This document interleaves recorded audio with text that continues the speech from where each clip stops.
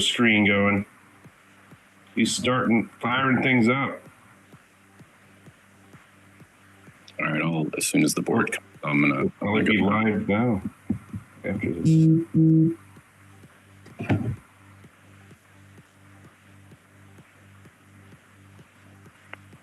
Live.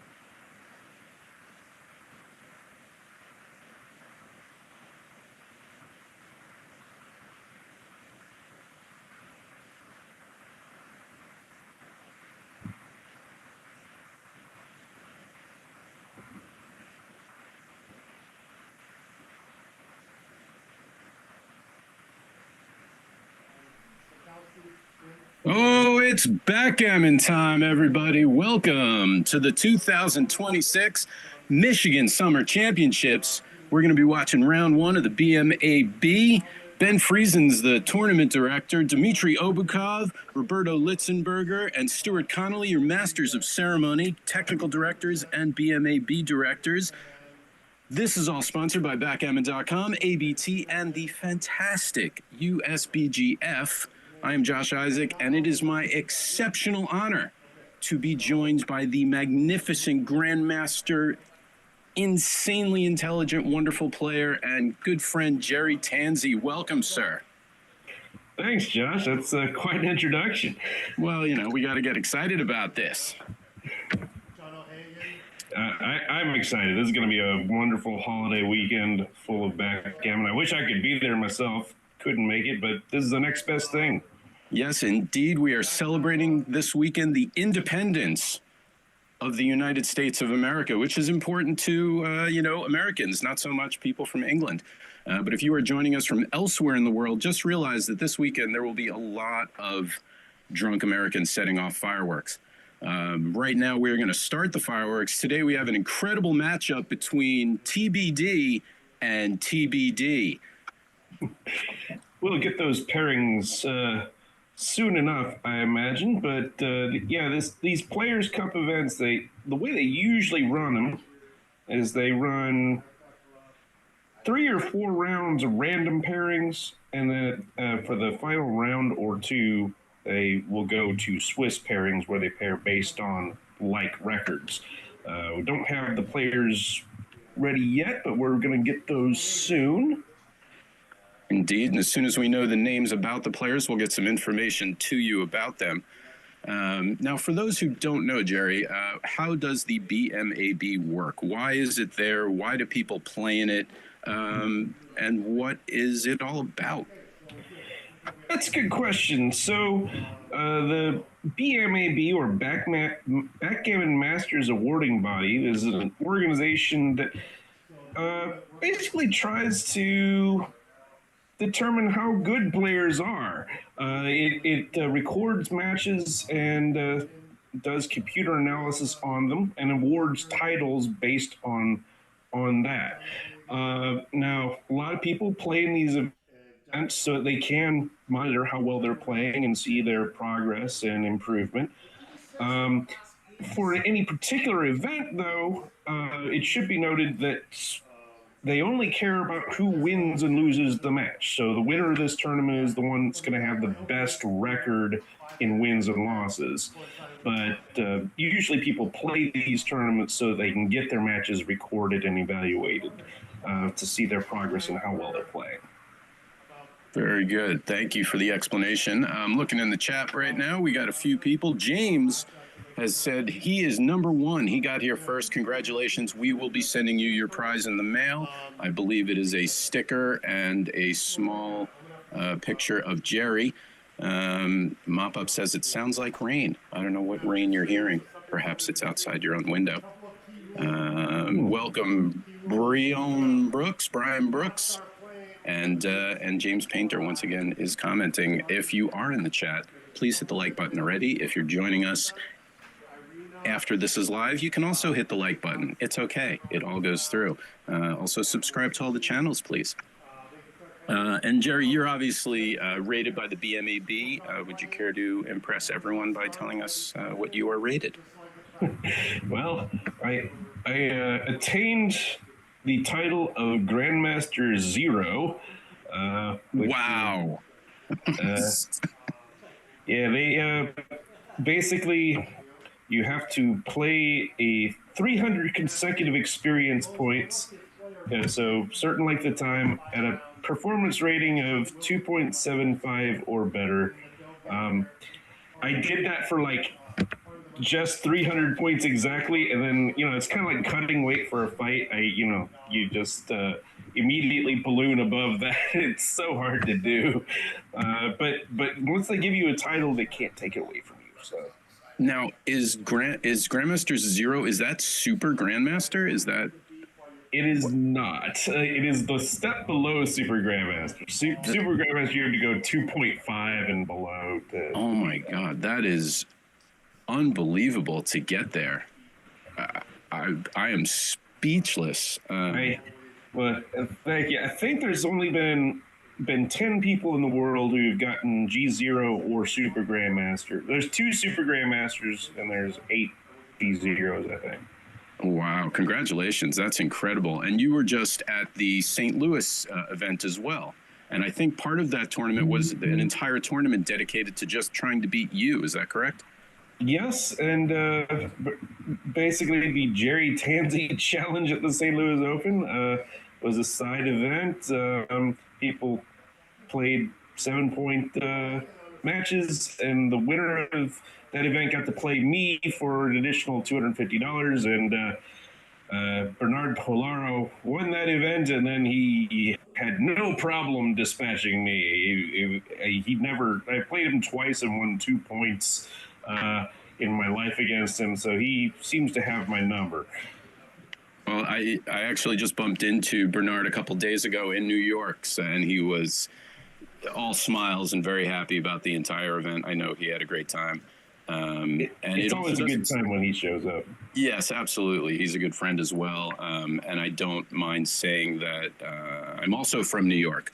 So it doesn't surprise me that he beat you, because New Yorkers are, we're kind of good. We're good at things. Good. That's right.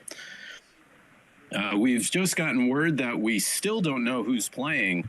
So stay tuned. We will have that info very shortly. If anyone would like to speak in the chat or tell us how you're doing or share, I don't know, a good recipe for cookies, let us know.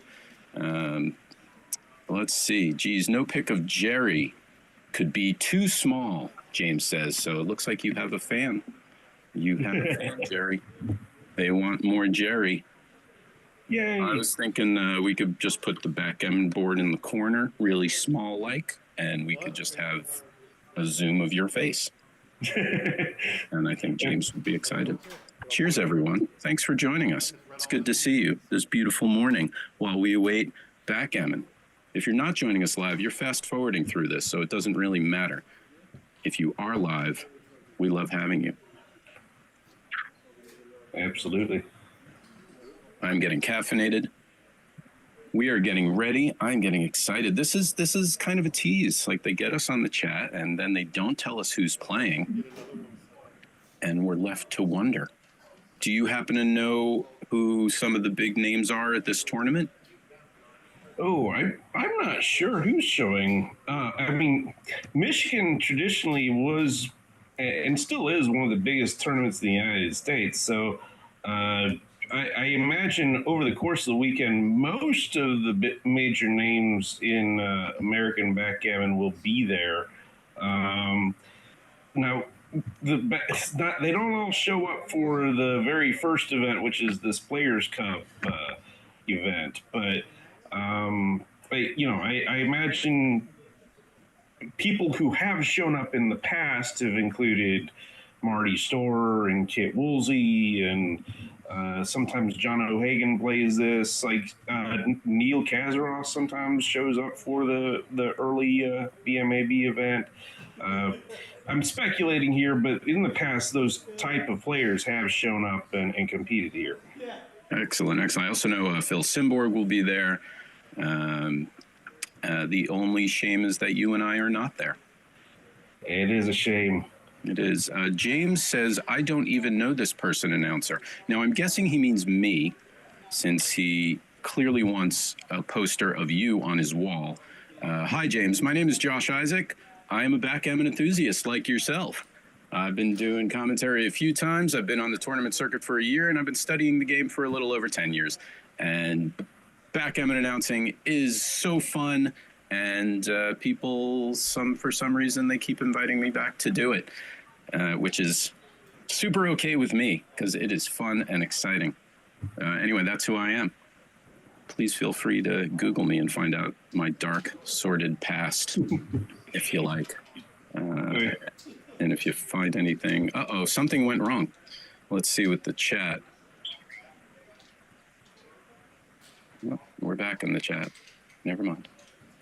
We're back.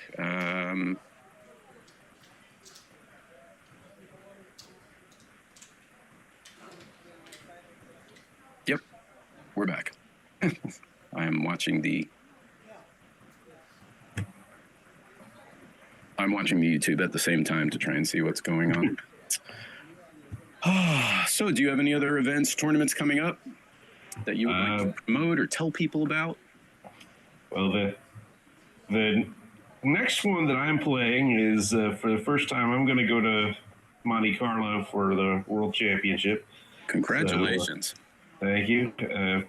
Finally decided to make the plunge. Then after that, not long after that, I'm going to go back over the pond to London for the World Team Championship. We're putting together a very strong team for Team USA. Going to try to win a gold medal there, so that'll be super exciting. Then beyond that, I mean, I don't know how many of these tournaments. We've got a stacked calendar in the fall. I don't know how I'm going to make it to, but Minnesota is right after London, and then New Orleans is right after that, and then the new Nashville tournament is right after that. We have 3 tournaments in September this year, and I almost certainly will make the Nashville one because I can drive it easily. We're going to see about the other 2. I'd love to make the other 2. It's just it might be too much for me personally. And then Backgammon's going to be back in Vegas this year with Rory's new event out there, and then I think Boston is running again this year, and there's going to be. And then there's the California tournament is usually the last tournament of the year in December. And I hope I'm not missing anybody, but I'm trying to do this off the top of my I just know there's a lot of it. If you're looking for an event to go to, there's almost certainly going to be something near you or close enough to you that you can go to one. Excellent. Yeah, there's plenty of tournaments. I'm also considering being in England. I'm going to be in Spain to see the solar eclipse next month. And yeah, in my mind, I very much want to go up to England. I have a few friends up there for the tournament.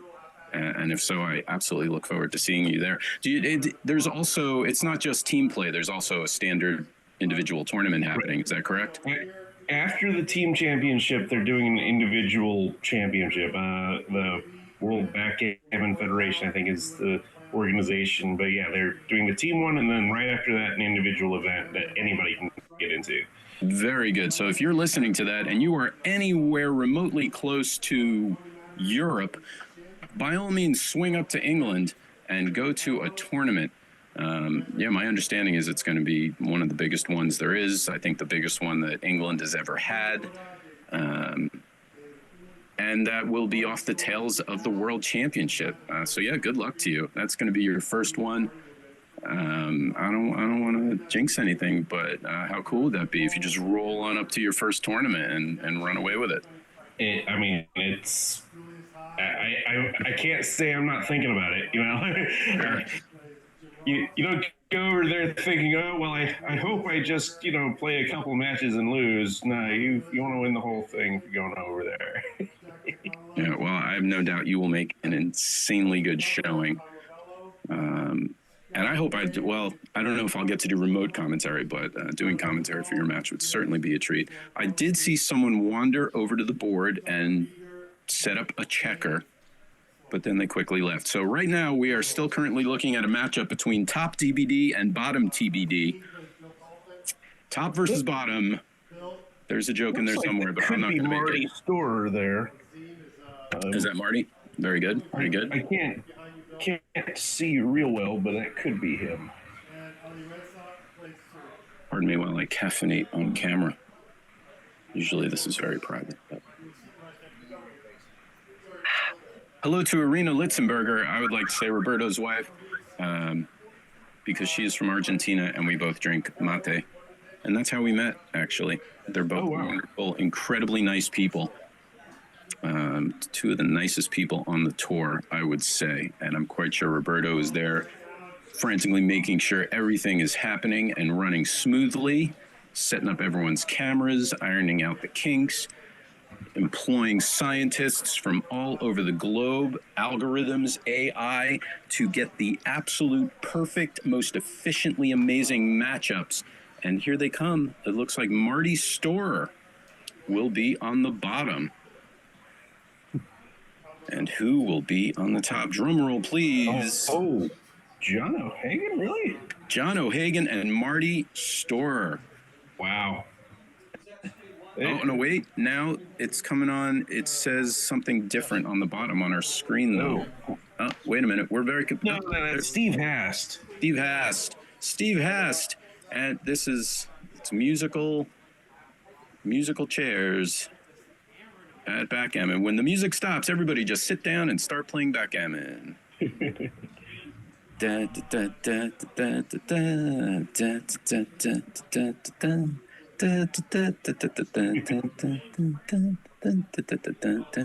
the meantime, finger juggling.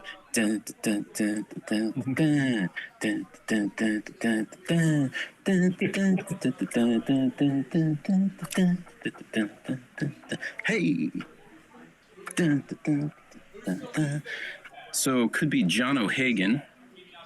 I can't see the name on the bottom. Is that Paris Gabara? Faris Gabara. I've seen that name before, but I can't tell you anything about him. Someone in the chat, Brian Brooks, is asking, is Backgammon your they're asking about you, is Backgammon your full-time gig, or do you have a more quote-unquote reliable occupation, if you're willing to share that? Right now, I'm treating it as my full-time gig. Until a couple of years ago, I was working customer service for the Internal Revenue Service, just taking phone calls from angry taxpayers. But I decided one day that I couldn't do that anymore. I'm in a position where I can take a little time off from what I would call responsible living and just try to do this. And so far, it's been working out okay, but if I need to take a quote real job at some point in the future, I'm okay with doing that. But I figure I'm not getting younger, and I probably should strike a little bit while the iron's hot and play some more. So that's good. Excellent. Well, I hope that certainly becomes your only means of support, and it is lucrative. You're certainly in a good position to do so. That is exciting. That is very exciting. And as soon as we get sponsorship by several major car companies, then the money will be there. No doubt. We need the $10 million super extravaganza sponsored by Porsche, Audi, and Mercedes. And then we'll be ready to go. We can get Nike on board. We're good. So John O'Hagan's card is in the top. We are very close to an official start. Thank you again for joining us. We have 12 people live and thousands more to come later. If you are those 12 people, please hit the like button for now. Thank you so much. Subscribe to the channel, sign in. We know you got to click a couple things, do two-factor authentication. Oh, one die is on, the paradise is on the table. We just don't know who John is playing, but it looks like it will be, in fact, that does say Faris, right? F-A-R-I-S, or is it Paris? I believe it is Ferris. Okay. While I glance away from the camera for a moment. Yeah.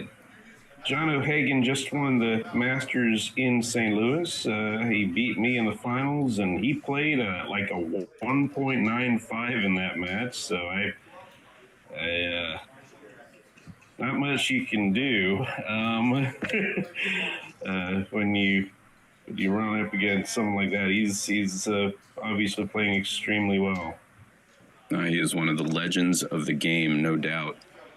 I was talking with someone in one of the tournaments. I can't remember who, but they were not Grandmaster level, and they were very excited, telling me this story of how they're sitting there playing a match, and in their mind, they're trying to use O'Hagan's law to make a decision. And they realize at that moment, I'm using the law developed by the guy sitting across the board from me. And it was a huge fun moment for them. So yeah, John O'Hagan is absolutely a legend. Backgammon Hall of Fame, there's nothing you could say about him. He is a force to be reckoned with and a super nice guy. I've had a few conversations with him myself, and just what a pleasant person to be around. Always friendly. Sure. And we get to watch him perform right now. So let's see. What do we know about Faris Gabara? I hope I'm not mispronouncing your name.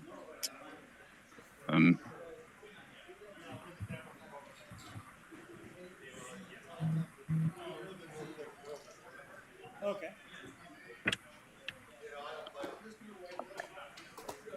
It looks like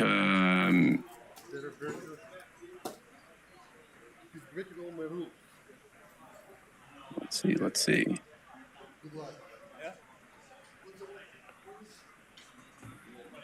I'm trying to look up some stats for him. Oh, I'm looking up chess stats. Apparently he's a big chess player as well, Faris, which is not surprising. Many backgammon players are, in fact, chess players or come from the chess world. So we definitely know that about him. He is ranked almost up to 2,000, I think. I could be reading that wrong.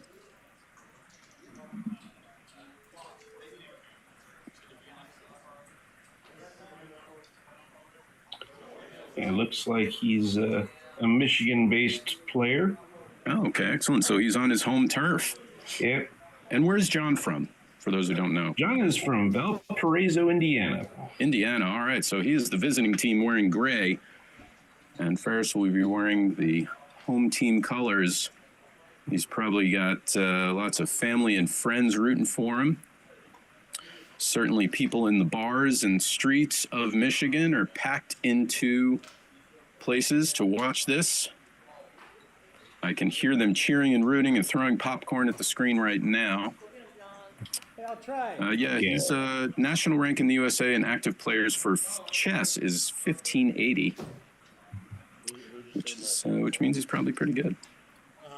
He's an 1867 rating in standard. But that's for chess, and we're watching backgammon, so I'm going to try and find out.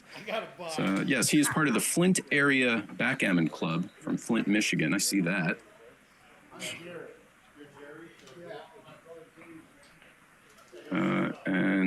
yeah, forgive me for not having more information about him at my fingertips. Anyway, he's good. He's amazing. He's from Michigan. And he's going to give John O'Hagan a run for his money. That's at some point.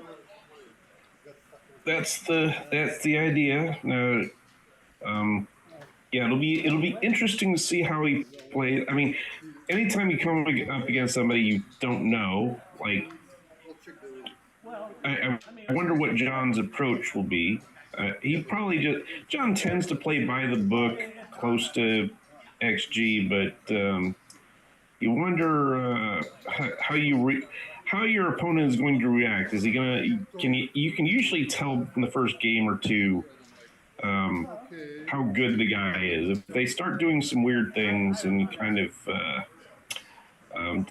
have to decide whether you're going to make any adjustments whatsoever. I suspect John won't do much of that, but on the margins, I would imagine, if it's a close decision, he'll probably go with a decision that makes things less volatile if he believes he's the better player. Although things might be different in this type of tournament. If he's playing it to maximize or to optimize his PR, which some people do in this tournament, then it might be different. He might just try to make the bots play no matter what. Yeah, that's a very good point, since PR is so important and a factor.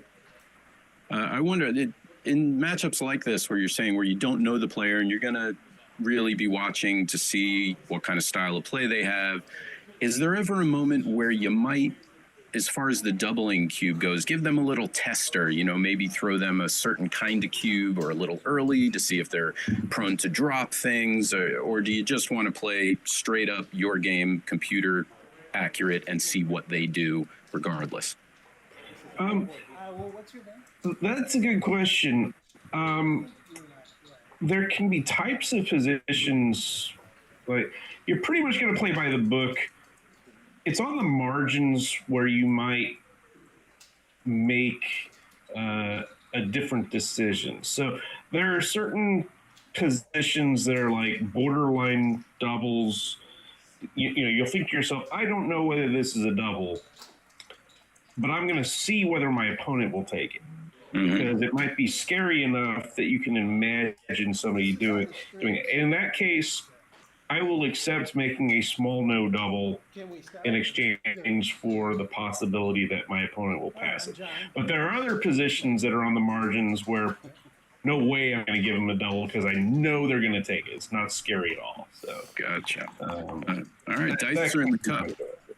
Oh, sorry to interrupt you. Sorry. We're good. And we're starting. Oh, they can't decide who wants to go first. And there it is. John O'Hagan leads with the 6-1, and this match is practically over. No, I'm joking. We're playing to 9 points. We will see how it goes.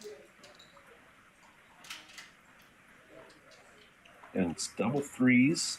Standard play is to come up with the anchor, make the anchor, and come down. Yeah, my understanding is there are very few exceptions to that, but there are exceptions. Is that correct? Yeah, there can be exceptions, and an exception might come up actually if I really need a gammon if I'm trailing. I might just make a big board there, but usually up and down is the play.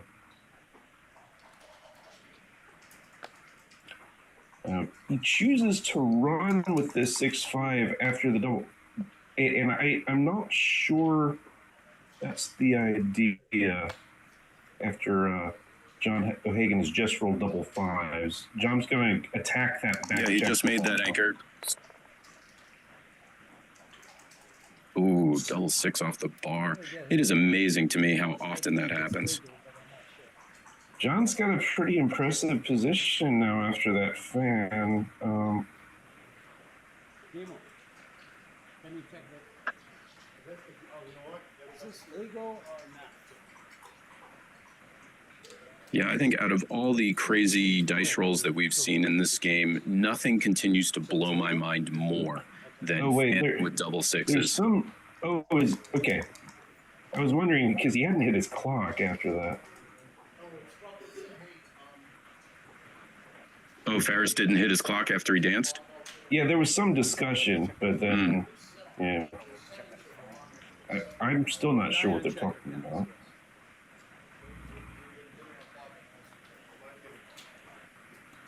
John fails to cover, so he'll just lift. Sometimes in the chat, the people actually watching the stream can hear players' mics. So if anyone in the chat knows what they were just talking about, let us know.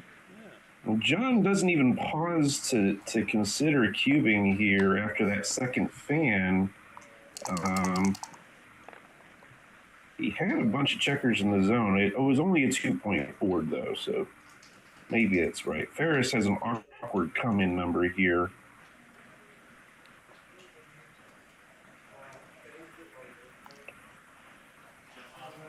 He goes right into the teeth of the position. John's going to look at this position, count the race, see how many checkers in the zone he's got, and okay, he's just going to roll. Yeah, why would you not double there? What would the fear be? Just escaping that back checker still? Yeah, Ooh, maybe. And now John's going to turn the cube, and there's no way that Ferris would take. I mean, maybe he's just afraid it's such an easy take, but I feel like even though it's early and you only got a 2-point board, you escape the checker and up in the race, and you got attackers. I don't know. Oh, once again, starting off with 6-1. All right, John O'Hagan to a 1-0 lead.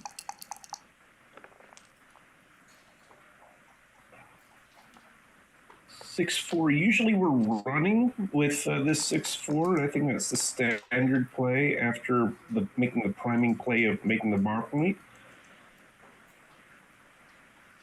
This might be one of those moments you were talking about where John starts to get a feel for how he plays. Yeah, John has definitely noticed a couple mistakes from Ferris. So, and with this, yeah, the 6 comes down, and then the 4. You don't love splitting, but you're stripping the midpoint if you come down with that 4. So that seems to be the play. Box is just going to make the ace point on John's head.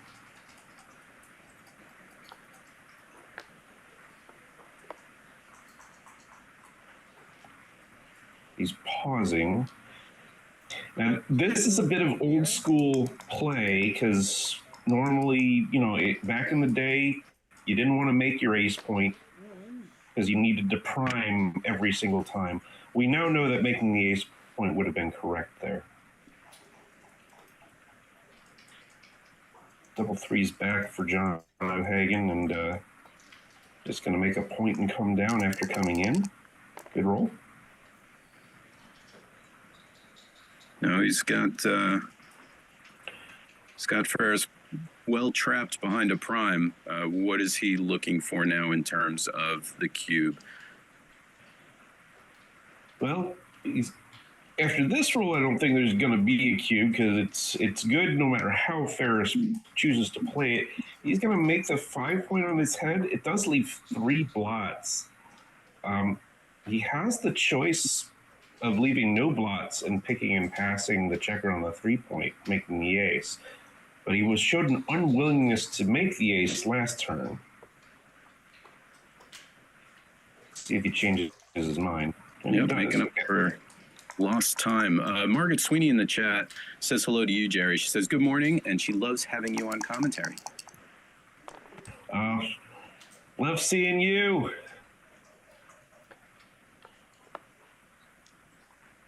And Fan here going for the blitz.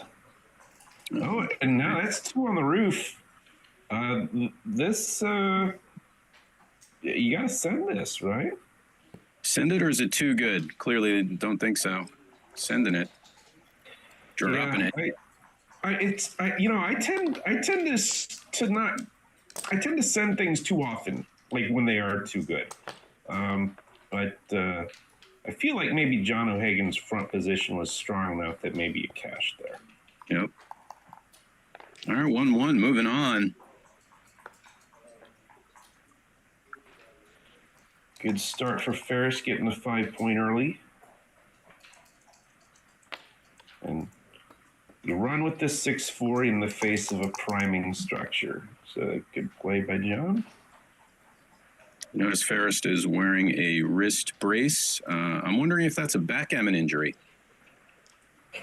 I hope not, but you know, you do a lot of repetitive motion in these tournaments. It's more grueling than you think. Oh, absolutely. I've had some backgammon injuries before. I once played for about 10 or 12 hours straight, and at the end of it, the tip of my finger was sore from pressing on the checker every time I moved. Oh, no. Good split.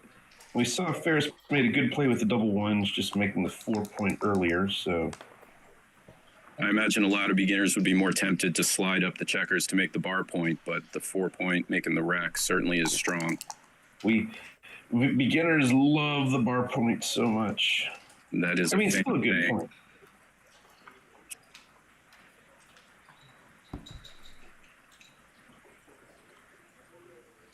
Yeah, 3 down, making a point.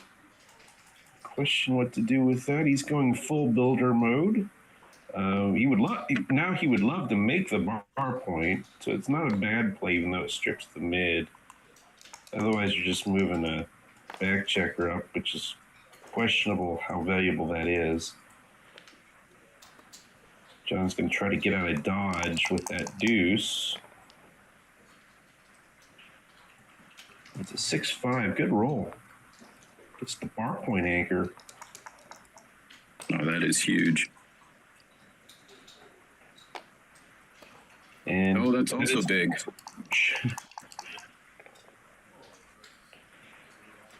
All right.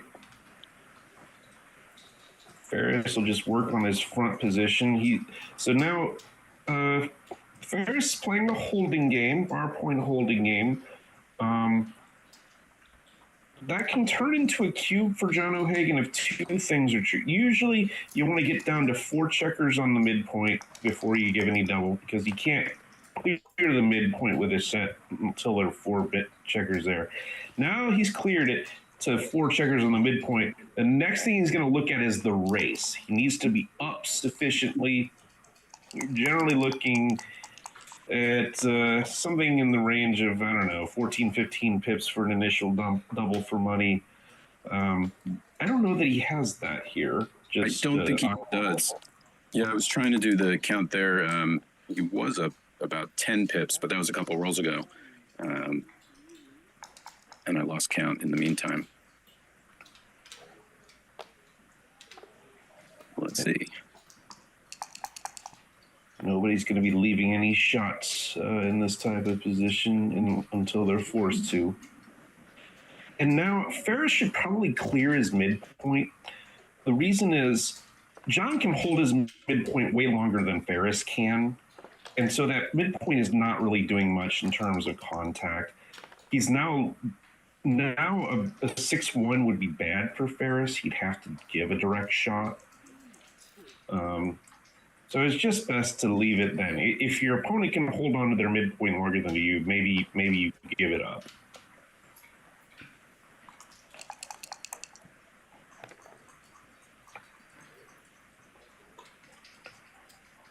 And already he's deciding whether to make the ace point or clear the mid, and he's going to hang on doggedly to that midpoint.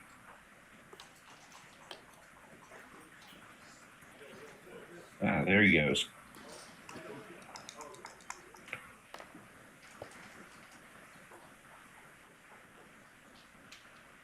I imagine that would also help in the race a little bit, since the race is very close, rather than... Right. Yeah, burying those checkers is very bad for the race. And now, double 3s. Even if he is a little down, which I'm not convinced he is. No, I think he is up. 76. Ferris, that is. 94 for Ferris. And 50, 60, 98, 101 for John O'Hagan. So he's up 7 after the roll. You got to go.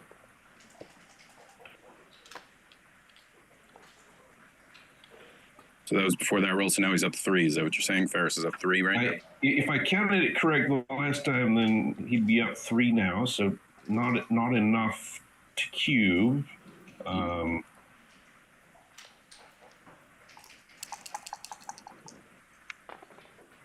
James is asking if they sell backgammon gloves in singular. I think he's going for the Michael Jackson backgammon look.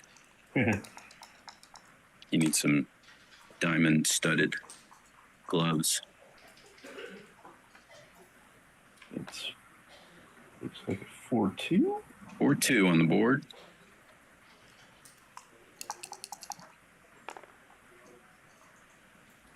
Oh, 6-1. That's going to leave the shot. This is a big roll coming up right now. Game changer.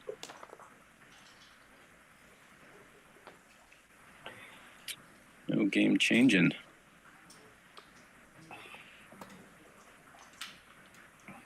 It's a miss. And now...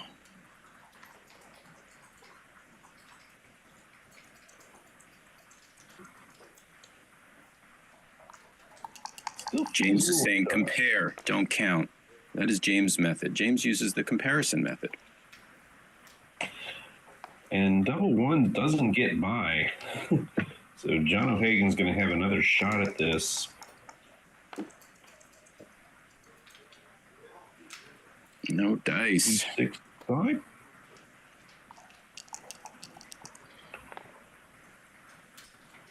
All right, looks like the next player to roll something big is probably just going to flip it and cash it. So see who the dice gods favor right now. Good roll. John aiming for the 4, 5, and 6 points. Get a nice distribution. And James should take a checker off, and he does.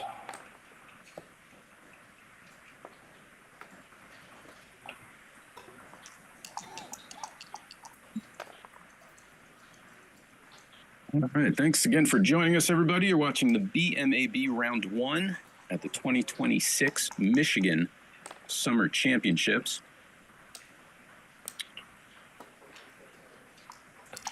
Two incredible players. 10 pips is always huge in these types of close bear-offs. Another poor roll for Ferris. And now John is going to count this up.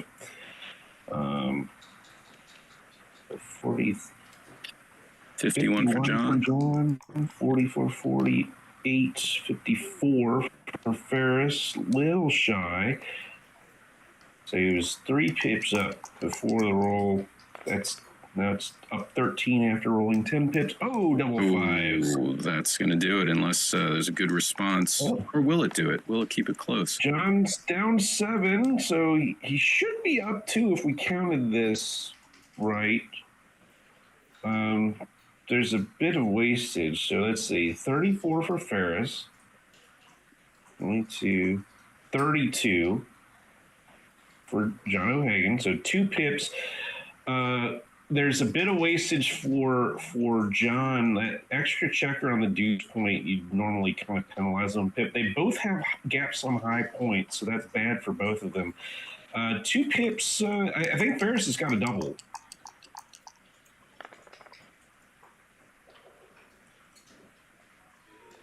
That didn't help him any. Do you use what do you use any other counting systems when it gets to these race positions that give you a good effective pip count, Keith count, the new Benjamin count, anything like that?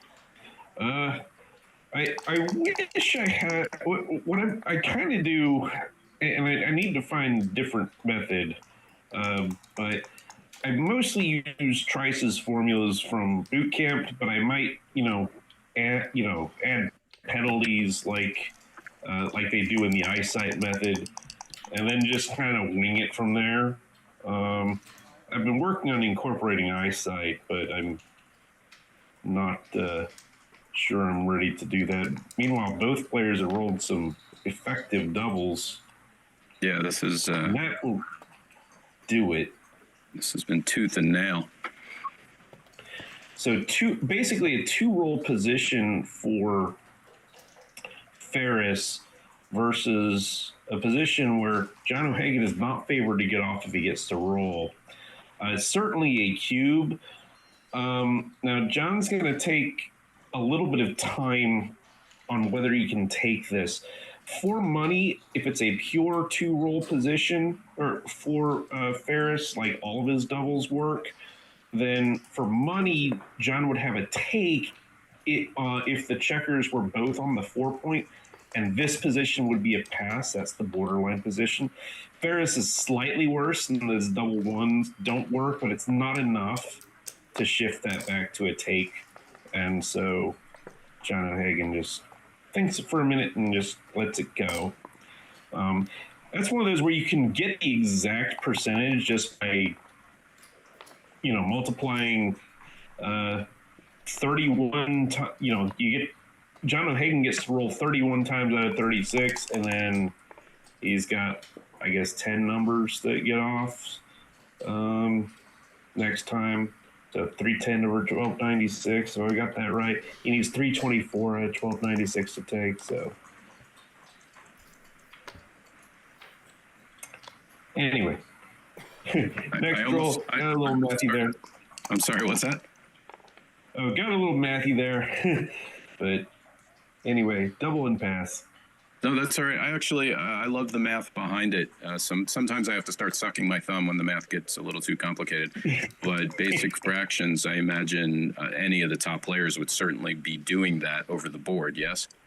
That one's easy enough to do over the board. A lot of times it gets a little, messy, and you're in a long weekend, your brain can be a bit mushy. So that one's also just a reference position.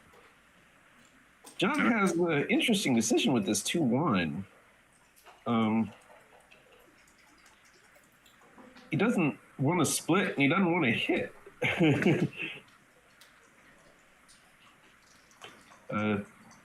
Splitting, like you already, Ferris has a better board, so hitting is a little weird, and it puts the checker deep. But splitting's not great either into that stack.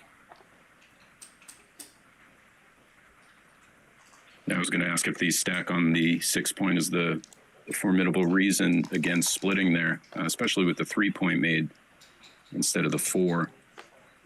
Although I guess with the 2-1 you couldn't split any. Well, you could. I think Ferris made a good play with that 6 for kind of the same reason, that coming out was probably a little too subject to attack. Good roll for Ferris here hitting.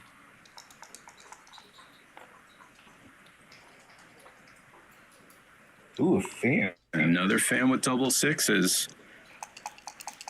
That, yeah, it just seems like it happens so much more than it should. 4-3 is big. No, he didn't even hesitate about making the bar point. Again, we mentioned, beginners love a bar point to prime him in. Would that not even be a decision there to clean up a blot and prime him in even better?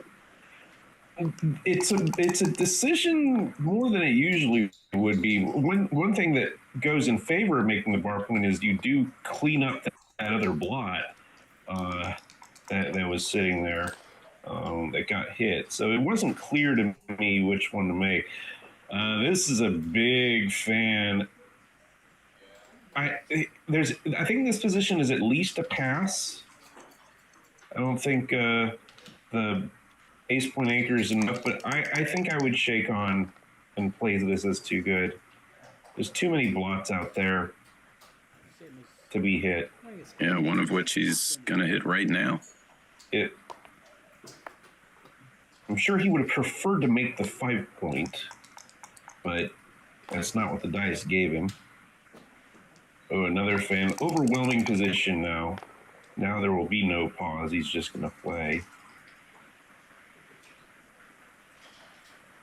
You were talking about, math you can do over the board, and sometimes it could be taxing. Certainly that is one of the factors when you're playing a long match like this, is just the mental energy that it takes to stay focused in a match like this can sometimes just be overwhelming, especially after hours and hours of playing, or if you're in a long tournament all weekend. And it really shows you how the top players keep themselves set apart from the rest of the field, being able to maintain that focus and have the mental endurance to keep going. Yeah, and if you lose it for a second, you can really throw away your chances in a game or a match. and it literally only takes an instant, just not seeing the right idea or the right play, just can lead to horrendous outcomes because the dice are so swingy themselves. Yeah, I think we've certainly all been there where you just miss a hit or you don't see a play that, you know, it was so obvious when you look at it later. And yeah, sometimes it could just cost you the match, can cost you the game, cost you the whole thing. This is an interesting question. Ferris probably does not want to make the bar point, and he doesn't because he'll likely have to clear it before it will do any good in terms of blocking John. So just wants to get his spares into good, flexible spots, not too deep. You might watch out for blotting big sets like double sixes, double fives. But sometimes there's not a lot you can do about that or should do about that. You can't always joker-proof the position. John will at least have a well-timed ace-point game.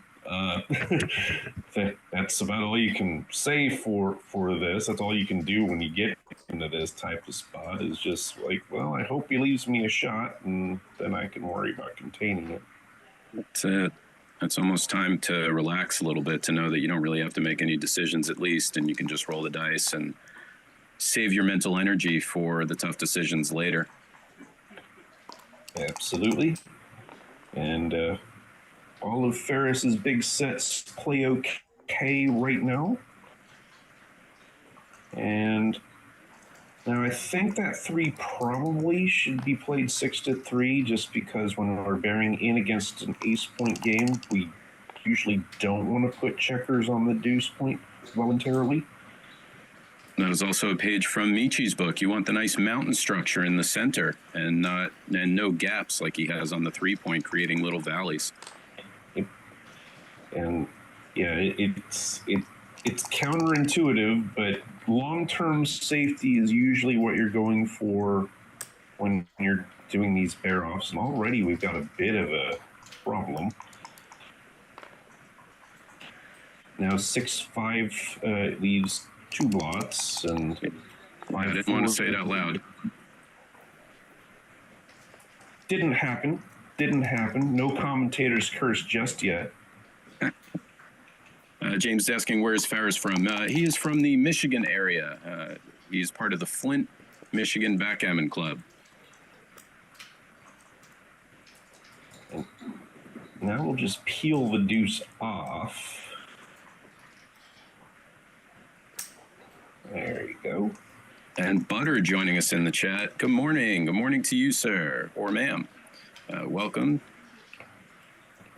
John finally gets in. He's going to have to decide how to build his front position, but he'll also be concentrating on getting some of those checkers out of his board because he doesn't want to get backgammoned. Great roll for Ferris. Clears nice and safely there. There, 2 comes out. And John's just going to swing another builder down.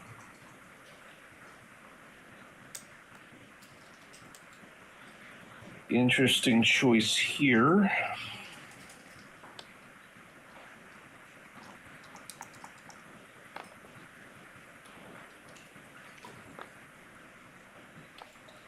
Did he make the right one? Should you clear the 2? I don't know. I don't know.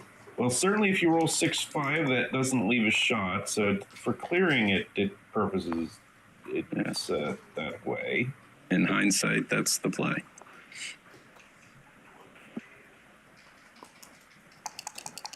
John can only get 1 checker out of his board with that, and double 3s is lovely. And John really doesn't want to roll an ace here. Yeah, okay, no, that's... you can get both checkers off. So now an ace for Ferris will lead to a double shot, the so-called coup classique position. might be looking at a backgammon here, unless John can roll big. John Wow, needs what an ace or a 6. Whew, Double gets threes will away. off the Okay. B. 2 for you. 1 4.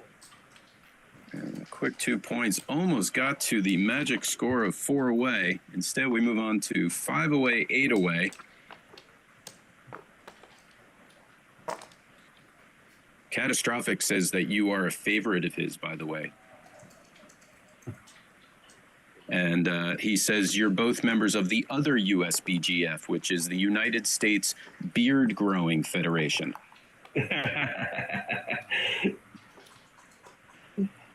Welcome to No membership fees. You just gotta grow a beard. That's pretty much it.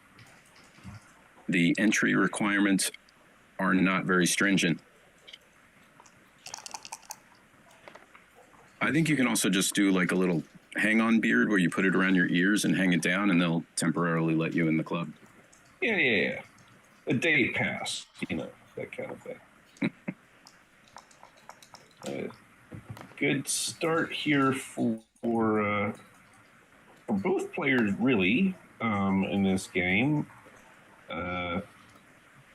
Ferris has achieved the 20-point anchor in response to John getting the early 4-point, but John gets to run a checker, so he's playing with one man back. Awkward little 4-3 to play. Have to do some sort of stacking. And opts to keep the 9-point builder.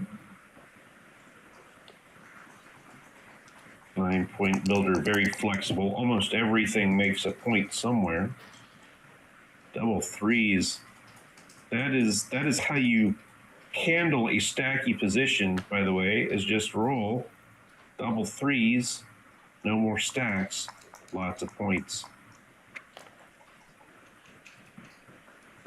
Yes, Butter, there is a bit of a delay. I think it's about a 1 minute delay between what we're seeing and saying and looking in the chat, etc. But it's not a big delay. Double twos, and John's trying to think of which point to block. He can bring two checkers to the 9-point, which is compact, but being down in the race, it might be more prudent to block boxes like this, and that's what he chooses to do.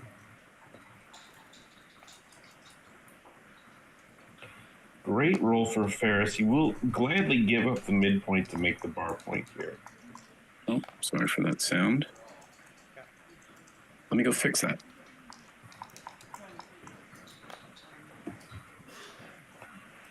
John needs to come up with a number, and he does hit him.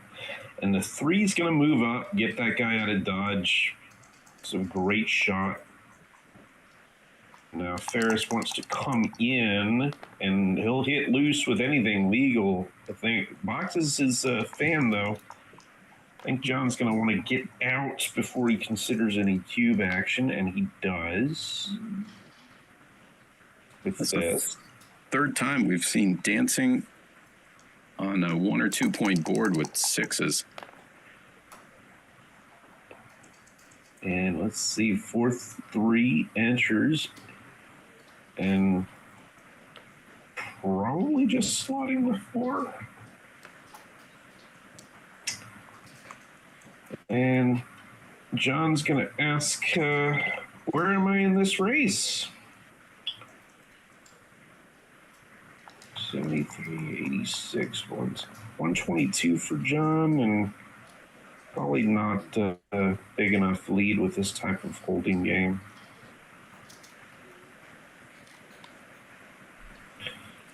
Just going to play safe. He's deciding whether to slot behind, and he decides not to. Hoping to attack later without the liability or do something like that. 6-3. And Ferris is going to keep this contact, I think, and just build his board.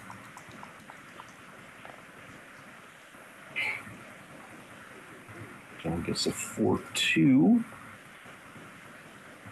interesting decision about what to do now. It feels like I want to get a spare on the 8 point and then maybe play 4-2 behind. Seems pretty flexible. You can just make the 2 point, but losing that last spare on the 6 is pretty costly. So that's what he goes with. He goes with the spare on the 8. Ferris just going to continue to build his board.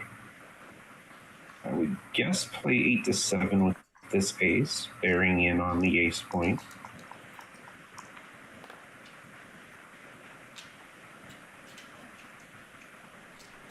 Six one a bit awkward. At this point, what do you think? What is John looking for in terms of doubling you? Yeah, John must have counted the raise because if he was decently up, he would have queued by now, I think.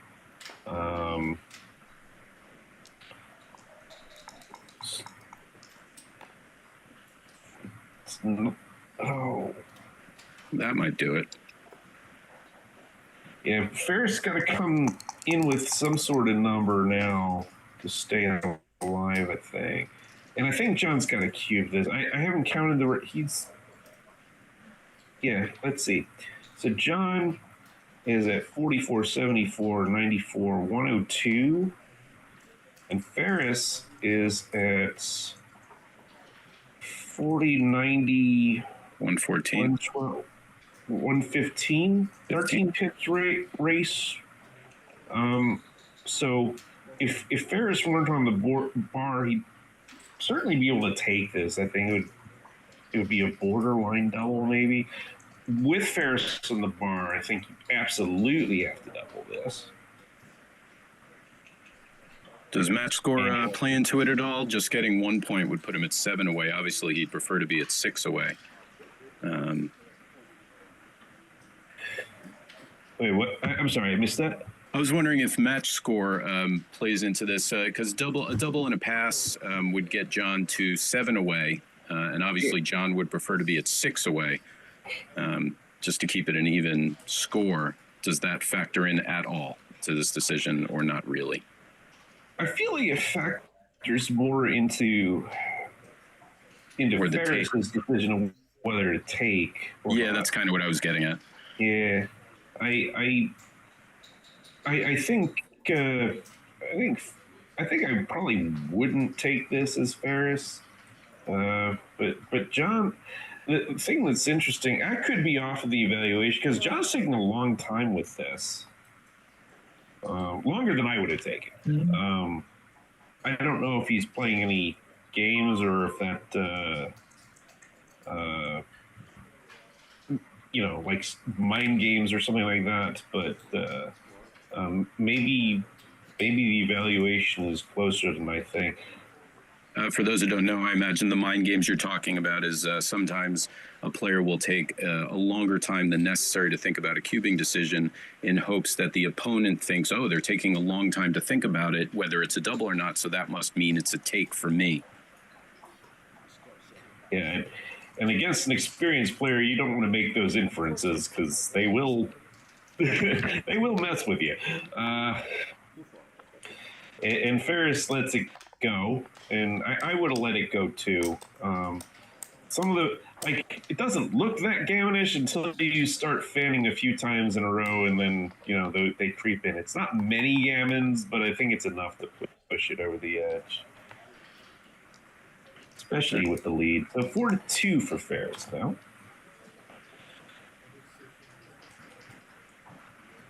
Moving on, I think Ferris would much rather have John at 7 away. And not even give him a chance for the famous backgammon 2 cube to lose the match. And Ferris gladly makes the 5 point here. The alternatives for that 3-1 weren't that great either, so that makes it easier. John unstacks, makes the 3 point with that 5-3. And now Ferris, I suspect, he's going to hit loose. could be What the were you play. suspecting? What were you suspecting? Well, I suspected he wouldn't split, but I didn't know if he was going to hit. Like, in other words, splitting's okay if you're hitting as well, but without the hit, he would not have split, I don't think. I was thinking playing 13-7, 8-5, but John immediately punished him by hitting 2. And now he's got a pretty good front position. Let's see if Ferris can anchor. He would love to roll 4. Can't do it.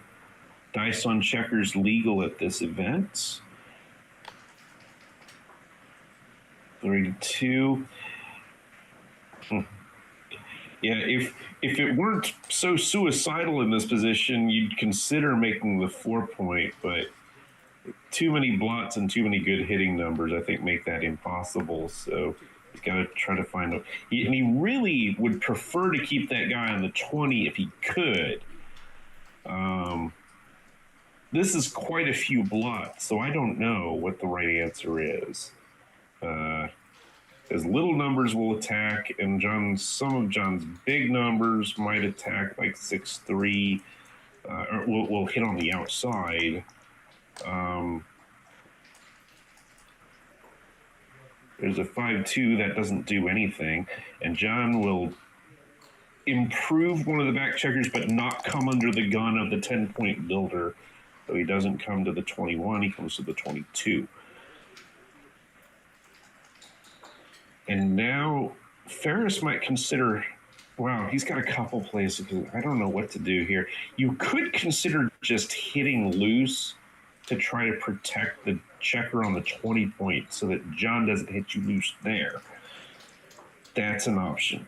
You could run the checker on the 20 point, but then you're abandoning your back checkers. And what about that play that he's looking at right now? That seems a bit passive. This I'm not crazy about because, again, it leaves blots on both sides of the board that are vulnerable to it. Like I've got no protection on either side. Like, he could hit me in the outfield. He could hit me in the infield, in my home board. This, I kind of am partial to this, even though it's, another blot that could get sent back. It does get sent back.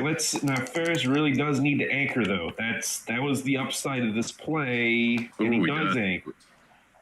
So, for what it's worth, it worked. Yeah, we got a game now, and he gets more timing for his 1-5 back game. That's kind of in the making. Double 2s. Wow! Look at this roll. My goodness. That will shift the strategy, I think. Yeah, it wasn't a back game yet. That's right. And now it's fully in going forward mode right now. Oh, fan for John. Huge fan. And now probably work on building the prime from the back.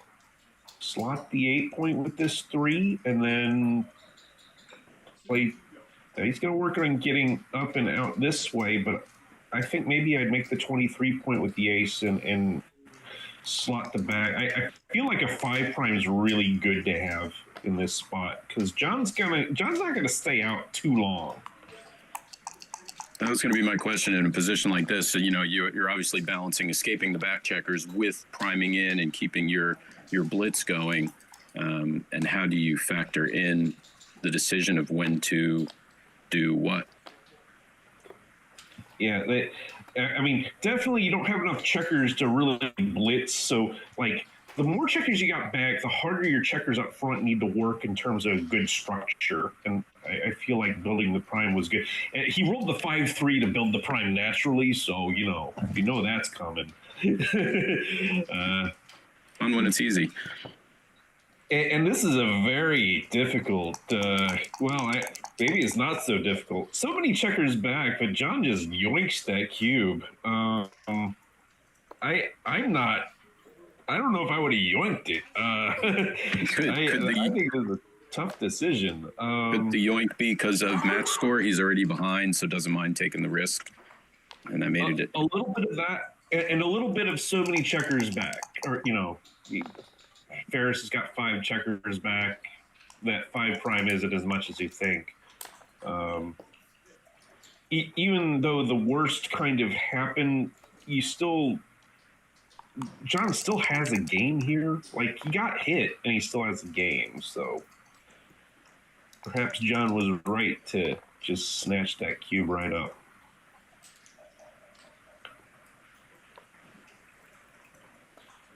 And this is another thing. I mean, we're far from it, but all of a sudden Ferris has got a few checkers on. Well, that ends that. Right, and with the 5-2, that is absolutely huge. Wow. A few awkward numbers. Double threes is a number that Ferris doesn't want to see. I'll certainly take that, jumping a checker out. Leaping is all he needed to do. And that's similarly the plan for John here, because his front structure is like, it's not going to get any better than it is right now. Any move he makes degrades it. So definitely one of those standoff positions. Yep. Who has the timing to keep their structure? Who's going to roll an inconvenient number? Oh, and Ferris is a great number. He can just jump out with both. So that almost ensures that he'll win the timing battle. Oh, especially now. This number. Double 4 is not a number you want to see in these types of positions. No, that's disastrous for John. That is absolutely not what he wanted. And now Ferris probably feeling much better about this position. Do you risk the hit? It looks like you do. It's what we call thematic to hit loose off the edge of the prime, because that's how your opponent gets more timing, is by getting that front guy out. So you put him back in his place, and now Ferris is in a much worse spot. Look at that 2-5. Wow. That's another thing that can happen with these, is those big little combinations that bust everything. Yeah, it doesn't pick up the extra checkers, but still, I imagine this position is fairly gammonish, even though it's a 2-point anchor. Yeah, the part of what makes it gammonish, even without picking up any other checkers, is that John's going to have no board, and it might become correct for Ferris to trap off that anchor at a later point. But certainly it's more gammonish if you do pick up one or two of those checkers. But Ferris still very comfortable here, unless John rolls. Well, this is interesting. This 2-1's very interesting.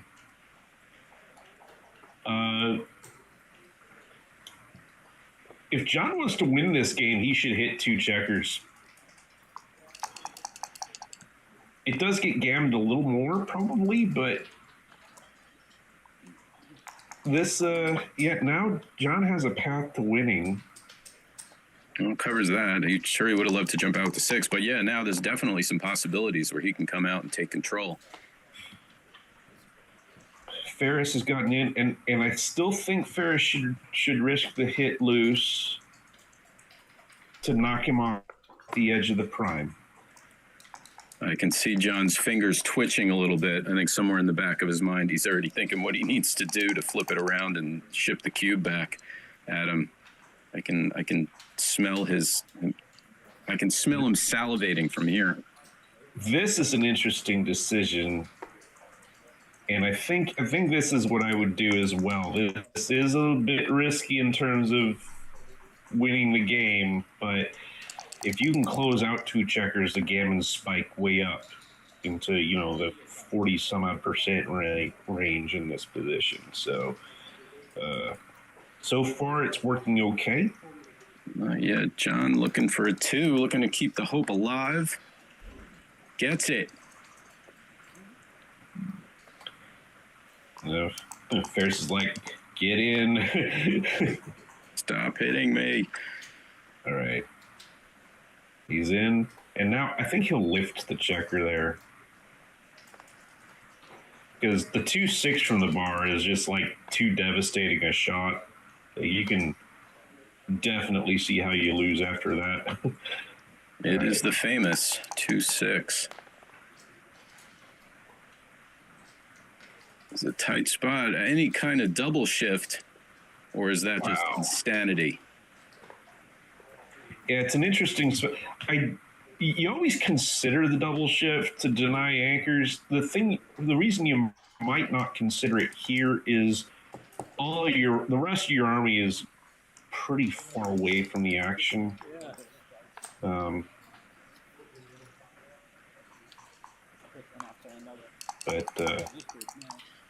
it's always something you have to keep in mind, because when your opponent anchors, you don't want your opponent to ever do that.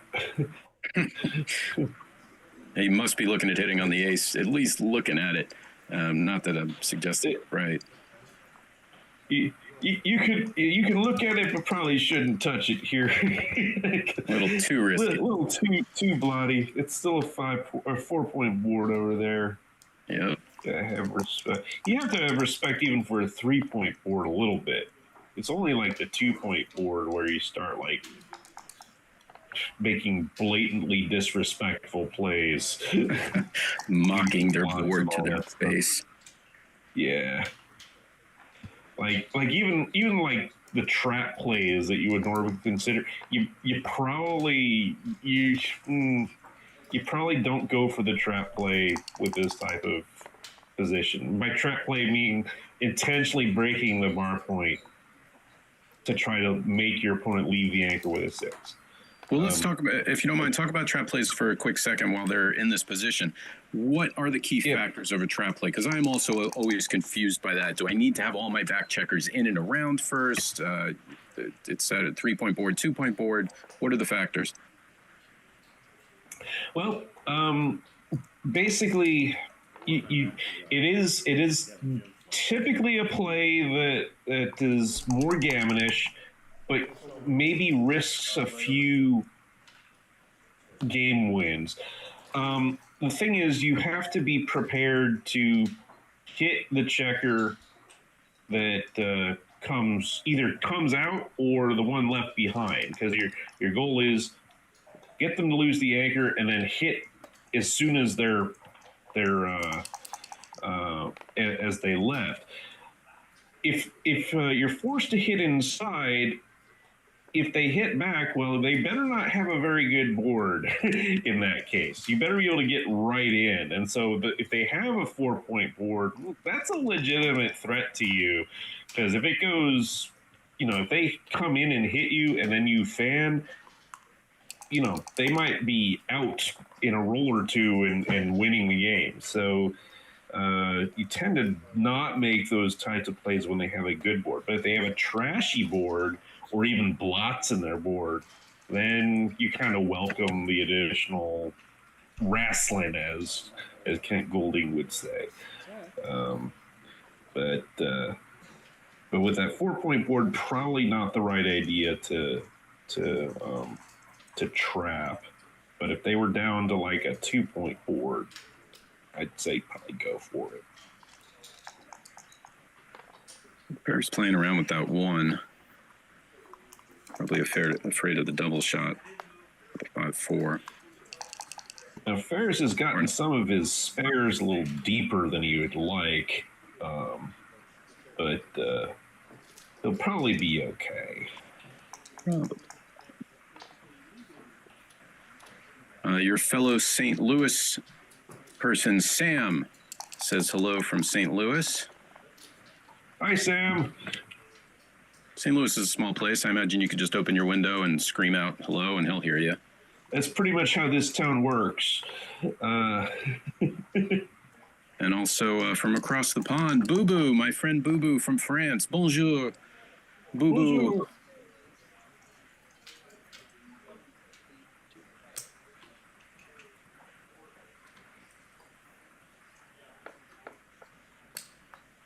is going to take some checkers off. He can afford to be a little more aggressive than normal because John's got a crashed board.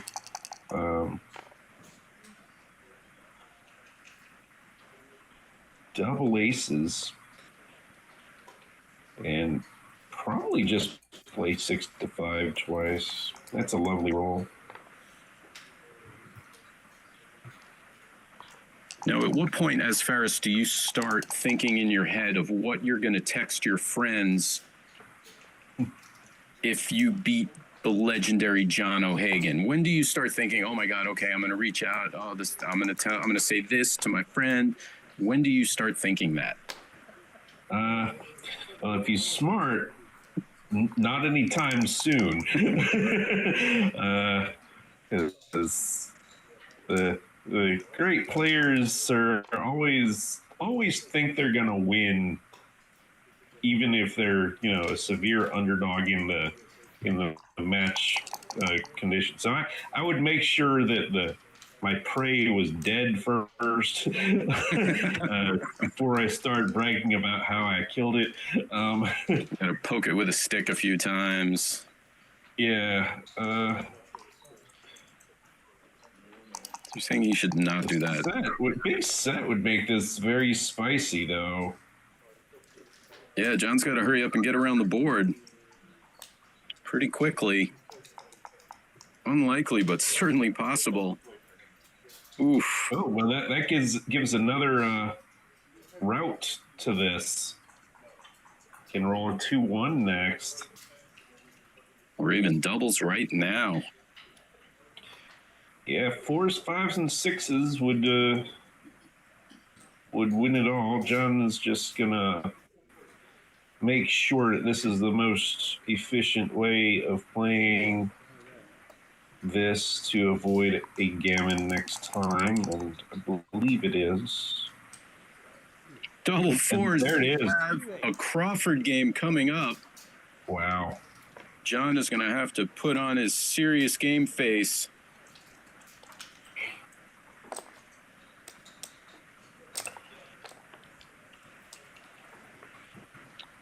Yeah, look.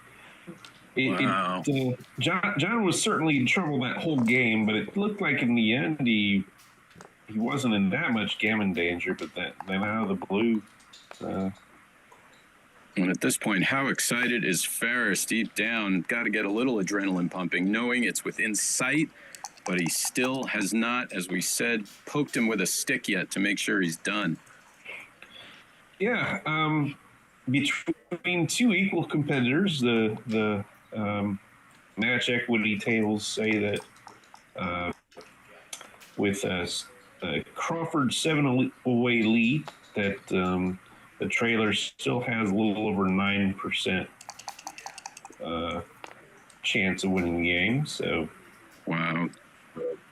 So we're looking at over 90% surety for Ferris. Now, if this were me, my palms would be sweating. I would be trying to control my breath. Yeah, the only thing you can do is concentrate on this decision in front of you. Like, that's all that ever matters in this game. It can be hard to do, but yeah, best thing for you. Absolutely. Just maintain focus, not try to let the adrenaline or the emotions get to you. But I know from my experience that can be very tough to do. Time isn't really a factor. That certainly would add to it. If John is able to stretch this out and get to a double match point, then time might be a factor. But right now, that's certainly not pressure. Right now, they're both using their clock pretty well, so no issues with that. Ferris had to make a decision of whether to creep up with those last two aces. A lot depends on the race and things of that nature. It is kind of coming into the jaws of the beast. He kind of wishes he hadn't come up after this 6-5, because John, if he wants to, could play this safely. whereas he wouldn't be able to play it safe if he'd stayed back. Now, John, the other thing is John has the option to attack here. Now at this score, gammons are not particularly valuable. Like don't really have any value at all, except for denying the free pass to the opponent. So it would be different at 8-1 because then winning a gammon would put you at an even away score and allow you to shave off the number of games that you have to win. John, but there was value in hitting anyway, in that you can it might keep Ferris from running away, which he just did after that miss. But John rolling the sixes, I think, is way ahead in the race now. It's up in the race, and the one problem he has is those checkers on the bar point anchor. He can't. At some point, you might see him take a risk and disengage. Like if you rolled 6-5 right now, you might see that. And get double threes. You can disengage without any risk. Yeah, that's the ideal. Just keep creeping up closer. And these last couple of threes, John uses one to come in and one to go to the 5 point. The question becomes: do you save sixes? Do you play some of those inside so you don't have to earn any sixes? Because you still have a small problem of clearing the checkers on the 15 point. And even right there with the 4-2, it looks like he could have saved a 6. But it's a balancing act because it is bad for the race if you play inside,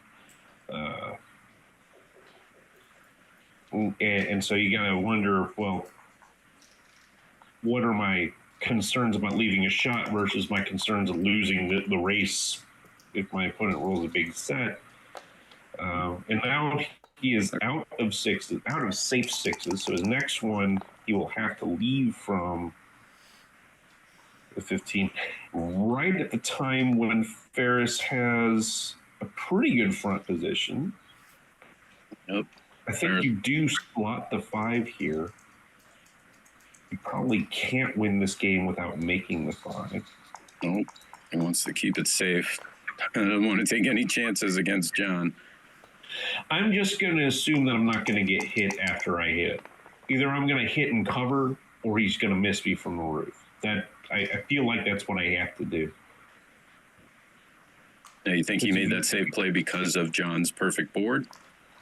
Yeah, I think he's like, I'm going to get a shot next time, and I don't want to have a blot there. There it is, the 6-2, one of the 6 numbers that left the shot. Big throw here, can't get it. And he has missed. And go ahead. Making the 5 is good for the race, and also if John does roll the double aces to leave the shot again. And so now the race is on. I don't know what's being discussed. Rolling technique. I don't know what was going on there. Well, looks like if the dice behave, we'll continue on. More backgammon fun for us and the viewers. And that would put it away to Post Crawford, 6 away.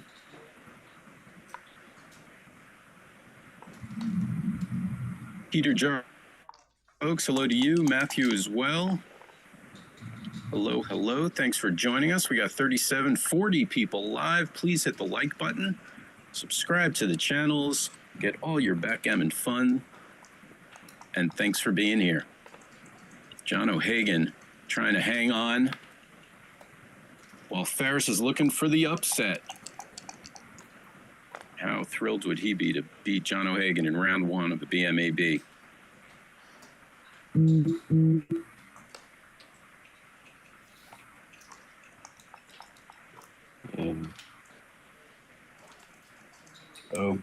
Good shot for John. Even though it only takes 2 checkers off, it makes him much less likely to miss in the future. Although certain fives will miss now, but they won't be harmful. Well, they'll be a little harmful, but he wouldn't throw back double fives. That's all I'm saying. I just got word that the police riot squad has been dispersed in Flint should Ferris win this match. They want to control rioting in the streets and celebration, which will certainly occur. A lot of celebratory gatherings lately. You know, July 4th, we got the World Cup going on, and have a potential upset brewing in the first round of the Players' Cup. Yep. As well as the Knicks pulling it all out, the Stanley Cups recently, and now this, the BMAB Round 1, 2026 Michigan Summer Championships, easily comparable to all of that, and you are seeing it here first. All right, gonna need to pull off at least 2 here. Choppy. And he does get 2. Oh, one more roll. One more roll Double to sixes. pull it right now.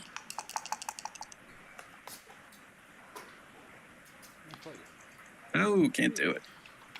All right, moving on. 6 away. All right. So now we're post Crawford. Cube comes back in play for John. And now Ferris does have the free pass. So basically, John's going to double at this first opportunity. And then Ferris, basically, if he's not a favorite, he's probably going to pass. There's a little nuance in here. But the point is that passing once doesn't change the number of games that John has to win in order to come back. Now, it's likes this opening thing. 6-1, he's going to take because he's the favorite. And certainly John is in Gammon Go mode. And Ferris in Gammon Save mode.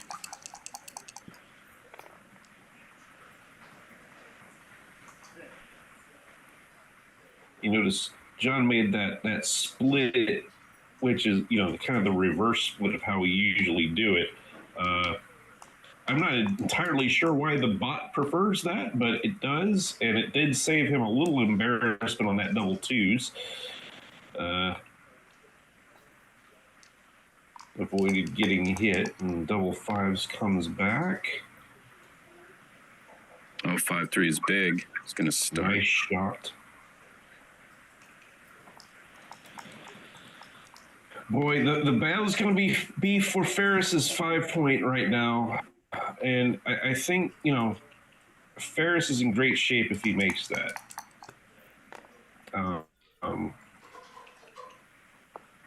And this is a great shot again, hitting, so. And another fan, oh boy. Yeah, I was thinking Ferris is in great shape regardless. At this point, still can't make the 5-point.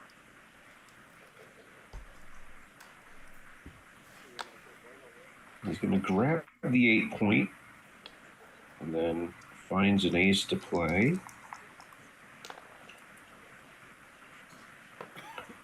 2-3. John will gladly hit loose here. Got Either nothing. try to win going forward or to build a back game. He is hit.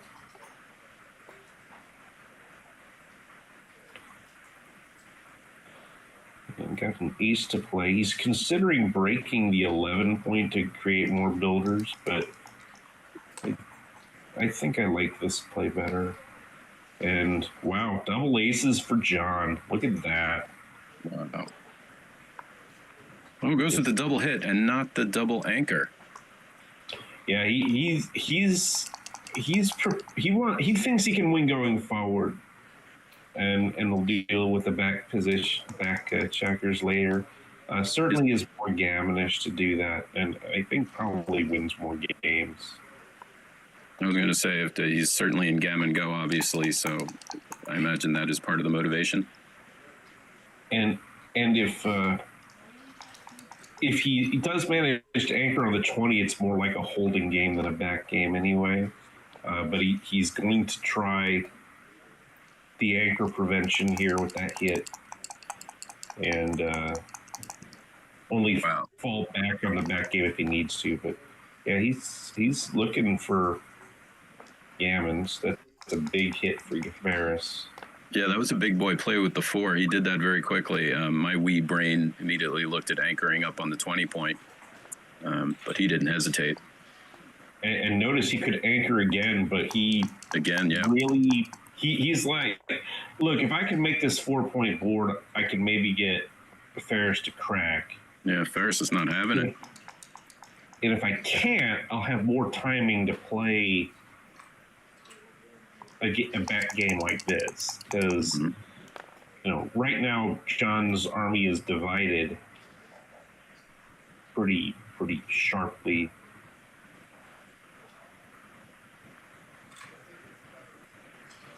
Decision time. And he decides not to attack on the 5-point. Would you have? I think I might have, especially since I have the security yank. The thing is, if he doesn't hit me right now, it's hard to see how he wins. But he had plans to do this. And probably out with the last one. John doesn't. Yeah. So I was going to say, I think John doesn't even want to come in here, probably, and keep his timing. Is that correct? But he does. Probably not. But if he does, he wants to roll something that hits. And he didn't do that. So now Ferris doesn't want to hit either of those blots. Yeah, definitely wants to crash. Exactly. Unfortunately, he can't get past, so John will hit with anything that's legal. We might see him completely get rid of some of his home board here. How many blots will John leave? Many. He wants to get hit. He wouldn't mind if all 15 checkers were set back, actually. I really wanted the 2-point checker. Forced to hit with that, but he'll get out. That's a pretty good roll for Ferris. And now John really does want to fan for a while. Oh, and he wants to see that from Ferris, I imagine. Saying, hurry up. Yeah, that's very fast. Ferris is going to want to eventually get checkers. Like, if he can get everything to the 8-point and below, he'll kill 6s. If he can clear the 8-point, he'll kill 5s. So Ferris should. I don't think Ferris should clear that. I think he should keep that for now, in case John does come in. So now John's going to have time to circulate guys out. Yeah, indeed. Yeah, like 5. I understand why he cleared that point, but I think the idea was to get everybody, to kill your 6s, then kill your 5s, and really keep that prime, put the pressure on John to, handle his numbers up front. And what about this 3? It elects to clear and give him the shot. I like that. It wasn't going to get easier to clear that point. Mm-hmm. And he doesn't really care too much about getting hit now.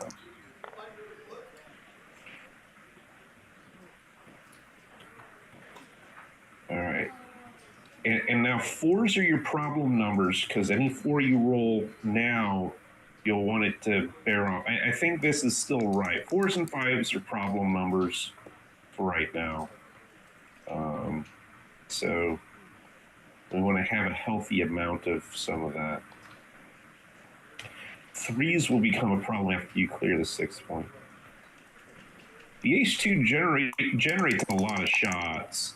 The question is, are you going to have a front position that can handle it once you get that shot? Yeah, I think John needs to escape a checker now, at least. It does.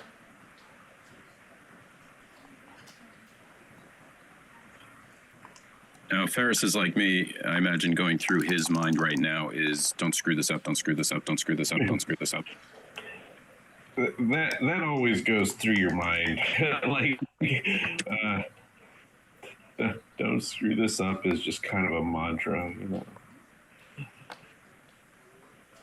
And this is actually I mean, it's fast, but it might be the appropriate level of fast because it cleaned up some things. Yeah, certainly strengthened his position.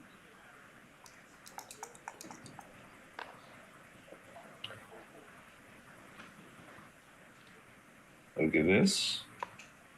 He's like a roll away from being all ready. Yeah, the timing is looking good. Oh, down to only 3 points to clear.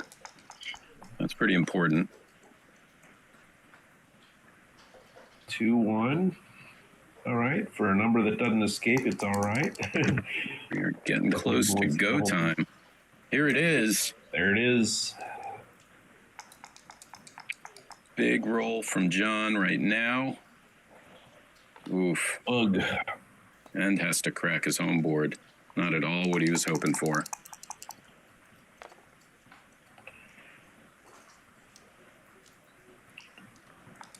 He's still okay, and those blots could actually turn useful in the event of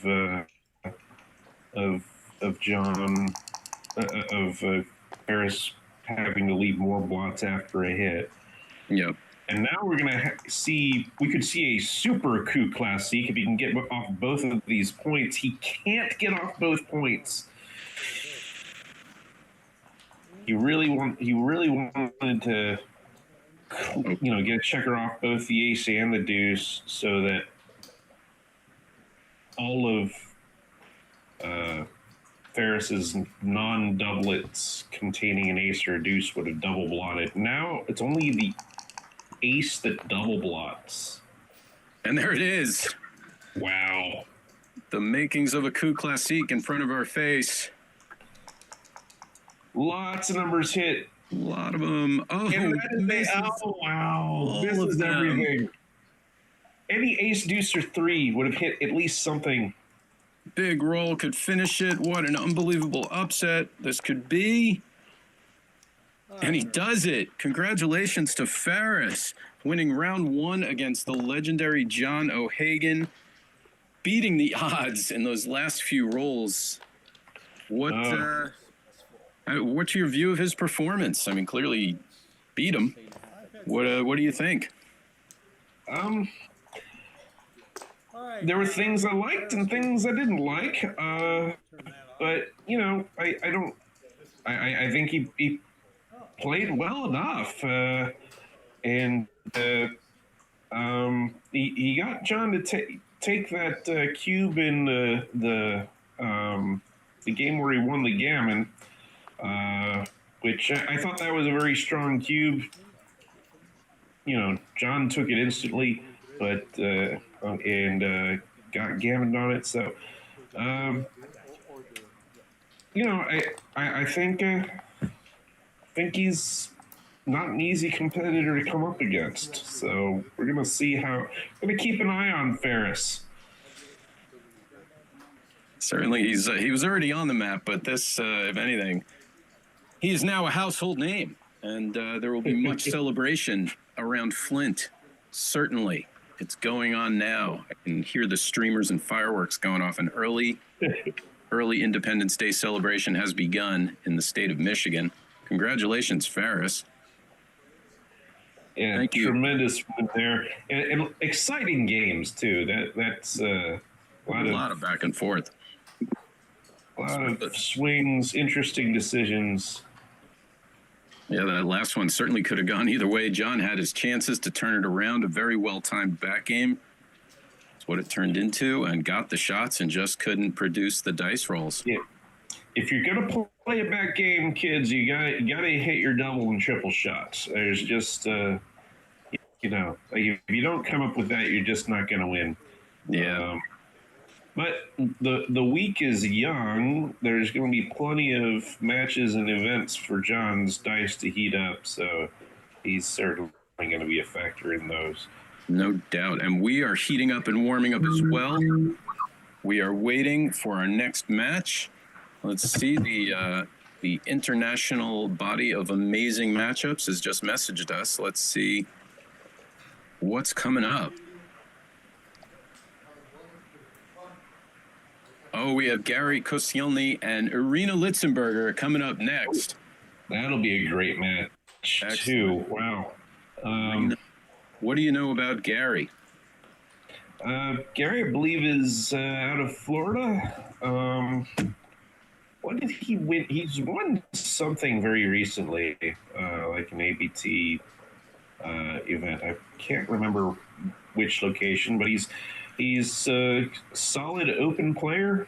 I don't know what he certainly must be have master status in the BMAB. I haven't checked what his title is, but he's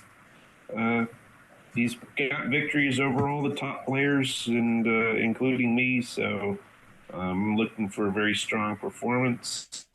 And of course, Irina, we know, is a master level player and a member of the U.S. women's team. Very, very strong, thoughtful player. I think they're going to put on a good show for us. No doubt, no doubt. I will tip my mate cup to Irina as well. It's also worth mentioning, obviously, John O'Hagan, everybody knows him, he's a legend, but he will be on Team USA with you in London. Is that correct? That's correct. Now, when you see him, are you going to give him a little ribbing and say, what happened in round one in Michigan, man? Well, probably not, because he'll give me a ribbing back about like the beating he laid on me in St. Louis. So we try to have short memories of these types of things, because that's one thing about backgammon is you lose a lot. Yeah. You lose a lot of matches. Mochi's the best player in the world, just really strong, and he loses all the time. Yeah, so, it helps to have the memory of a goldfish in backgammon, I think. At least with your results. It would help to have a great memory if we're talking about reference positions and racing formulas and all that. And I find all that harder and harder these days to keep track of. So. All right, I'm not sure if our audio is still on, but if it is, you're watching some beautiful B-roll landscapes of Michigan right now.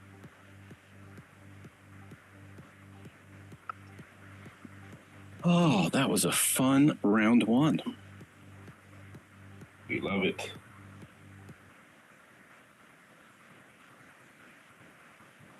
I will ask if our mics are on during the break.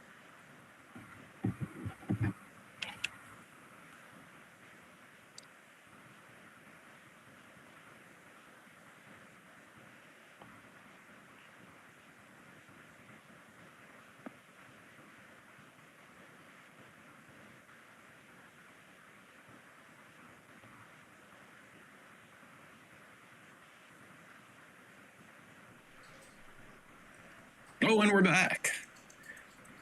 We are. Oh, wow. Back. It was that quick. The action is lightning fast here. Moving on. Irina Litzenberger and Gary Koscielny. I hope I'm pronouncing his last name correctly. If anyone can pronounce it correctly, please let us know. And we are playing, no one's mentioned the board. We're playing on a beautiful Joker backgammon board with the lovely purple scheme, which I'm proud to say I elected myself. I won a Joker board at a tournament, and they are visually stunning. I have never gotten so many comments on a board ever. In fact, I was in New York Union Square recently once, and I put the board on the table, and they said, "Oh, you got a new board?" I said, "Yeah." And there were about 5 or 6 people around me. As I opened it up, I can't even compare it to something. Literally, as I opened the board, everyone around me went, "Oh!" as if I slam dunked a basketball on Michael Jordan. Like, it was that kind of overwhelming reaction. And I actually went crazy and bought 4 different checker colors to see which ones I liked better. And yeah, the boards are gorgeous. They're beautiful. Lots of different color combinations that you can use. I know at the St. Louis tournament, they use these as the streaming boards as well. And they did. There was a case, almost like a poker chip case, that had like all the different colored checkers that you could use, that you could swap out. I mean, just so many options that you could use, and it was. I love all the new options coming onto the scene for this, and Joker boards are very pleasant to look at. Yeah, no doubt. Yeah, they use the same FM gammon style with the magnet and the doubling cube, so you can lift out the inlays and mix and match to suit your personal preferences. You can even go day by day. Monday is purple, Tuesday is tuxedo, etc. Oh, my computer is dinging. Please forgive the dinging if you can hear the dinging. I'm getting messages from backgammon fans all over the world to let me know what a wonderful job you are doing, Jerry. Let's see, who do we got? Matt from Denver is here. Hello, Matt from Denver. How are you? Letting us know that our mics are on, in fact. Don't say anything spicy.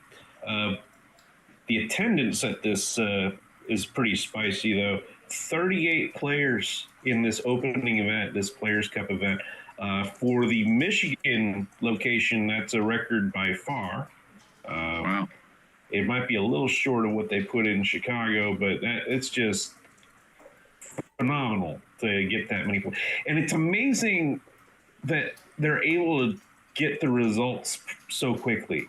You know, get all the matches recorded, sent off to be transcribed and sent back. Like, they will know the results of this by, I don't know, probably usually by Sunday, sometimes by Saturday. So it's just an immense amount of work that's done so efficiently.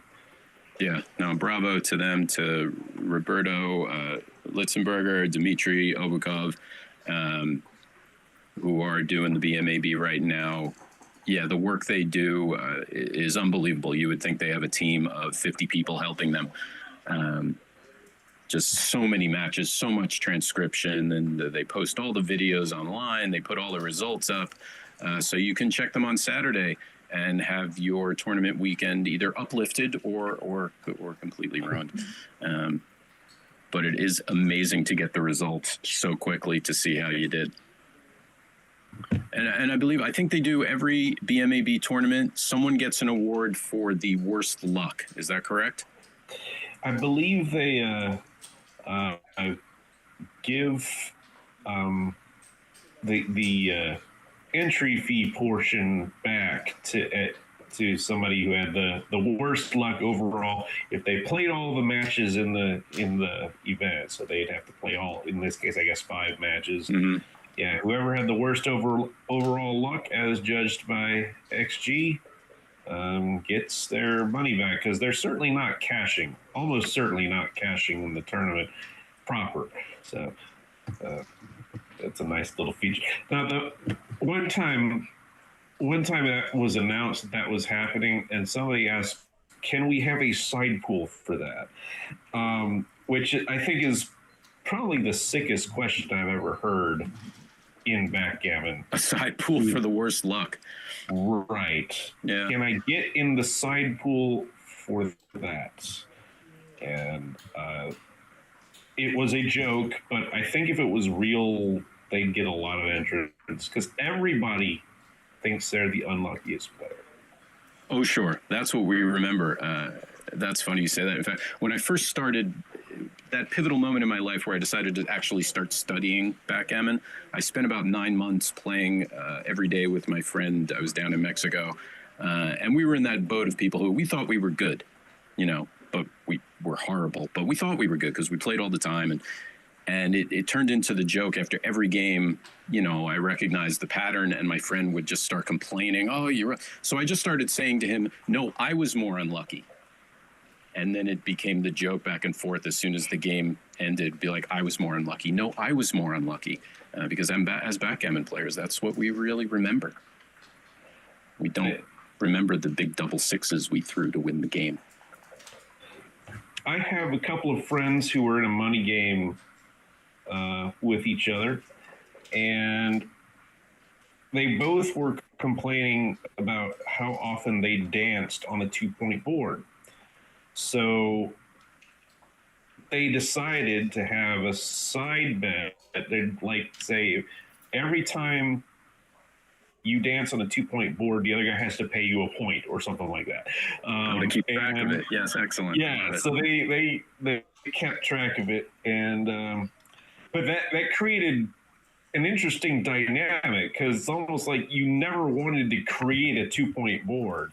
Exactly. Like you either want to have, if you want to get to a third point in your board immediately, because then, because if you hit the guy and you're losing a point that's like a horrible thing. So, 2-point boards are not things you want to have anymore.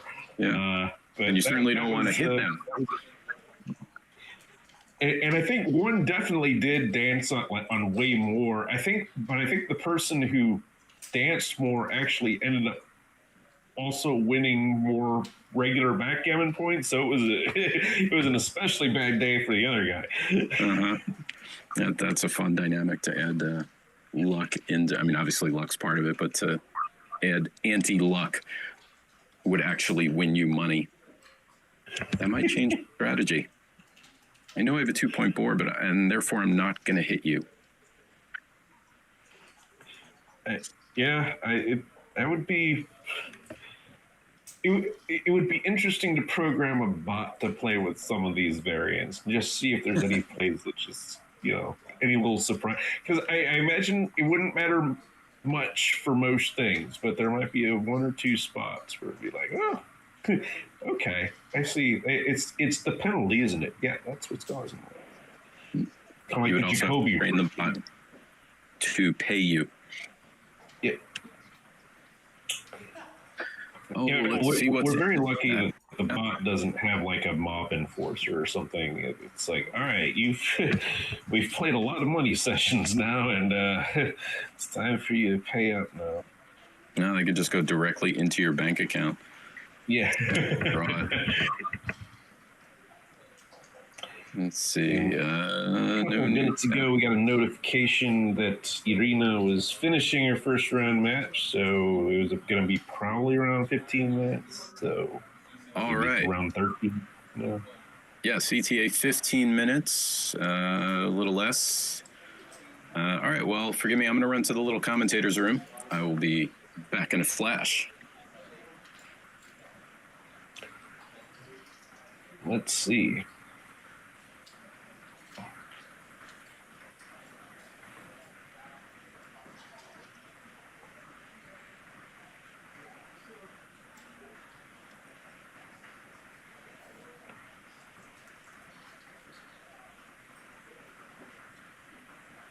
But a lot of action coming up this weekend. This is just the start of it. I mean, they'll go through at least Sunday.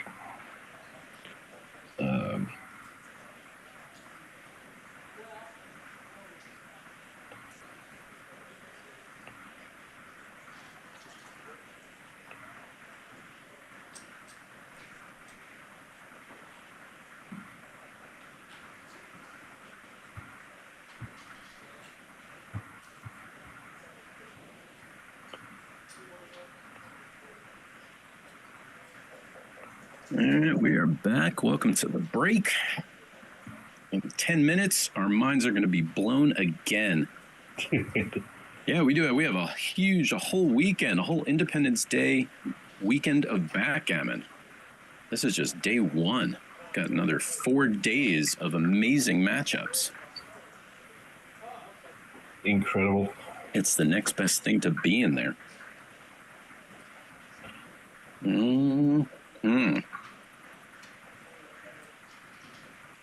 All right, say hi in the chat, hit the like button.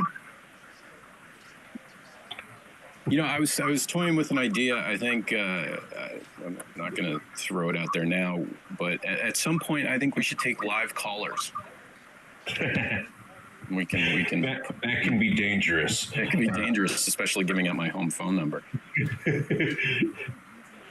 But yeah, we got 10 minutes. We can go to the chat, get some live callers. Hello, caller. You are on the air. You're live with Jerry Tanzi. Hey, Jerry, big fan. It's great to see you. I saw you in Michigan during the 2026 Summer Championships. You were online. It was really cool. I got a question for you. What T-shirt were you wearing when you won? I'm just kind of guessing what the question should be like. Yeah, you never know what they'll say. Long time listener, first time caller, that kind of thing. Sure. But that reminds me of a joke, which I don't think. No, I know I can't say the joke, unfortunately.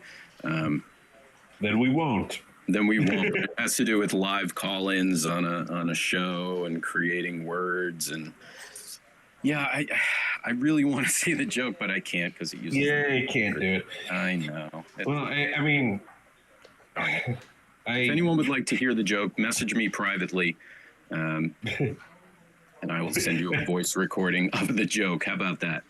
That's. Is that fair? It's premium content. It's premium paid content. Hearing the F word said in a joke regarding live callers. You do get to also hear if I tell you the joke, you get to hear my very bad Irish accent because it's part of the joke. That's another thing right. you probably are going to. Yeah. To not allow my Irish accent? I mean, I would probably allow it, but I'm not in charge of these things, so probably let's put it this way. If there's any doubt in your mind, the answer is probably no. If you can't unequivocally say yes, this is something I can say, then you probably, No, I'm absolutely not saying it. Unless someone messages me privately. A few moments are not worth like the firestorm. Oh, we got players. We got game. Backgammon time is back on. The Michigan Summer Backgammon Championship. Here we go. Round 2, fight. All right. Ayuga. Arena out of the gate with the 6-4. And this match is on. Let's see how she plays it. She's going with the split. That's how I usually like to play it at 0-0. I want to see if it's effective. And splitting with the deuce. I usually like to come down with the deuce on this hit, but I think they're pretty close. And the gambit has worked as the arena gets to hit back. Double 4s. It's going to be pretty nice. It's like a slugfest to open it up. We've got to decide on the last one. I think I'm unstacking from the midpoint.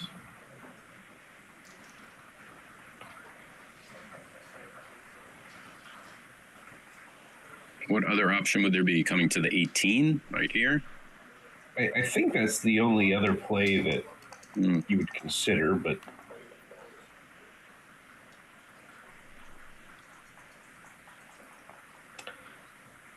Good shake. Irina gets the bar point anchor. So all those builders for Gary, and he rolls a 5-1. And this actually cleans up okay. He gets to make that funny 16 point. And then he's got to decide whether to hit or lift. And I think lifting is probably right. Thinking on this has changed a bit. Used to be if we got, I'm going to call the 16 point an anchor. If we got an anchor, we could then, hit loose with impunity. But now we get anchors and we play safe. So it just occurs to me, Gary did win the Charlotte that's what tournament. He won. That's what he won. I remember this now. I knew it was recent. Yeah, he beat me in round 1. He had an incredible comeback in a match in game that I was ahead in and had a dominating position, and he just flipped it, won a gammon on a 2-cube, and then went on to win the entire tournament.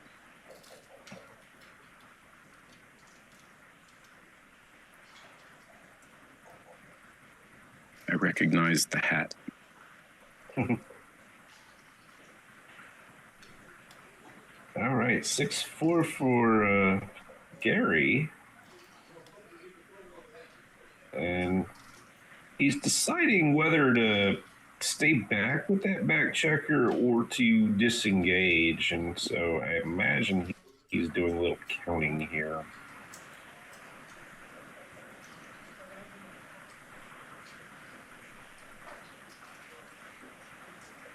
$46 for Irina.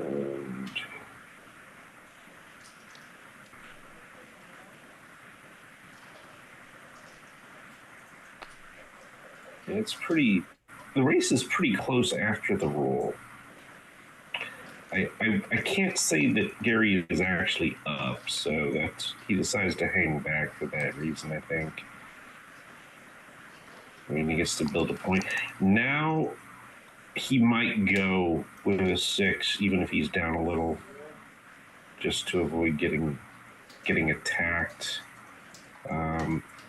If the blot were back on the ace, then he'd feel a little more comfortable with the contact. But now he's letting Junior fend for himself. Don't forget about little Billy. Interesting spot here. Irina can make the 9 point. It does leave a couple of blocks, but Gary's got a block on his board, and that 9 point is quite good for blocking. Also, the alternatives aren't great for how to play this otherwise. Yeah, I was going to ask what the alternative would be, maybe other than burying a checker on the 2 point. That's probably what you'd have to do, and I don't think that's very attractive either. Mm.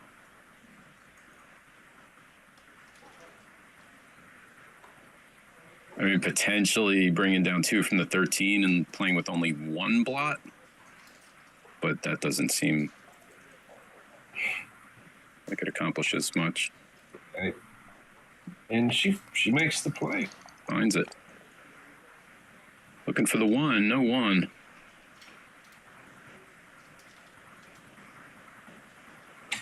$10 point might have to go. I can't imagine that Gary's going to step up.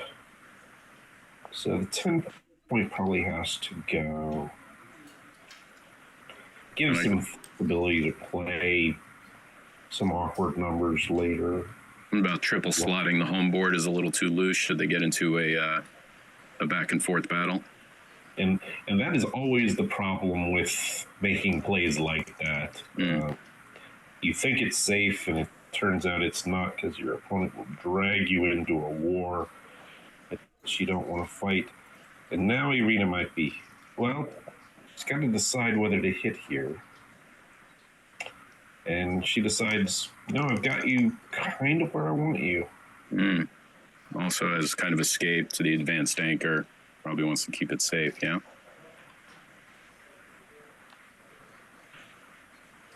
And now Gary, kind of as a distraction play, will come out. So even if he is hit, at least it's not inside, but he's not hit. would have been pointed on if he'd stayed. But he can't escape after that. Double twos, wow. The claws of Arena keeping him trapped. You'll go nowhere. Now Arena does hit. And how big to make this play? I imagine the 2 blots in Gary's home board will factor into the decision, yeah? Yeah, I'm wondering, because I think I make this play. Leave the bar point checker there as a builder, because I don't want to say it's won't get hit, but there's a consequence to it. Now Irina's thinking,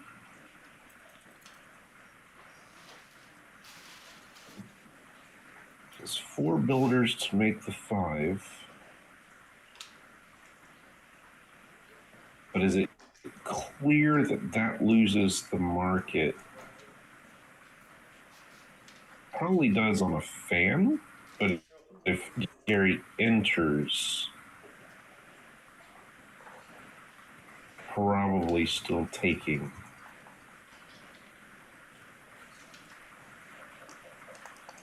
And then what if she doesn't make the point on his head? She'll really regret setting the cue. So definitely a spot where you think about it, but Irina decides against it.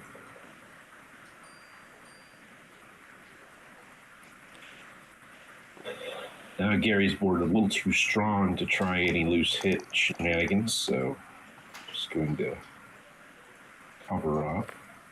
Gary finally able to get out. I imagine he gets a discount on the hits. 6-1 doesn't hit, so there's only 4 hitting 7s.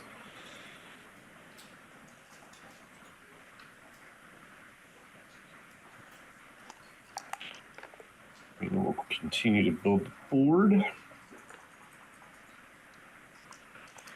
And Gary's on the favorable side of a bar point holding game, but I imagine the race lead is either not there or not sufficient.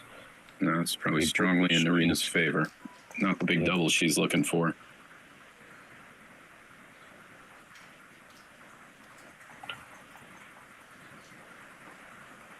And Irina now has to compromise board.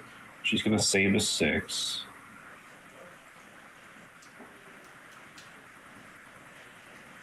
And Gary taking a look. He's just going to count and discover he's not winning the race. So he's going to just roll on. And now this is an interesting question, because you can disengage, but should you? Yeah, this far back in the race, I wonder, do you even want to try racing or just keep hanging back, hoping to get the shot? And this is an interesting idea, too. Maintaining the board does leave a shot, but it's going to be hard for Arena to hit that cleanly.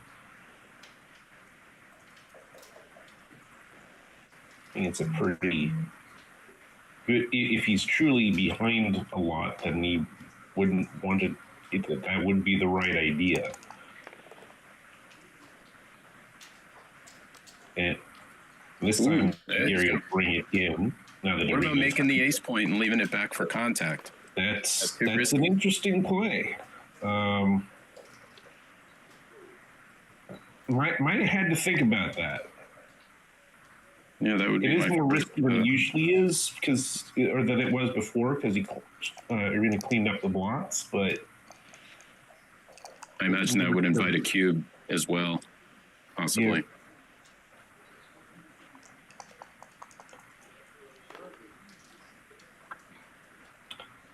And Irina's going to have to bust further if she doesn't want to leave a shot. Well, she might have made an illegal move there by accident. Ah, okay. Yep, just fixed it. Dumped it too deep, it looks like. Here we go. It's shot time. Now, even if Irina hits it, though, Yeah. Not guaranteed. She Oh, no, it's doesn't. other shot time. and cube's Double. coming. Wow. What about that double? Is that a little premature? If he misses, he's maybe getting recubed immediately, or is there too much wastage for Irina that she wouldn't recube immediately? I don't necessarily think that Irina has a recube immediately, because I think the race is in some doubt. Like, I don't like if Gary rolls 5-2. I don't think Irina can recube that. Oh, not immediately. Yeah, sorry, I misspoke. Yeah, but certainly, got 17 immediate crushing numbers, and then you got your double fives and double fours that you're not going to throw back either. And then, if you're even money in the race, maybe a slight, I don't know. Oh, Irina drops it. But Irina lets it go. So Irina must have judged. So here's the thing. If you write off like the 17 hitters and say, I'm going to lose all those, then you're asking, do I win in the remaining 19 games enough? Like, do I win half of those, basically? And Irina judged that she didn't. I don't know. Yeah, if anyone has XG going, please let us know. That was an interesting decision. And as you mentioned, there were also big doubles. They're just big numbers, and then you're ahead, and you're already bearing off, while Irina could roll small numbers with all her wastage as well.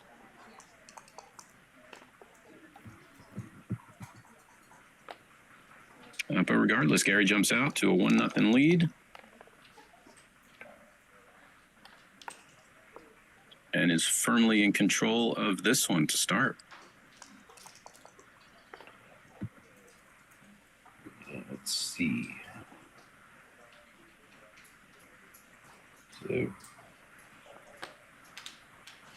well, the good news is that Irina enters. The bad news is with a 5-1, and she had a choice of coming under the gun of 4 builders on the 5 point, or being stuck back on the ace point. And this, Gary might have a cube here. The threat to make the 5 point is real. And you got additional numbers like 4-3 and 5-4 that and 5-2 that hit outside. 6-3 also hits outside, but I don't know that you would. You might just make the 5 point with 6-3. Yeah, I'm surprised he didn't cube there. Quite honestly, there's the 6-3. Yeah, there's the 6-3, and he makes the 5. And now Irina's got to come up with a number to stay in the game. Oh, and does. I think that did it. Oh, he's going to cube anyway, which is a little. I feel like the position before might have been a little stronger. I don't know. I think Irina probably needs to take. I think she's got enough potential priming action on her own. But I've been taking so many. Like, I've become a taker in my old age. I just I'm from Missouri. You're going to have to show me, Irina says, your 5 prime is good enough, sir. What does Missouri have to do with it? I got to know that one. Oh, the show me state. Oh, the show me state. Yes, of course. Forgive me. That's the joke in Missouri that us New Yorkers don't pick up on immediately.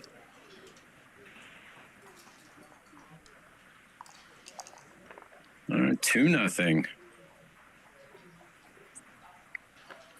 Wow, another great start for Gary. Opening double threes. Classic double 3 blitz. Might even see another early cube coming up soon. And at what point as Irina do you say, look, I've already dropped 2 cubes. I kind of have to start taking, or, I'm never going to win. Does that ever factor in? She'll eventually say that. She's not at that point yet, but when it comes time to do that, I'm sure Irina will do it. You're not going to push her around. Certainly not. 6-5. I guess it's 3-point or bounce, huh? Yeah, and I think I agree with Irina's play here. Get some structure. 6-5. We're not actually up in the race, so maybe not running is what we want to do. A lot of choices with the double threes, as usual with double threes. And I agree with Gary not splitting here. Bar point's very strong, but he does get hit. This 6-3. Good shot for Irina. Huge number. That could be what she needs to turn it around. And he doesn't like lifting with that ace, but he's having trouble finding alternatives. Doesn't want a big split with all those stacks that Irina has on the 6 and 8 points. And it's a 4-1. You can't play it safely. This is all right. That accomplishes a couple of things. So gets the back guy to daylight. Gary could hit here. He's got the better board and doesn't want to let Irina go. And now he's going to make the big split. Double fours would be super joker. Nope. 2-5. It's a hit, and I'm guessing she'll just. Now she's going to hit 2. It's a big play. If it works out, it might be really good. Now this is an interesting spot too. A lot of volatility. Is hesitating. There's some blots, and you got a 2-0 deficit. It's a very easy take, in my opinion, for Gary. But if you're feeling frisky, just start going through some numbers. Could work out. Might be too frisky. That's not the perfect number. Now, there's a couple of ways you can approach this. You can put 3 checkers on the roof like this, or 2, or just 2.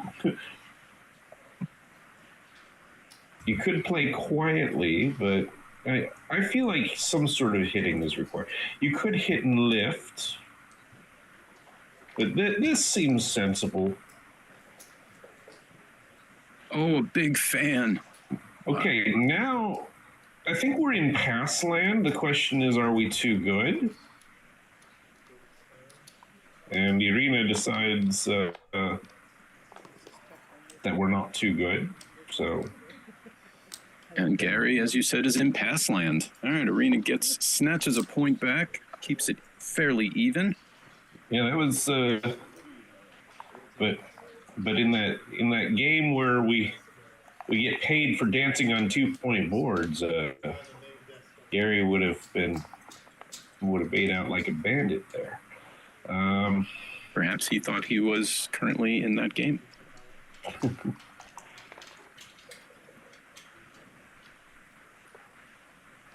All right.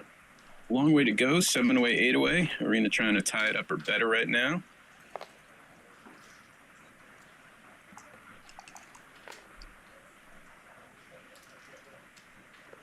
And Gary fails to make the 5-point, but gets the 4-point as compensation. Let's see what.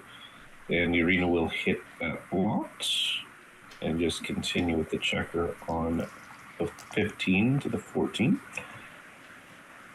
Double one. Oh, that's big. Unfortunately, Gary only has the 1 spare on the 6, so he can't actually make the 5-point. Decides to leave it slotted and gets hit there, and Irina will safe up the remaining checkers. So And Gary will take an anchor. Have some back checkers to be annoying. Maybe make a second anchor. Double twos for Irina. Wow. Again, if you have stacks, little doubles are a great way to get rid of those stacks. Nice. Now, how does Gary want to set up? Sorry, go ahead. Oh, yeah. Your guess is as good as mine, because you could just make the 2-3, or you could do what Gary did and make the 1-3 and get a spare to the 6. I'm not sure.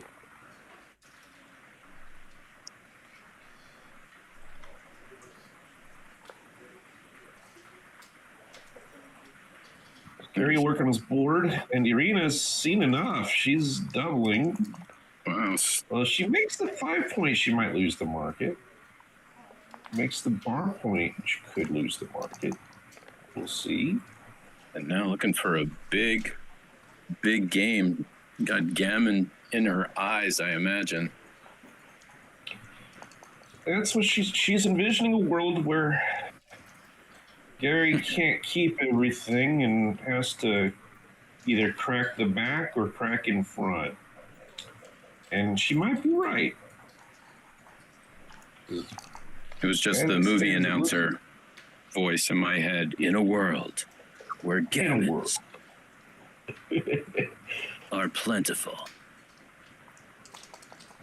And Gary looks like he's a little short on timing here. One big set for Irina would change that potentially. Irina gets so many builders for the 5 point. Gary would absolutely hit if he could here. Ooh, what about make the 5 point? Meaning her 5 point. Oh, that's interesting. I think his chances might be better in terms of the context staying back, and perhaps sacrificing the 22 point later if it comes to that.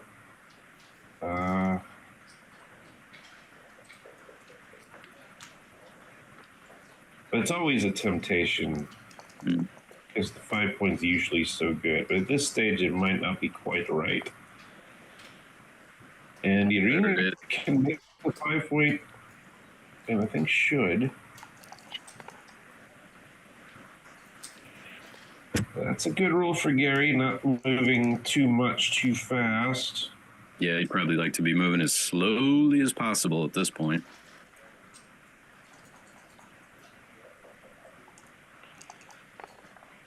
Probably like another small number. Look at that. Doing it like a professional. Double 4 is exactly what you wanted. Is clearing. Oh, it's double 4s. Yeah.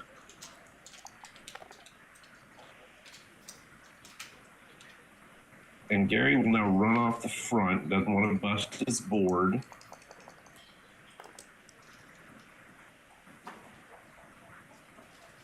Oh, that's a nice roll for Irina. Wow. And then deciding what to do with this last one. Here Chance and the famous. It's only 6-1 and 6-1. double 6. Oh, double 6. Yes. So probably the right idea, because you still have you're very happy if you get away with it. At what point does the very happy conflict with the very sad? If you don't, to the point that you don't risk the very sad. That's always the question. A lot of times you'll just say, why leave any shots at all? Because it pretty much is fatal to get hit in this spot. But then you got to ask, well, if I don't take the chance now, what could happen to me later? And there was some risk of having difficulty clearing the bar point later. So, not an easy decision for me. Yeah, I think it might have even been you that said to me once that, you could do a pay now, but what about a pay never?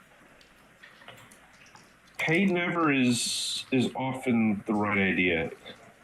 In the meantime, Irina is looking to extract a large payment from Gary here, and that is Jin for the gammon. Irina started off slow, but quickly getting up to pace. She will get to 4 away and is comfortably in control. You said it yourself. She is not one to be pushed around and shows just that. Comes back swinging with some stiff uppercuts to the jaw, making Gary realize he's got to work now. Yep. Yeah, Gary ran out of time for holding that, even though Irina did roll the double fours to help out, and Gary himself rolled some small numbers, and then ran out of time and got squeezed off. So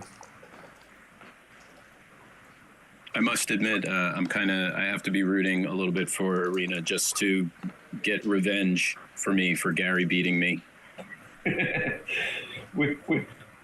We hold grudges a long time in this game, don't we? Sure. It was a grudge I didn't realize I had until now.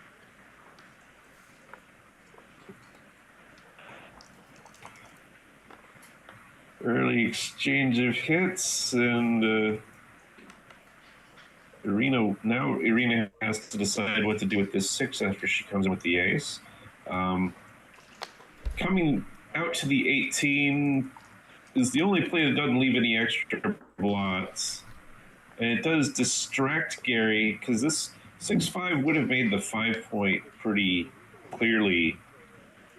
But he's going to he's at least setting up the choice to hit instead. So sometimes if you can make those hits, they don't cost as much if they had good alternatives. So.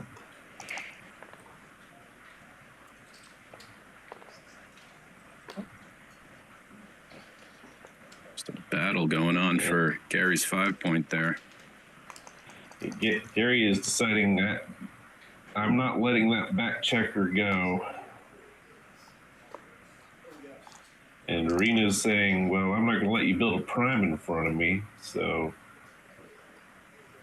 we're just going to keep hitting each other. Yeah. Until somebody can't hit anymore.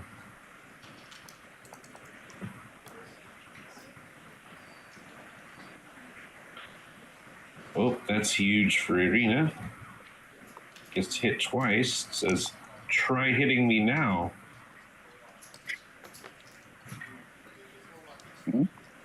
The very early inklings of back game happening. I think Walter Trice would have called this a proto-back game. Proto-back game. I like that term.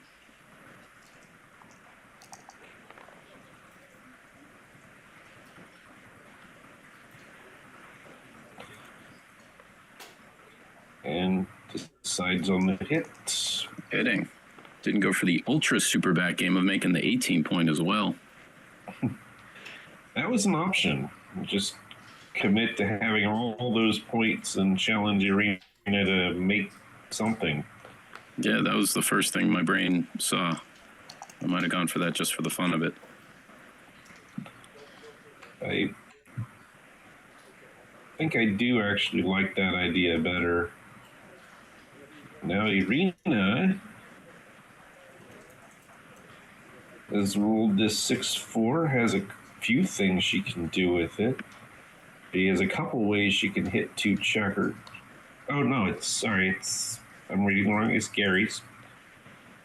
Gary has interesting choices with the 6-4.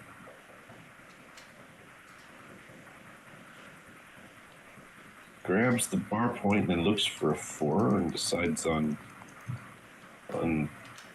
this one.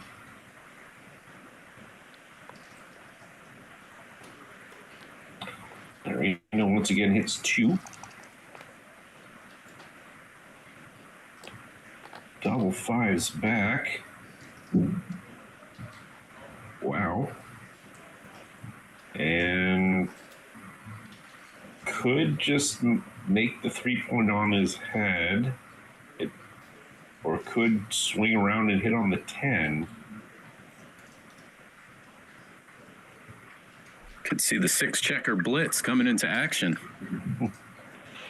You know, I might just hit on the 10 myself, but I don't know.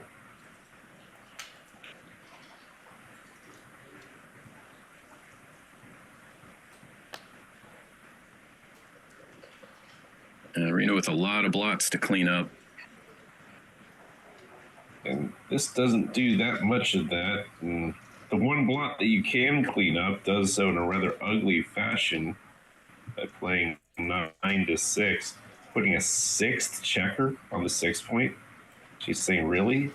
I want to do that? Yeah, that is unattractive. But so are 5 or more blots.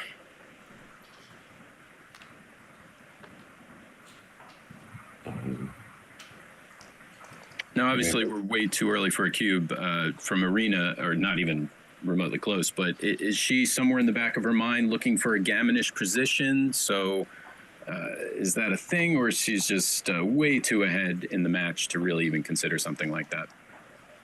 I think she definitely, I'll put it this way, if it starts to become gammonish, she may still be able to give a cube in a truly gammonish position. I would say she'd probably be able to give a cube in a spot where Gary would have a borderline take pass for money. I think there's a little variability there, but like Gary can take a little bit more deeply than he would in those, but not too much more. Like he still would bail on a gammon on a really gammonish position, because that 4-away score is powerful. The thing that Arena has to watch out for is things that are borderline money cubes because of the gammons. Probably don't give those, because if they turn around a little bit, Gary can re-whip to 4 and kill those gammons, while his would be quite active.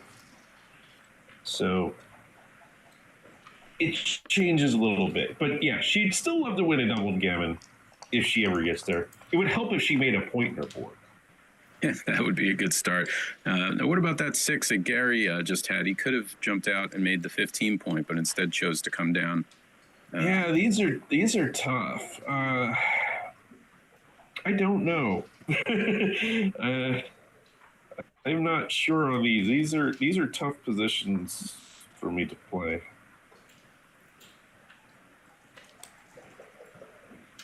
Well, if you're gonna have 6 on the 6-point, you might as well have 8 on the 6-point. That is an 8th check. Yeah. I am gonna say I don't feel like this can be right. I feel like just running the back checker is probably better, even though that's leaving some blots. I feel like 8 on the 6-point is like when your friend, your friend's going to have an intervention. It's like, why are you all gathered here? Well, we were watching your online match, and that said, Irina just did build a 2nd point in her board, so that's got one of the ideal roles.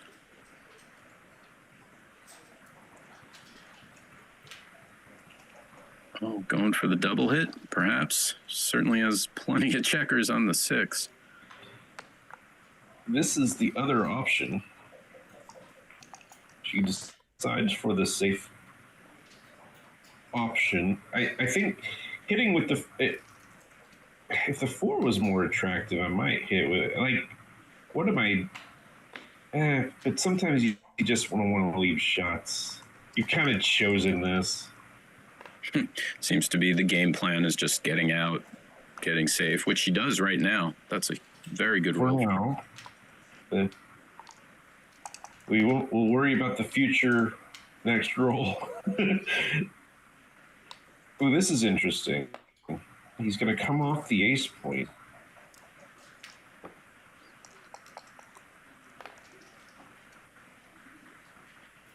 Oh, that's nice. That's a good roll for her. Double twos.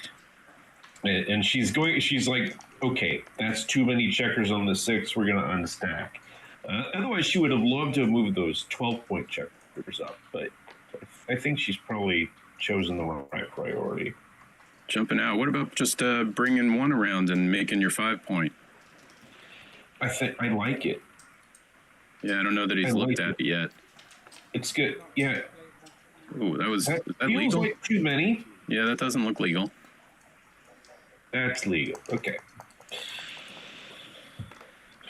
Yeah, I like your play. There's some risk of being pounded by double 4s or double 1s, but I think the risk is tolerable for what you're getting in return.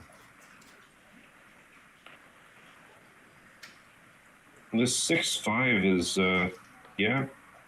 we're already in a relatively ugly position, so we just make the ugly safe play.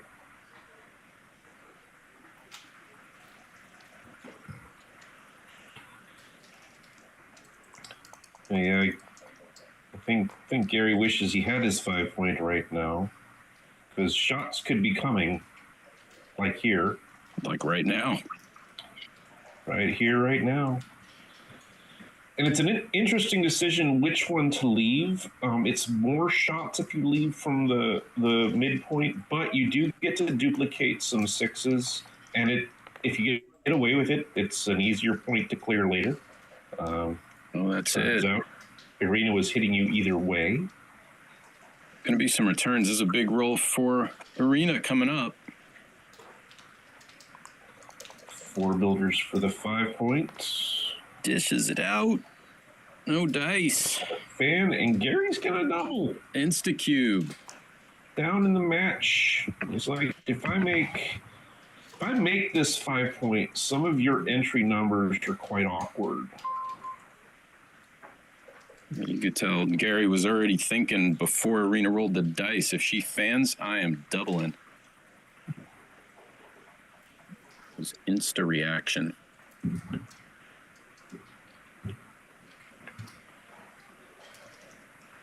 And now, as for me, Irina's going to let it go. Decides it's too much trouble.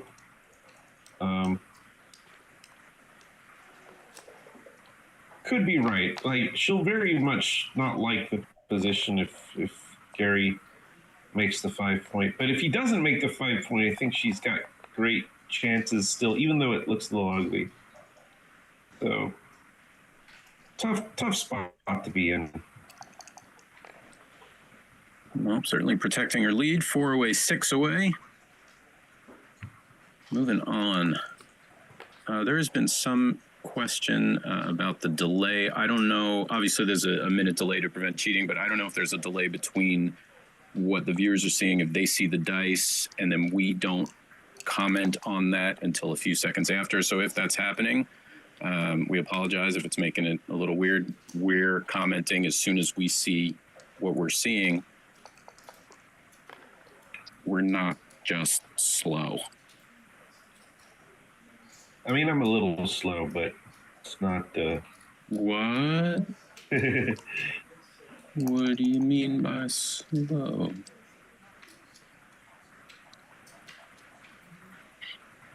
Well, Gary's gotten off to a good start with 3-1 followed by double 6s. But Irina has the security of the 22-point anchor, so Gary couldn't double. And hit and jump out's pretty big.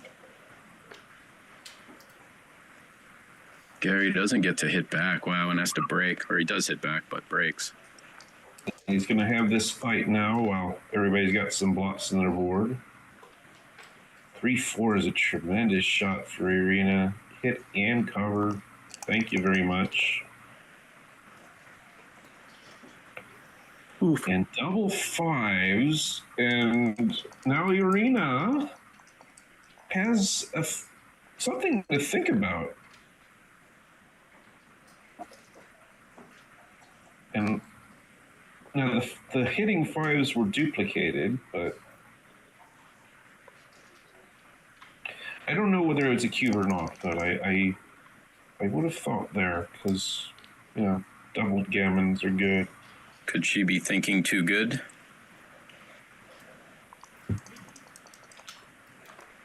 She could. I don't think she could be thinking too good in this position. No. Maybe the previous position. I don't know. I think she was more thinking not good enough. And she could be right.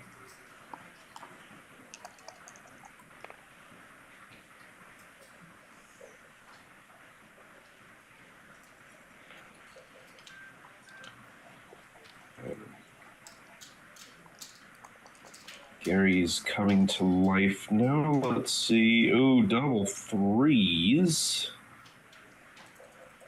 This will play interesting. Got a lot of choices here.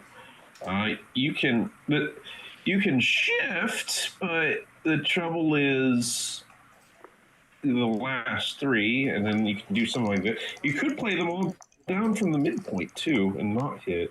Yeah, that's what I was looking at. Oh, another fan. Okay, now this, after this fan, I don't think Gary can take. It may be too good. I think I might have taken a shake, given that there's another block to shoot at.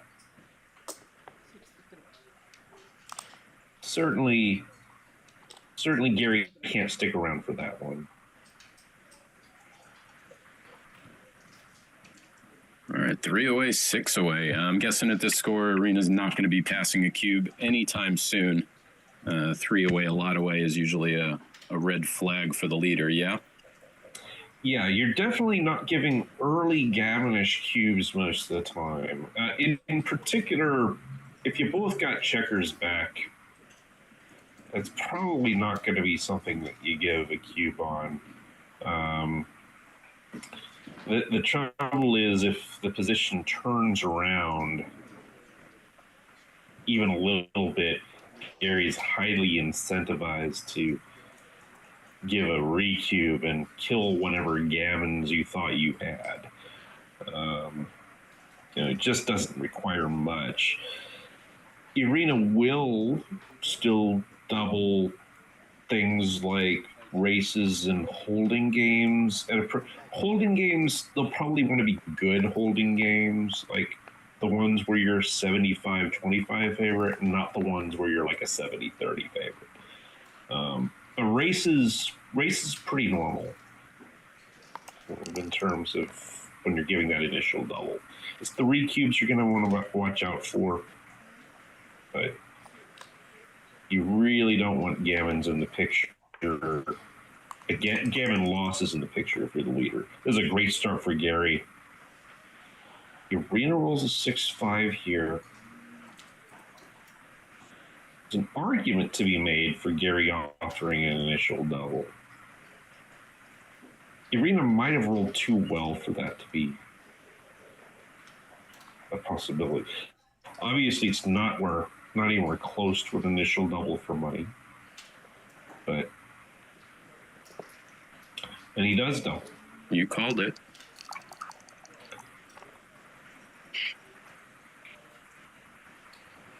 I'm glad you gave that insight, by the way, on the 3 away, a lot away, because I ask that question a lot, especially when I do commentary. So I thank you for the free Jerry Tanzi lesson. Oh, sure. That's one of the things that I always struggle with. I know I got to be careful, and then I end up missing huge cubes that I should have passed just because I was too afraid to pass them. So the first approximation as the leader is don't double. Right. That's the first thing everybody needs to, as a first thing, just don't double. And then you'll learn when you can break that rule. After you've made several 500 cube errors in a row. That's what you want to avoid. Yeah. Gary's got a choice here. He can play with no blots and make the 2 point, but he can also take the 5 point and then have the 4 to deal with. As a backgammon player, we love the 5 point, and with Arena having a blot on their board and Gammon's paying double and all, yeah. Oh, it's a big return. That's huge. Hitting and making the anchor. Arena kind of gets to breathe a sigh of, even though she's hit here, the security of the anchor is, like I'm probably not getting gammoned. Yeah, that was a big return with the 2-6 from Gary being able to hit and get the prime going. Arena has a choice of what to do with this. And looks like she's opting, well, all right, she's decided on a hit, and now she's deciding which point to make. And I think I like this play.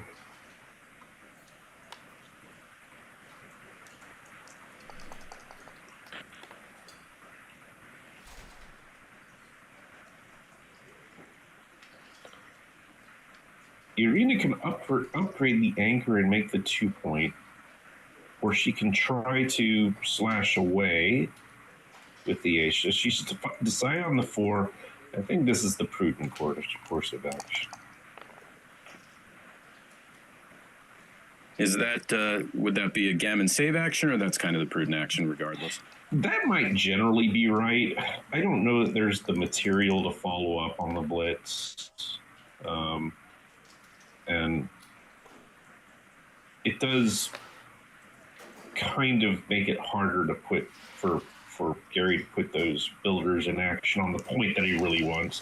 Like the 4 point, having the 4 point cuts down on so many gammons, just generally that it might just be good backgammon playing to do that, regardless of the score. Well, she's certainly throwing some good numbers now. A couple double 3s, double 4s. And Gary's still got his prime. And got a 6 to play. Might just have to come out with this. I know it's into a double shot, but there can be consequences for Irina hitting that. Trouble with this is Irina will hit inside loose. That gives you that extra liability.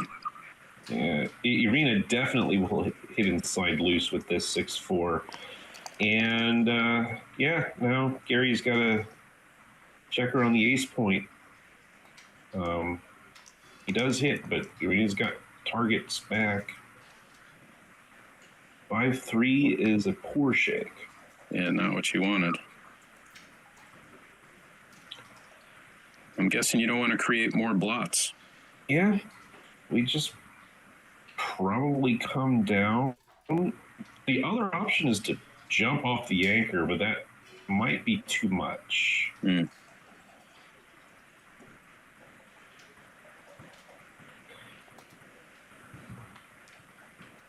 Going 6-1. That's a big number. Other option.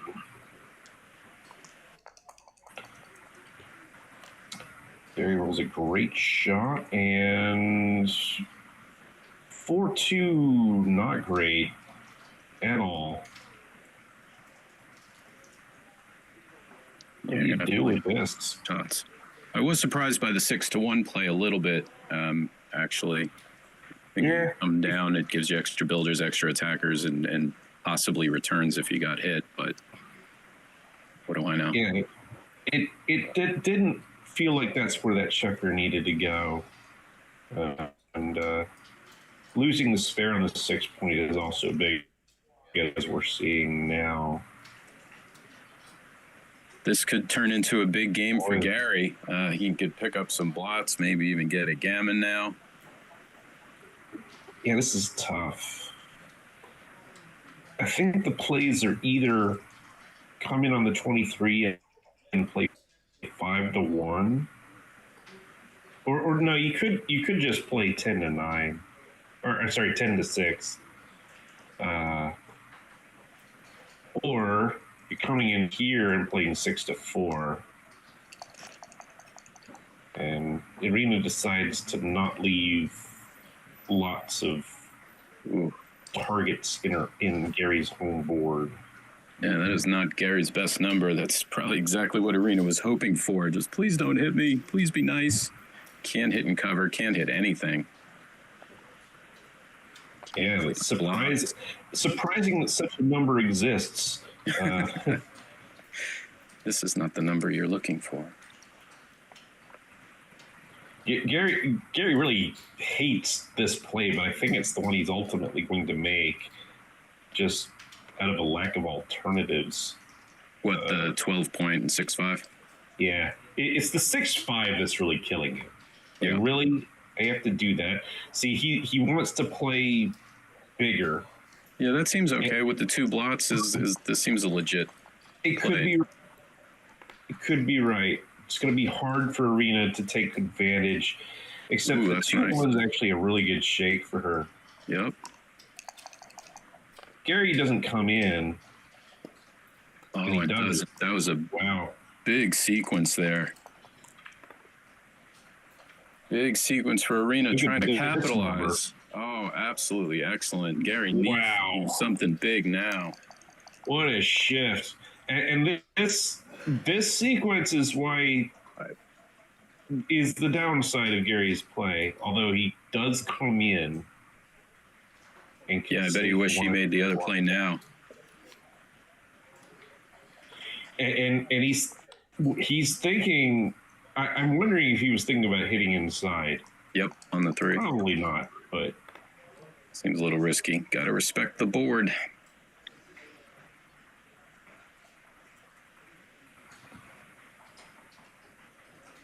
and this number doesn't do a whole lot. You come down and come in, maybe. Looking like the play. Like, what can I do? Certainly I can do something more than this. And she's deciding where to leave that blot on the outside. And she's going to leave it further away,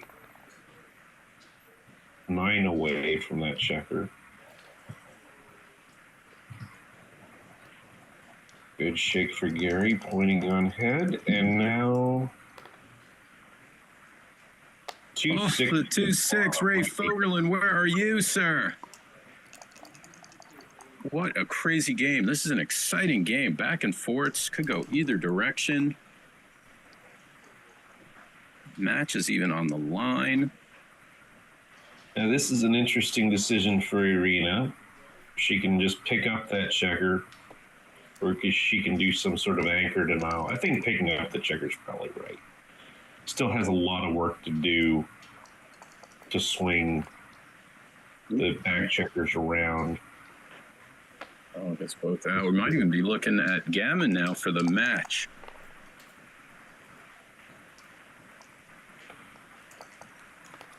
Wow, that was kind of a crazy middle game there. We had a lot of hits back and forth. It could have gone either way. A few big rolls, one miss here, one hit there. Could have swung this wildly.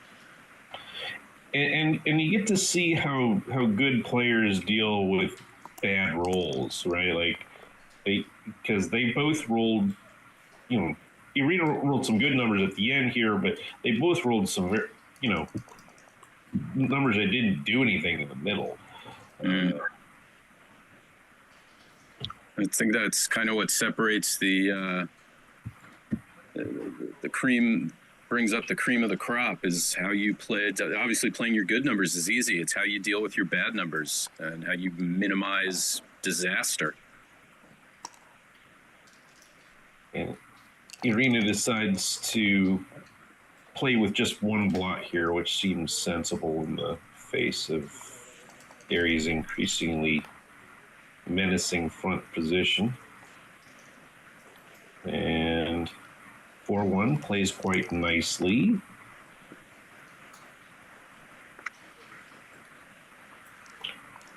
See, That is a 5-2. Still plays nicely. Okay. And Gary might come at. He really wanted something that jumped the prime. Yeah. Otherwise, he has to crack now a little bit. But if he ruled something like 4-1, he might have just parked himself right outside there. And yeah, and it would have worked. 6. Big roll needs the 9. 4 of them. Not it. As you were saying, that's what it's a little less effective now, but still 2-1, 3-1 double ones leave a shot. Ooh, 4-1, even an indirect. The Miracle Super Joker. Oof, almost. And Irina's too good here. I think I heard her say it out loud. I'm too good. I think she just said it. Can't stop me. I'm too good. Yeah, it's not a statement of snobbery to say you're too good in backgammon. Oh, I'm sorry. That's usually how I say it. But that comes from like you think you're too good for this cube? You know? Yeah. And I'm too good. I'm not giving you that cube. And deciding what to do with the rest of this double one. She's played 2 of them from 6 to 5, and I think this is generally the right idea.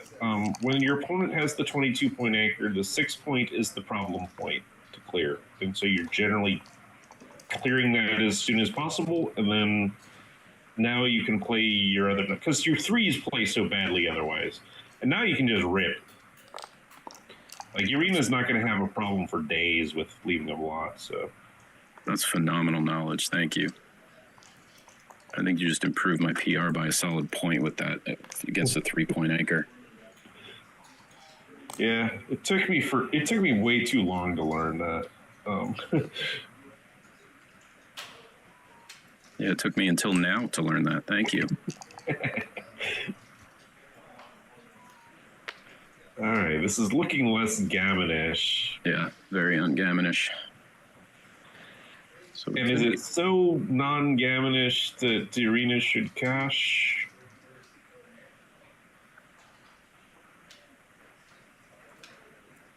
She might just cash now. Yeah. How many checkers she have off? She's gonna 5 off already. Yeah. Huh? Well, now she knows that's coming. Now she might even win the gammon now. After that, ooh, wow, oh, wow, might get it anyway.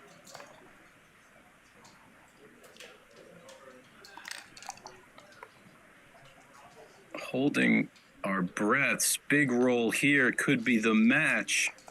3 numbers do it. Not it. And that will do it. Gary's going to roll to get trying to get his decision, and he gets a decision. And now, oof, moving on. I forgot to breathe there for a second. that escalated quickly.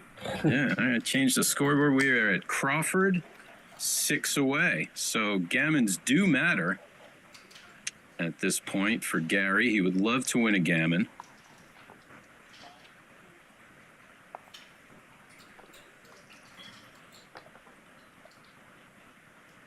And you are watching round 2 of the BMAB 2026 Michigan Summer Championship. Here we go. Arena 3-1.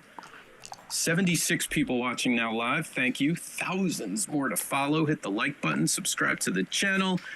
Put on some comfortable shoes. Get a fun beverage. And keep watching Backgammon with us all weekend while you blow up fireworks if you're an American. Blow up some money. It's the American thing to do.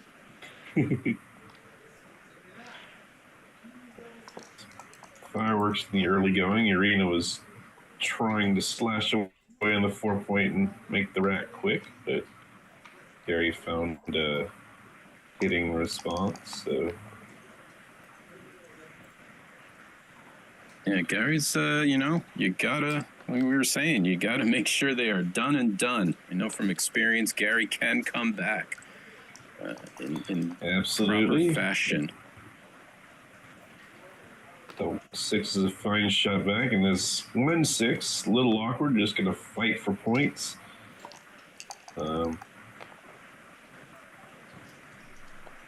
Another awkward 1-6. Prime versus Prime brewing, maybe?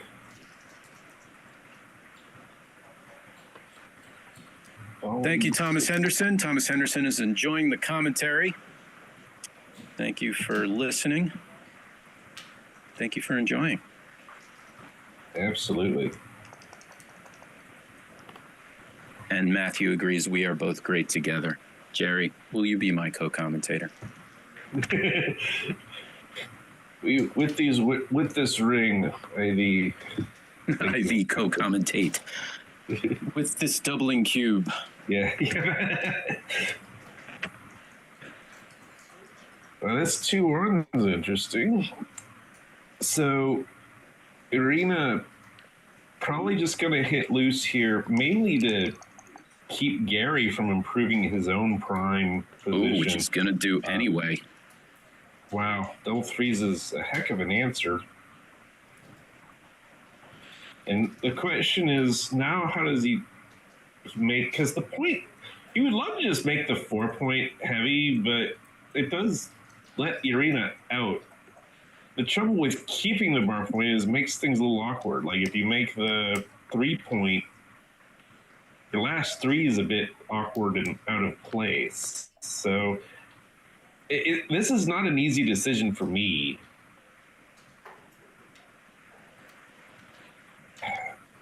I think this is ultimately the play I would make, but I'm not entirely sure. Certainly after that shake, he's glad I made that. 4 in the ace point equals bad feelings in your tummy. Unless you're the opponent, in which case it's the opposite sensation. Exactly. And before the dice even land, you kind of, Irina's kind of moving her hand towards the back checkers, because you instinctively just don't want them there. Yeah, it's like when a big spider is on your face. Your instinct is to get it off your face.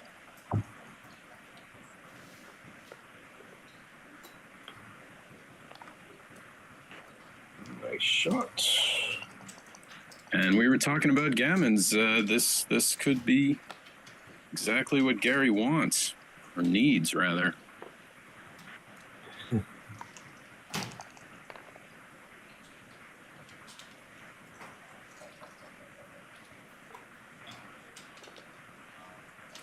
Wow. Gary's got a beautiful position. And Irina's running out of rules to play. This at least is easy to play. Yep. Plays easy, as my friend says. Well, if... oh, never mind. Forget what I was about to say. That didn't happen. Oh, what's better than 4 on the ace point? A shotgun blast to the face. 5 on the ace point.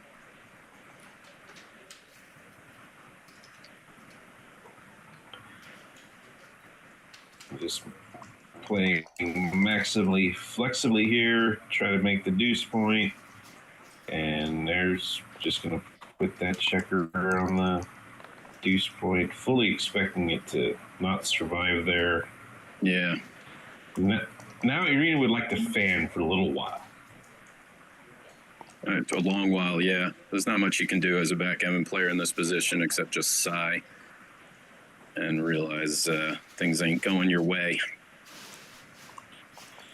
And Gary made that play to try to kill 6s in a minute. Didn't quite work that way, but nevertheless, Irina's probably going to do some damage to her board here. Oh, Mark Flannery is in the chat. Says hello from West Virginia. Hey, Mark. He's doing 4th of July. So he lives in St. Louis, but he's doing 4th of July stuff. So Yeah, Mark Flannery, a good friend of you and me both. Happy to see he's here. Well, that's a big 6 to get out and not crunch the position at least a little more. yeah, Irina's only killed the 2 checkers, so stranger things have happened. Meanwhile, Gary is a little awkwardly distributed. There's a shot. Oh, here it comes. Chance of hope. Big number coming up. Irina can save a lot of gammons if she hits. And does. Wow. Very nice. Hanging in. And the question is whether to lift that checker or to continue.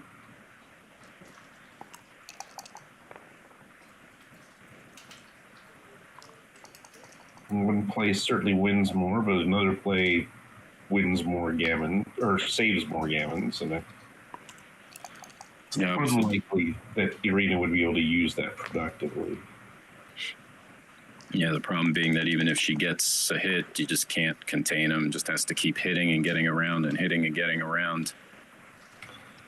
Now Irina has another choice. This time I think she will just release that checker. Hope to not get hit here. She doesn't.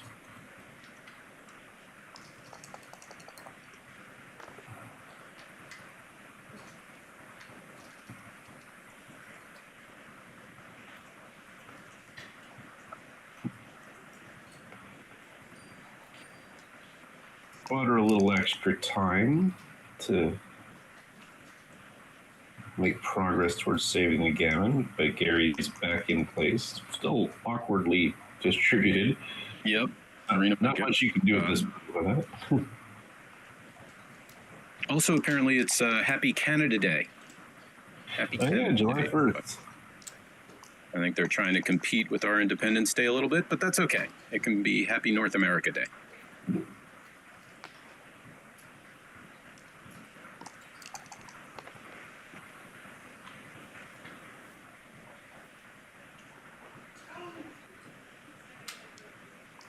This could go either way, gammon or not. Could get a shot coming up. For Irina, it's 9 pips and makes a 5-point board. Double 2s. And probably, this is interesting. Probably, would you consider ripping 3 just to go for a crazy gammon? Or not worth it? It's an interesting choice. I think I probably would just make this play because there are variations where I benefit from her fanning one more time on the 3-point board that might cancel out the extra checkers that I get off. Yeah. But and you might even get a gammon this way. Yeah.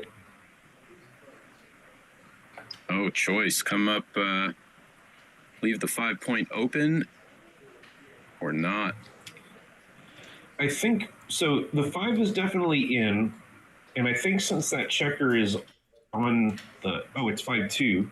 Yeah. So is it this or the other one? I guess it's this. Oh, well, it's got to be because the gammon. Yeah.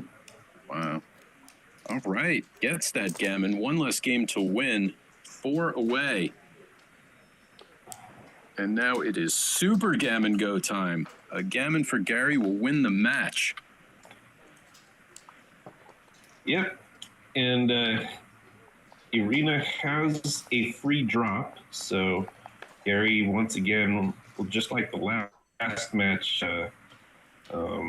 with John O'Hagan, Gary will double the first opportunity. And Irina...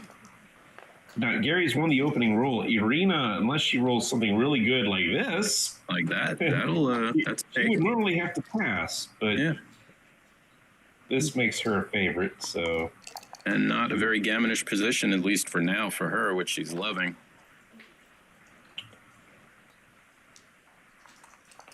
Wow, we are international. Sorry. Ramesh Kumar says hi from Thailand.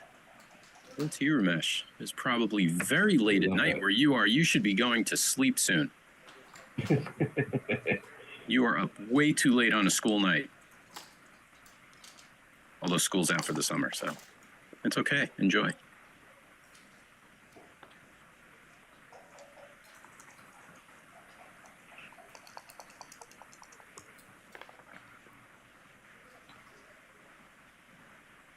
And Gary just will calmly build board. So, and Irina is the one that has this awkward 5-1 to deal with.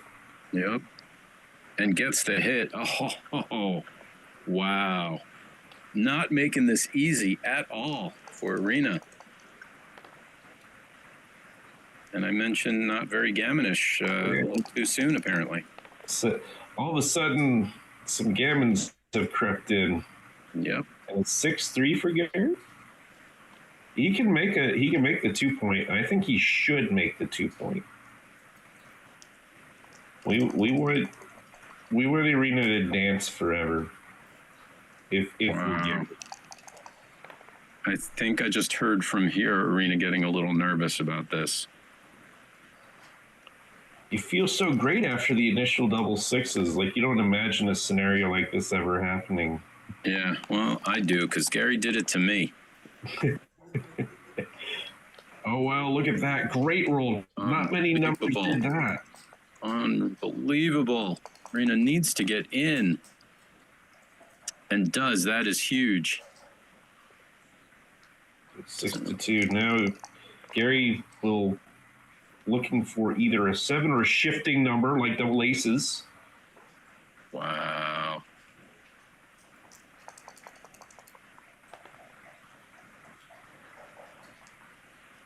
Arena's got to get in because the builders are coming. And you can duplicate Gary's 3-6 by bringing in 8-6. I don't know whether it was right to do that, but could have done it. Still had the 2 builders. 6-2, and now it is kind of valuable to have the point 6 away, so that deuce pretty good. Get to make with double 3s and double 6s. 6-5, of course. Oh, Irina desperately wanting.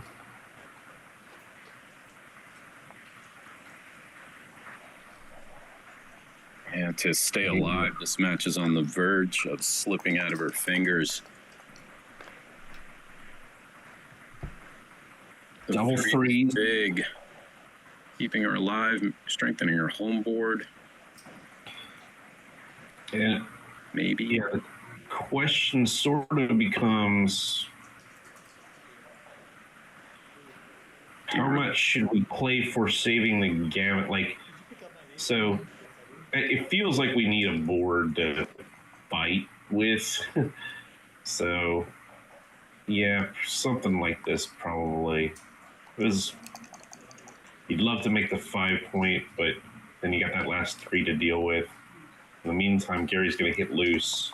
Oh, instantly. Can taste the blood in the water. Oh, even more so now. Wow. 6s and 5s. Can't cover.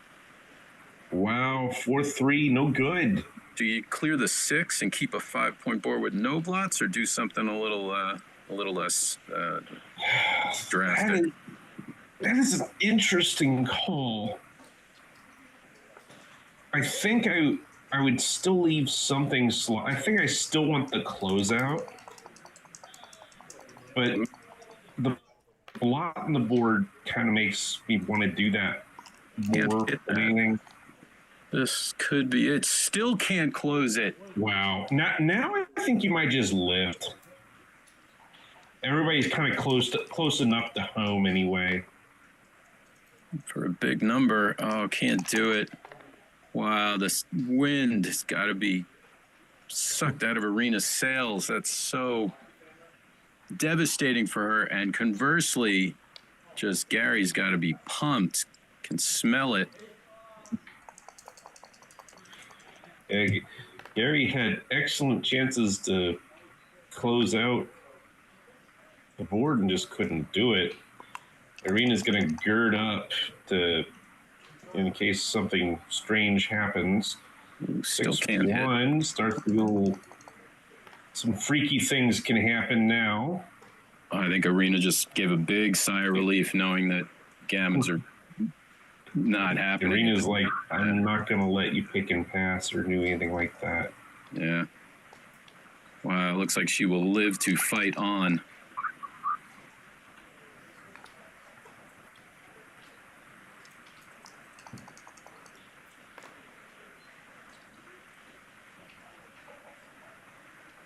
Yeah, there's a phrase there's no such thing as a gin gammon. I mean, that's not strictly true, but you know, they get off the gammon more than you think. Now, we didn't complete the closeout here, but yeah, that was one. They had one sometimes they rework some sets. Jerry, there's a question for you in the What's Up group. Oh, I got to do that. So we see the numbers. Irina just wants to get around and stay alive. Any big numbers are her friends right now. That is absolutely what she wanted. Double fours. And this match will go on, barring any unforeseen silliness in the immediate future. Nope. Fantastic. Good save for Irina. And we're going to get to go to effectively double match points. Double match point. Wow. Irina was up. What was she up? 6 away Crawford. And now we're in double match point just like that. I mean, we said it. Gary's not going down easily. And he has proven it. I'm having small flashbacks to my match with him as well. So this might be a traumatic experience for me. Wait. Yeah, it's weird. We tend to relive our losses more than our wins. You know. I can even smell the air from that tournament. I remember the music that was playing on. Here we go. Instacube.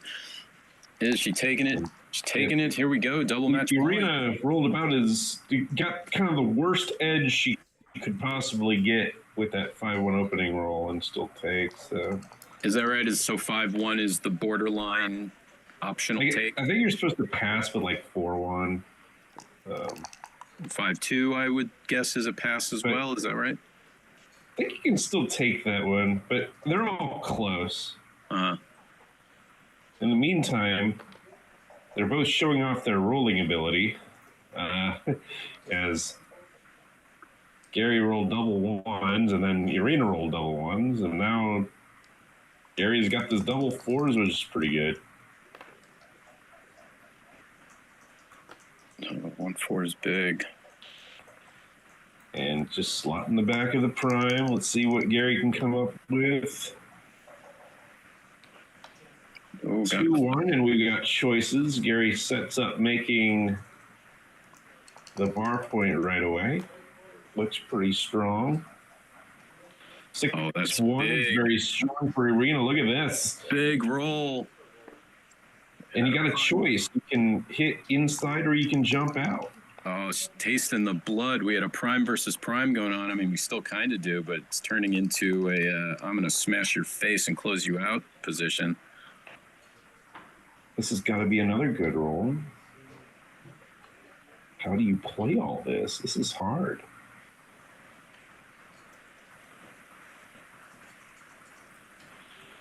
The no blot play is a little impure. You can cover the 3, come to the edge of the prime and do it. And this is the very pure play. Wow, that is a big balls play. Forgive the phrase. The obvious downside is this: it gets hit. Yeah.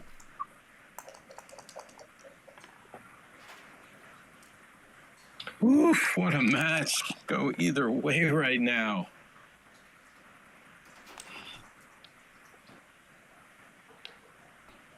Gary hitting. This is some old school play going on here. They both got primes. They're both going to see who can combat the other's primes, jump each other's primes. On that last play, Gary confidently stepped up to the 22 instead of making a 23-point anchor. Is there any consideration one way or the other for that? I'm not sure. On the one hand, it may be more. The one hand, I kind of like Gary's play in that I'm more likely to get at least one checker out next time, which is kind of what I need to be doing anyway. Of course, the downside is you're not seeing daylight with the other checker, but getting one out might be the crucial thing because it gives me more time to deal with everything. But I don't know.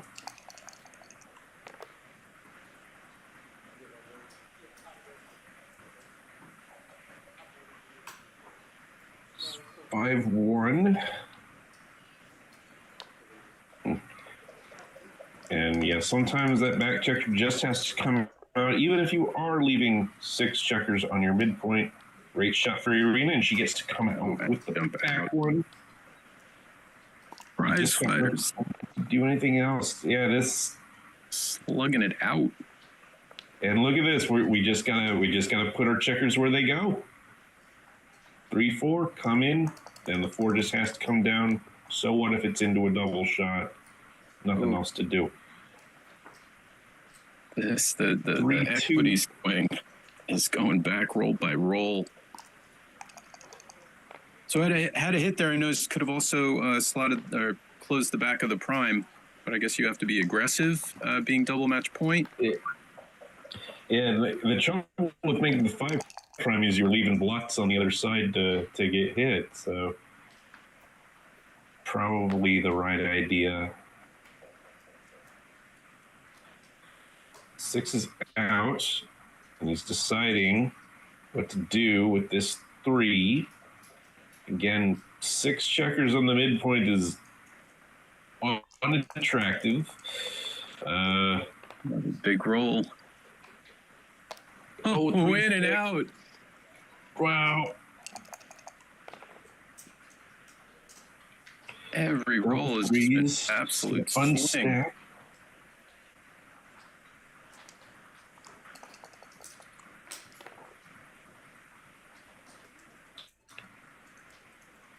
Now what? That's what I was thinking. Do we say goodbye to the midpoint and hello to the 16 point, or do we just run from the back here? This is an idea.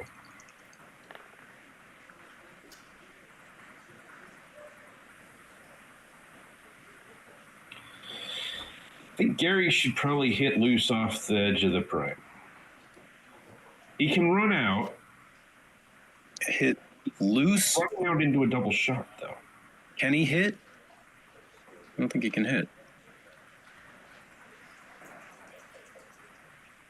Or were you saying break the... Oh, 6-2. Yeah, sorry, 6-2. I thought it was 6-1. My eyes need to get checked. I thought you were doing some insane Grandmaster 0 level. No. I was just reading the dice wrong. The best play is often the illegal one.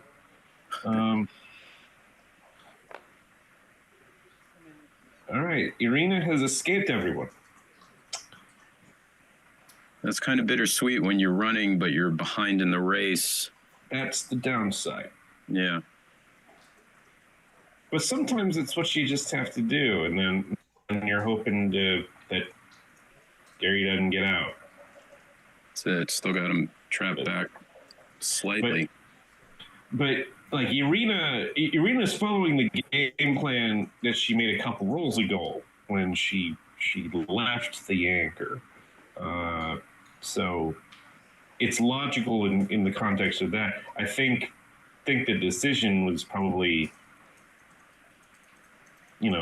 whether to do that in the first place. Looks like she's still thinking about it. I'm sure she's getting the race in her head, thinking about seeing what the count it actually is. For Gary, it's 40-70, 105, 127 for Gary.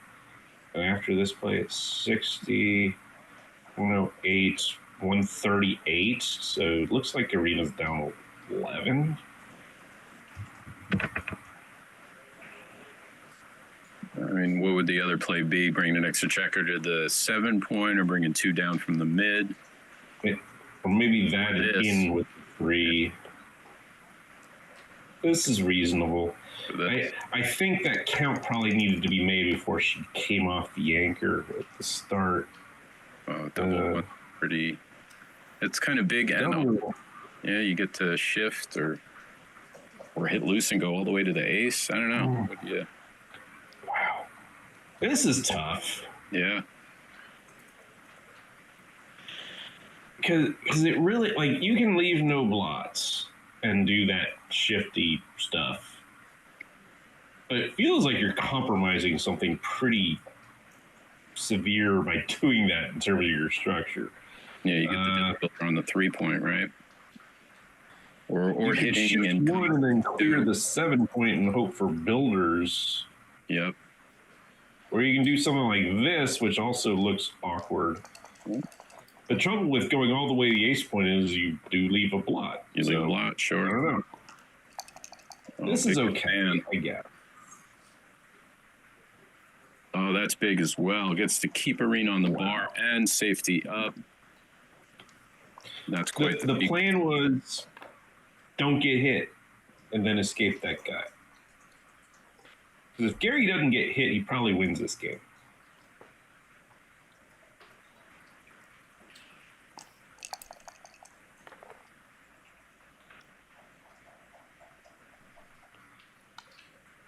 And yeah, Gary's plan is just to clear all this wood, and if Arena does not roll nonsense like this. Wow, what's the race now? It's, Arena has decided whatever the race is, that's my out of there. Like it might, because the thing is, if Gary does roll 6-3 or something and points on her head, yeah, it's over. The game's probably done. Yeah. So maybe this is, even if you're taking a slightly worse race, that might be better than this. All right, it's all race from here. Wow, what an incredible match this has been. Very complicated stuff. Not easy decisions at all. No, Gary started with the lead. Arena fought right back and then jumped out to a commanding lead. Gary holding tight, bringing it to double match point. And now we're at a point where he is certainly leading in the race, looking to bring it home. But any big doubles could turn this around in the final rolls. And I like that Gary didn't just immediately clear the 10-point, because while that eliminates all the contact, it's not optimal for the race. Whereas this, he's not going to leave any shots ultimately. No. But we're just going to distribute nicely. Wow, down to the wire. Two great players, clearly evenly matched. Duking it out. Thanks for joining us. We're up to about 100 people watching us live. And here's the big question. 37 likes. That means 2/3 of you are not too cool. So become cool and like it. Become cool.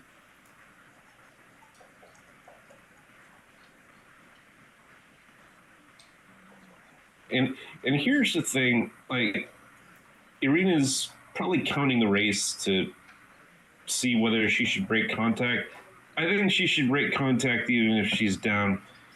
If it's such a parlay to actually get a shot and hit it from here.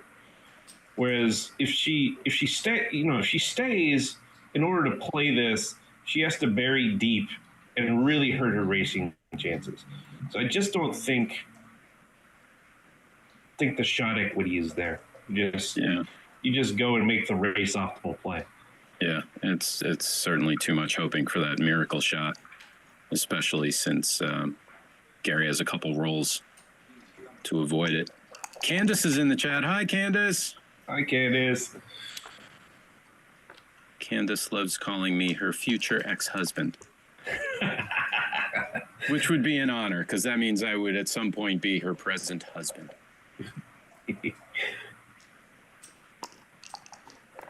You're wonderful, Candace. And the watcher, the all-seeing Alex Shajian. Sorry if I'm mispronouncing your name. I one day should learn precisely how to pronounce it. Alex is in the chat. Alex will certainly have some good XG analysis for us, probably, if we ever get a second. Wow, down to the wire. Here we go. Gary first off. Big rolls. Who will the dice gods favor?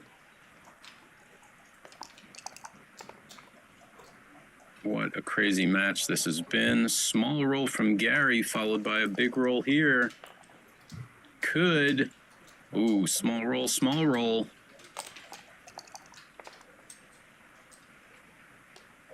All right. 40 pips for Gary, 30, 40, 55, 58 to 50 for Irina. So this is any big roller's game. Doesn't get the X check off with the 1. Misses one more time. It's going to cost him a roll. I think I like 2 to 1 a little better, just because. Ooh, there it is. Wow. There it is. That could do it. Oh. Down to the wire. Oh, and another Gary, low roll. That is a follow off. Oh, my goodness. Oof. This is anyone's match down to the absolute wire. It's crazy. Such incredible play by both players, and it just comes down 23 pips left to the final roll or two. Wow. Could have one more last chance effort at it. And no, Arena says, I'm not giving it. Wow. What a match. Arena Litzenberger hangs on to win it. We will be moving on to round 3 shortly. What a match. Fantastic action there. Well, I said that if Gary doesn't get hit, he probably wins. That was wrong. So, sorry, Gary, if you were somehow cheating and listening to this, and I led you astray. Jinxed him. Fantastic stuff. No, and both players, obviously incredible players, both played really well. I'm curious to see what the PRs were. And the grounds crew is on the field, setting it all up for the next matchup. We will have that for you shortly. Thanks for joining us. Moving on, as we said, BMAB Round 3, Day 1 streaming from the Michigan Summer Championship. We have a long weekend of lots of backgammon. If you're at your relatives for the 4th of July weekend or friends and you just get tired of dealing with any of them, you can always crawl into the back room and watch backgammon all weekend. Welcome to it. We will be there. And from all over the world, Axel, hi there from Switzerland. We've got Switzerland, we've got Europe, we've got Thailand, we've got Canada, we've got West Virginia people watching. Everyone from everywhere. And again, thanks for joining us, Jerry. This has been an incredible treat and honor doing commentary with you, I must say. Oh, same here, Josh. It's a lot of fun. Yeah, you are a wellspring of knowledge that I know everyone watching always enjoys hearing your thought process. I know I do. It's just so amazing to hear as the match goes on, you thinking out loud And that's kind of one of the major steps in improving anyone's game, is to hear how a top-level player thinks about any position, as opposed to someone like you who just looks at it and goes, I don't know.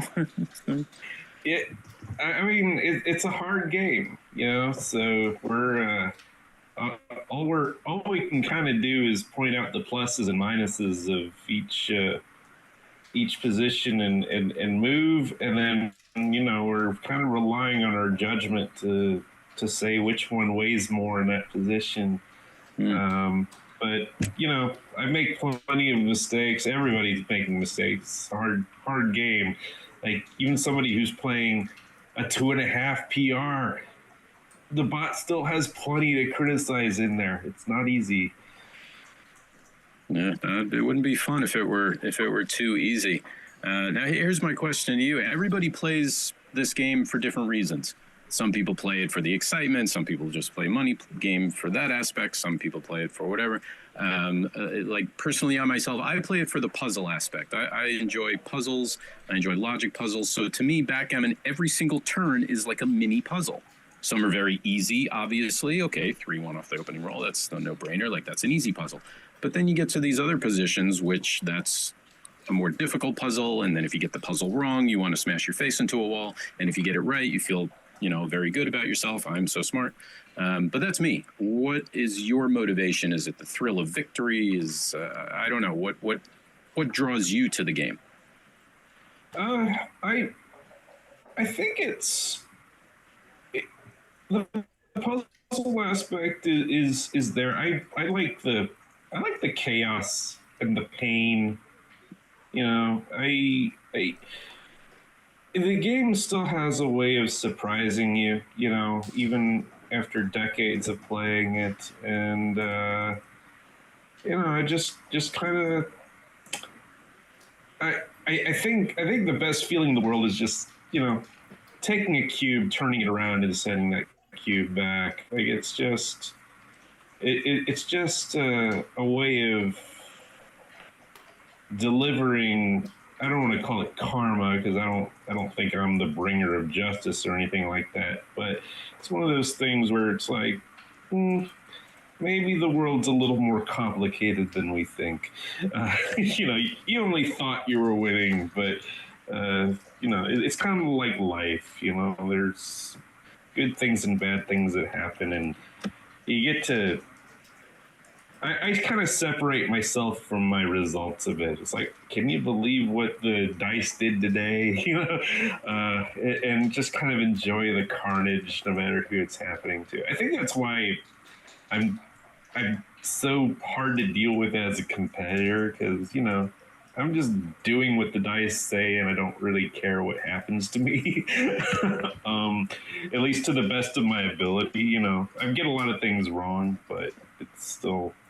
I don't personalize it, and when you see all the sick things that can happen, you just like, oh wow, that was pretty cool to watch. I like that. That's next level philosophy, worldview. You're taking it to a sadomasochist vengeance level of enjoying the chaos of it, and enjoying getting beat up, and then enjoying flipping the tables and punishing your opponent and calling it all karma. Yep. Like that. I like that a lot. Let's see what we got going on in the chats. Let's see. There's Thomas Henderson says hello. Considering it was looking like it was going to 9-2, what a fun match. Tomorrow, 10 a.m. Eastern Standard Time, streaming will continue as well.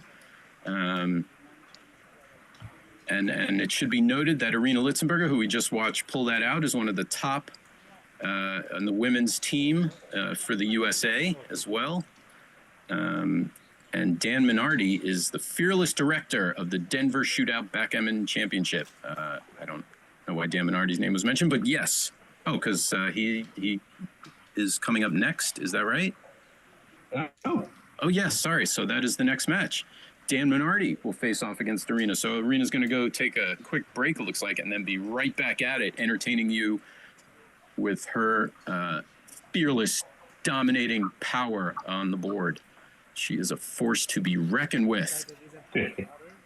And Thomas Henderson, we love you deeply. Thank you for the compliment. So we're going to move right in. Rena's even staying on the top of the screen, so there's no confusion. She's keeping her seat. They're sitting down. We're ready to go. That was it. Just splashed some water on her face and got right back in the ring. Here it is. Wow. No break in the action. Commercial free. One of the benefits of having no sponsors. Non-stop action. We love it. Backgammon time continues. All right, Dan Minardi. Let's talk about Dan Minardi. Yeah, out of Colorado, director of Colorado tournament. I always seem to have trouble against him, so I don't think I have a winning record. Certainly a strong player, open level player. So, well, if you have a losing record against him, that certainly says a lot. I mean, I probably only played him 3 times, but haven't won most of those. Now, Irina down in the race, but better priming structure. So the plans are clear. Dan's going to want to scramble and get out. Irina's going to want to build structure. What about splitting that back checker there against a couple of stacks? That I wasn't sure about that. That might be a spot where I might have brought the 3 down. Dan can't really take advantage of that now. The only way that he can hit it is by losing his midpoint. He probably just has to run, which isn't a bad game plan for him anyway, since the early double 5s gave him the racing lead. It's dupes 3s. Well, there come the 5s, and the race is back to... Should be back to roughly even. Yep. What do you do? This is an interesting spot. Bring everything all around and keep it safe, or just strengthen the board? The trouble, well, she's probably counting the race now to see what it actually is. There's something to be said for springing a checker, because you do have good priming structure anyway. And this is sort of a 50-50 play. Some from both worlds. Does leave a blot. Oh, great roll for Dan. If he realizes it. Don't tell him he can make it. Yeah. There we go. Found it. Sometimes you're like, what is this? But that runs perfectly. We found the... now Irina rolls boxes. Question's going to be what to do with the last 6, perhaps. And I think Irina's answered that by coming out. Which is probably what she should do.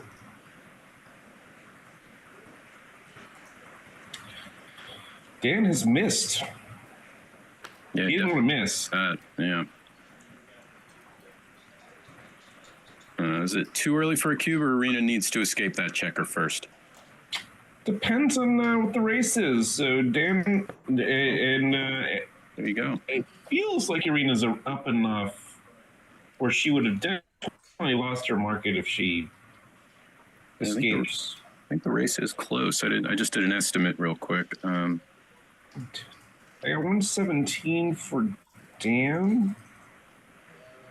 I have 108 for Irina, if I counted that right, which I probably didn't.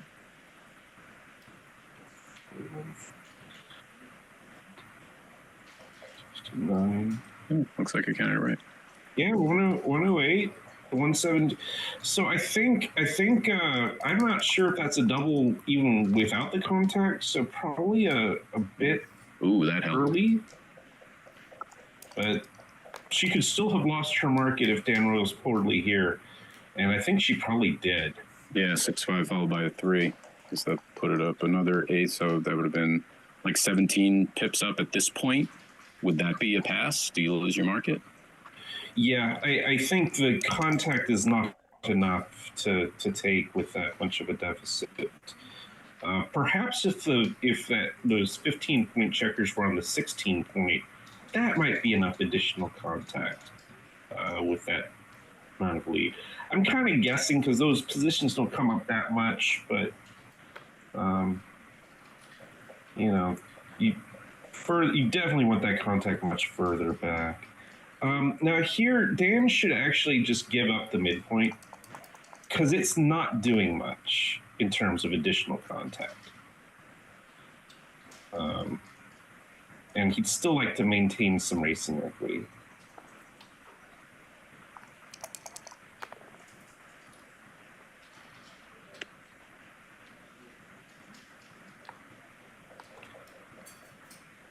Mark Flannery, by the way, says that you will take any cube if there's enough quote-unquote slime. What does he mean by that? Slime is sort of ways of, I guess, life after death is a way to put it. Like,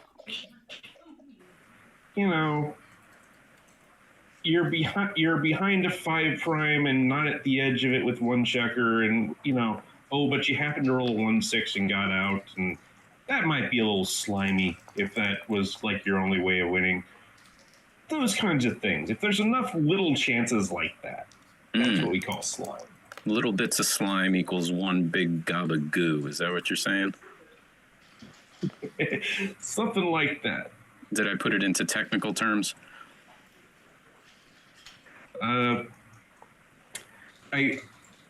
don't think it's a technical term yet, but we could make it one. Gob of goo. If your chances of winning all come from little tiny chances of winning, and they all add up to. If they all add up to a take, I would say that's a slimy take. I think that should be a term. What's your slime level? How slimy are you? All right, well, we're just in a race here, apparently, for the first game. Pretty much. But it's a close one.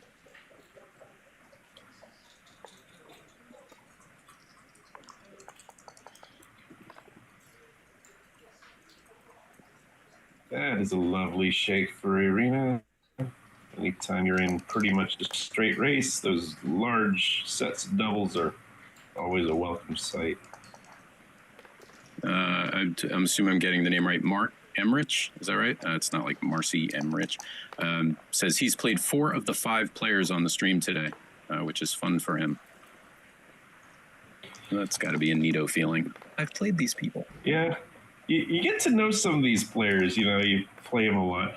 I've played Irina exactly one time, and that was just now in St. Louis. It was our running joke that we never play each other. But we finally got a chance to play. Yeah, I've definitely played her a few times. Or maybe not a few, at least once or twice. But she was one of my first matchups ever as well. And it looks like she's going to start off in the lead. Yeah, cruising in this race so far. And always a good way to start things off.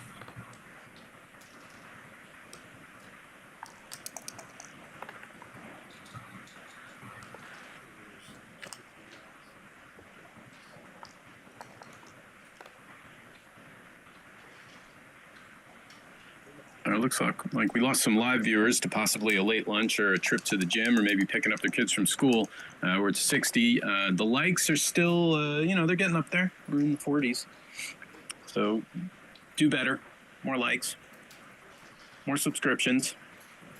Send us private messages. Send us money. We like it all. I was paying attention. What is he thinking about? What's the thought?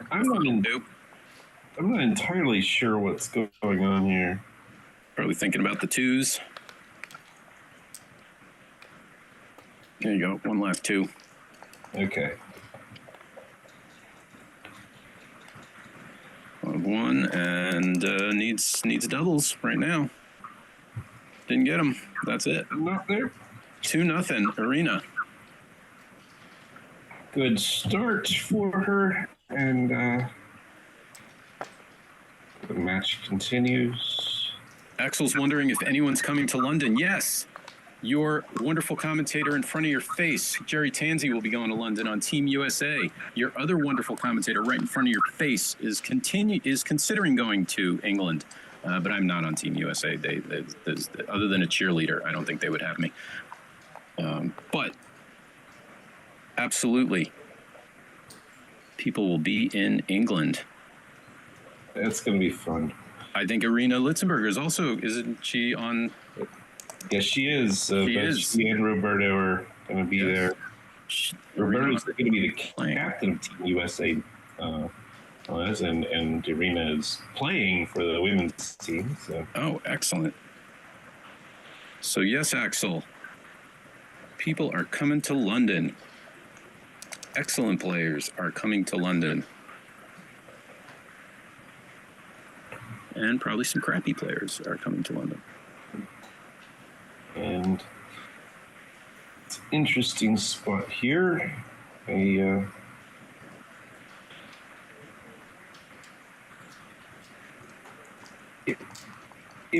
don't know. This is obviously a good point. It might not have been crazy to run. Would have been hit, but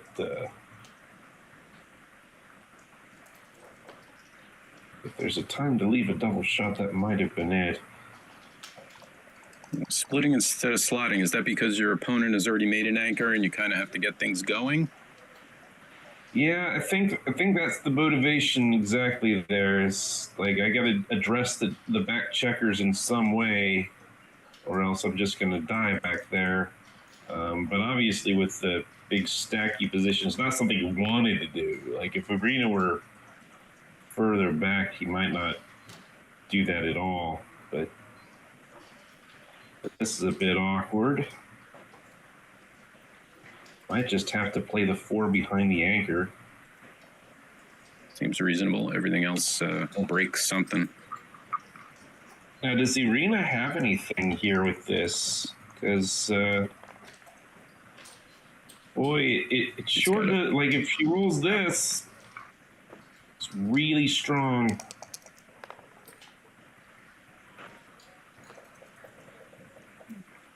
Now Irina's going to throw it.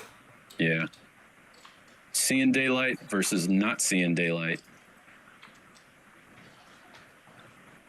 It looks like Dan's timing is a little better, but still you got the point behind the anchor and all that, but looks like she's going to throw. Now, Irina, like, if she does roll here, would she be okay? She finds the cue, and Dan snaps this up. Oops! Wow, that was a quick one. Must have been thinking about it before.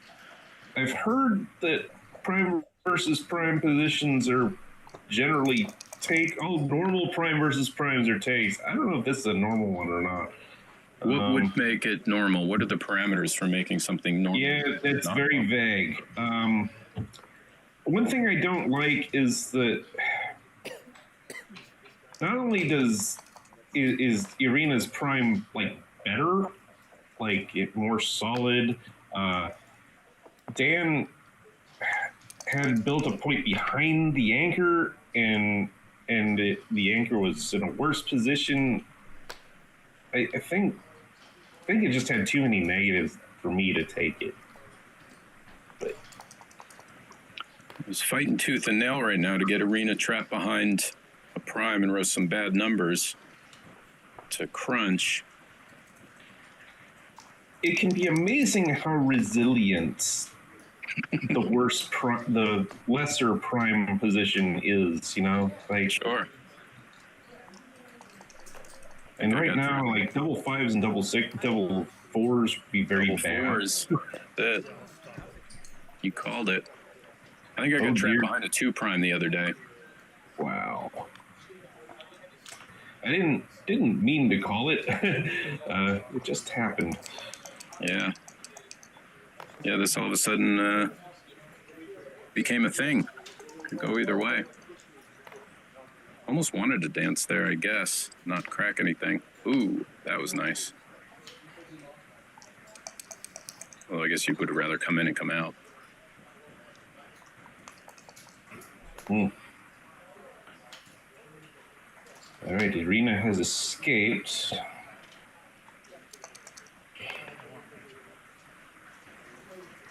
Yeah, that was a big sigh of relief for her. Things went her way in that sequence.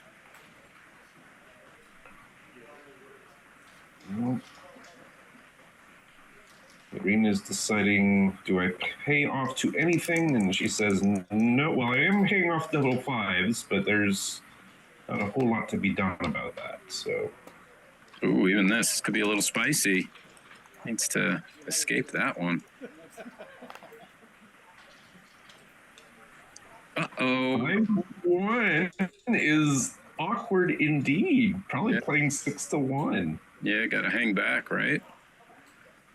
Yeah.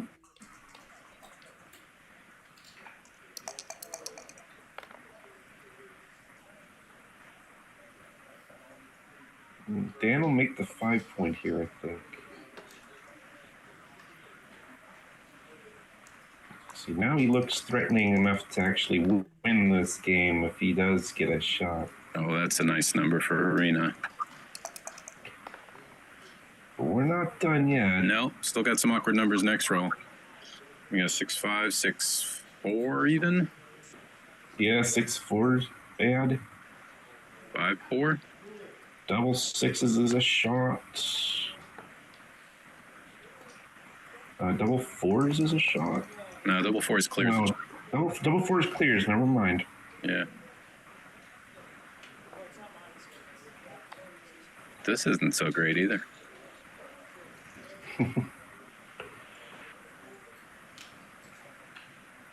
You do. You clear the 6 or just play it awkwardly safe the other way. You know, clearing the 6 is an option. That's what she's probably looking at. Yeah, it kind of kills 5s, right? Kills 5s for the moment until Dan brings them to life again. But even then, some of the 5s would be good after he leaves. Yeah,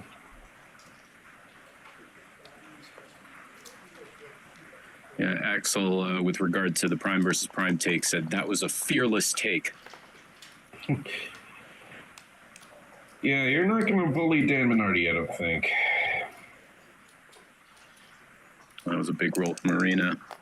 Feeling comfortable about that.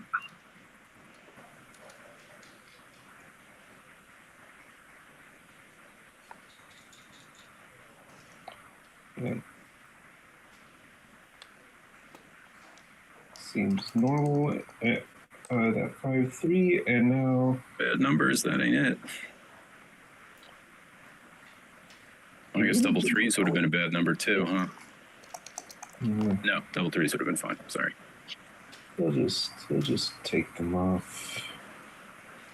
And Dan's gonna run with one, otherwise he's burying. He doesn't want to bury. What about strawberry?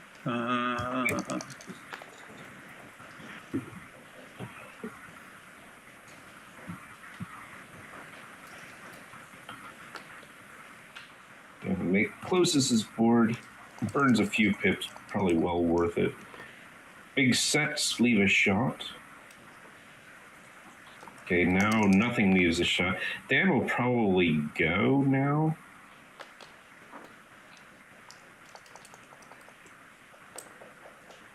I guess double 2s was a shot. This is interesting. Yeah, do you get greedy? I get at least somewhat greedy. I'm taking. I think there's no way I'm just clearing the 4. Right. Yeah. It's not like it's any safer. Yeah. At least take 2 off, right? At least take the 2 off, and then we think about things. I think this is sensible. Ooh. I'm leaving an even number of checkers. On a good day, I'll rip Now, them is off. that dangerous, what just happened? Because I'm familiar with the saying, when you're down to 8, evacuate. And that was 8 checkers. So obviously there were shot-leaving numbers, but at what point do you just abandon that? It felt like there weren't enough shot-leaving numbers to stay. Like, even some of the... and some of the ones that left a shot were because she just ripped off 4 checkers. So, yeah, maybe just go. Yeah.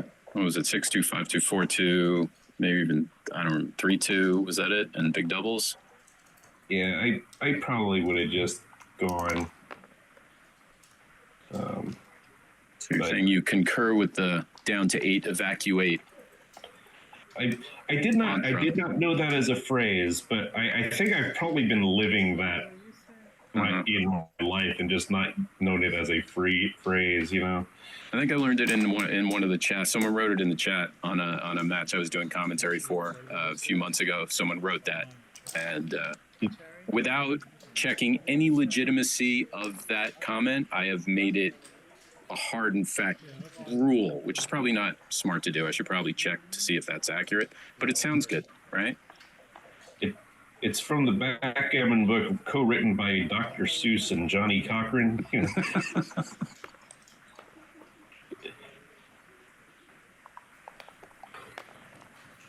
All right, 4-0. Oh, I literally had to just walk away for a second. That was good.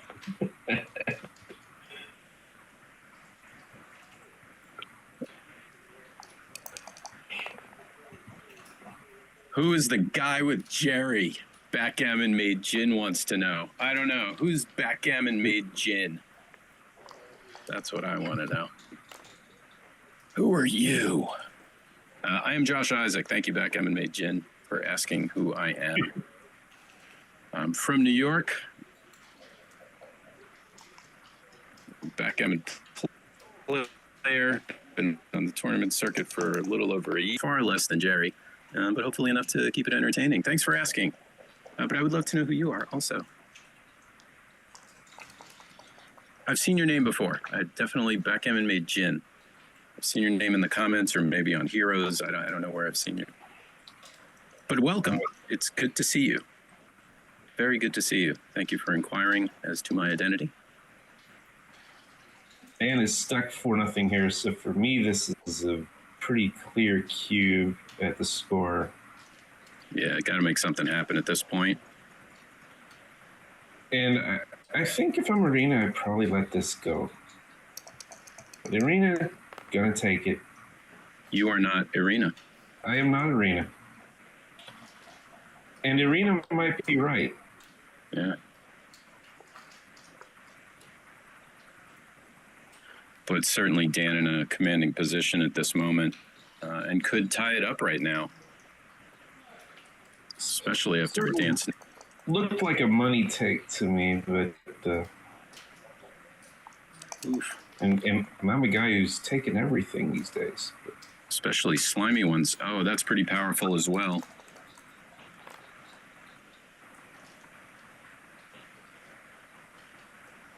And now she might be regretting the take. There's still the master of the back checker to escape. Don't forget about Billy. I think we should call it Kevin, like for the guy in Home Alone. Kevin McAllister. Sure, that's good. You know, it's just, I don't know if it's more than a New York thing. I don't want to claim that, but in at least playing in the New York parks, that's our common saying. Don't forget about little Billy. Oh, I see. I'm learning stuff all the time. Yeah, but that could be adopted from anywhere. I don't know if we're not laying claim to Billy. But I like Kevin from Home Alone. That makes more sense.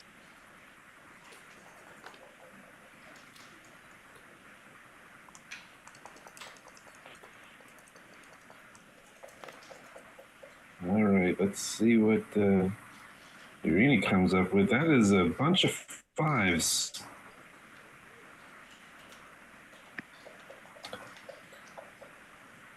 First 2 look great, and then the last 2, probably just, this is an interesting decision whether to hit or not. Certainly if Dan rolls a number that would have pointed, it would be bad, but if he hits, it's also bad. So Yeah, maybe I'm not sure how to weigh those. Looking for timing just to get one of those checkers off the ace point as well. Good shot, right? We're hitting. No, that doesn't hit. Never mind. It's a It could hit on the 5 5-3. loose, but I imagine she wants to get her checker out of there too. Yeah, no, I thought it was a 4-3 at first. That also would have been a decision. I imagine if it were a 4-3, let's talk hypotheticals. 4-3, are you jumping out and hitting, or are you hitting? That's a good question. What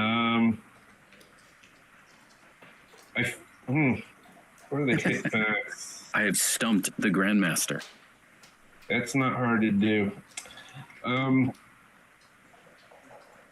I feel like 3 on the ace point is death, and I just got to get off the ace point. And that similarly, I think applies to this 5-3. Arena's going to hit. I think I just would have sprung from the ace point. But this looks like it might work.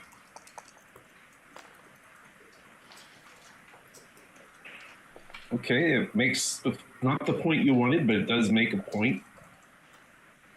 And now the 2. That's more builders, but it does leave more shots, I think. A few more shots.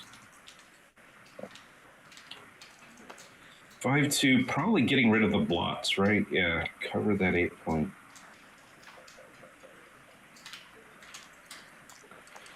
All right, now Arena will hit with anything legal, I think.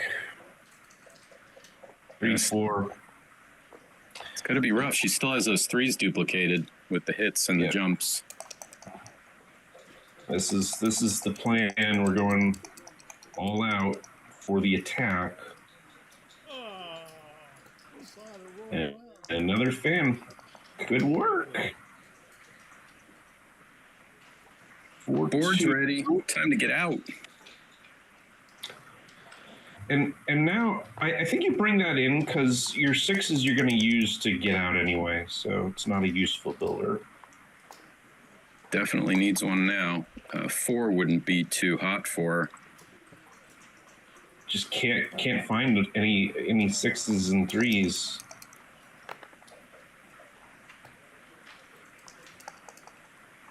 Big roll here. Oof. Burying another checker is not what you want. I think you do that. Keep the 5-point board. Yeah.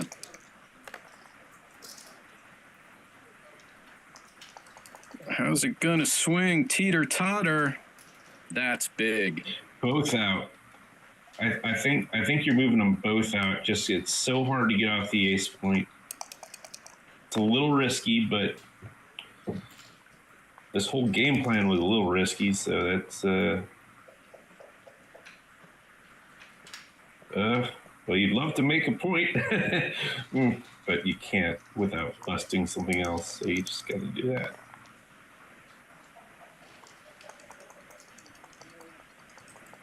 Both players bated breath. Wow, just can't move those back checkers at all. Yeah, this is one amazing roll from swinging either way. Dan has done his part to add to the drama by fanning all this time. That's pretty big. Arena will get a checker out.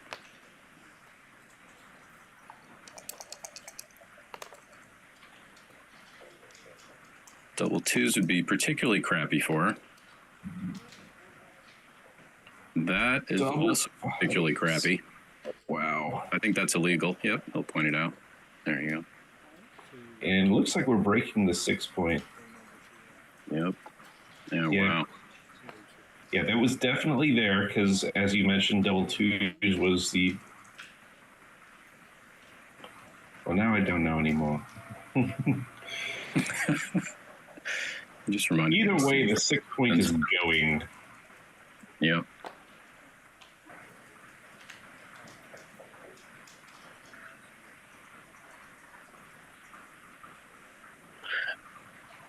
I was going to ask if he's considering the cube, but he already passed the cube, so I'm not sure what he's considering now. I think they're discussing the previous play. Oh, if it was legal or Whether not. it was an illegal move. Yeah, the double fives. Yeah, I think. Did she move too many of them? No, I think she just moved one from the supposed 11 point, which she shouldn't have. I'm sorry, the 10 point, but it should be on the 9 point. There should be 2 checkers on the 9 point. Okay. And one of them should have come into the 4 point after breaking the 6. Yeah, like this. Okay.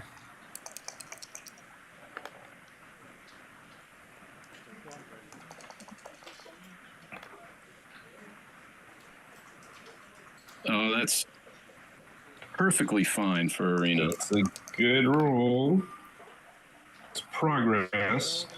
Man, Dan just not coming up with the numbers today.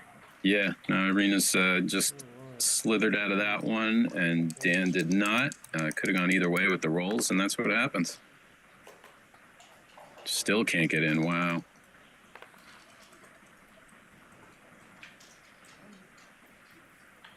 A little weird.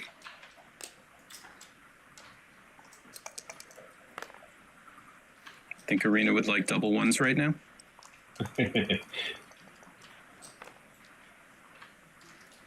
Or that. I was almost going to say like double sixes and double fives, but you know, I felt like that was asking too much. My goodness, Dan. Yeah, another dance. Wow, this could easily turn into a gammon now. Oh, shot time. Shot. And yeah, Irina, I don't think was ever at a point where she had a redouble. I think this was either not good enough or too good all day. Yep. Now Dan comes in, it doesn't hit. So, especially with her commanding lead.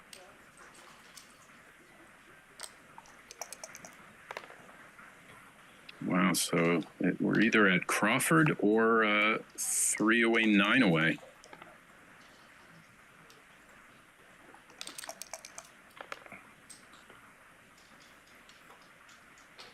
Wow, thank you for joining us at the Arena Litzenberger show. Irina just putting on a clinic. Oh, needs some big numbers. There it is. That could save the gammon. No, you just got to get all the crossovers. You got to get 4 crossovers.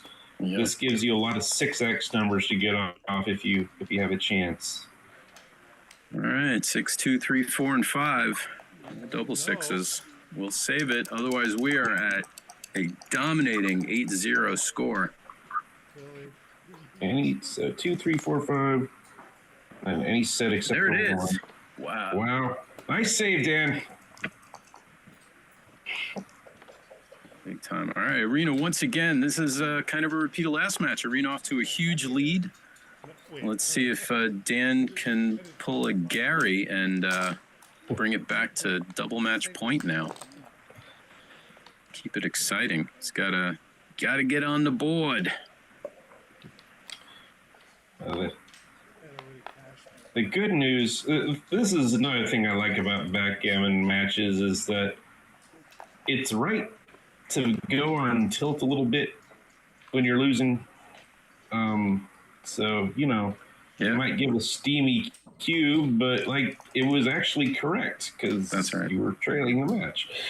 That is one of the fun things about trailing in a match is you get to be aggressive without even really just, you know, like you just said it, being on tilt, and it's correct.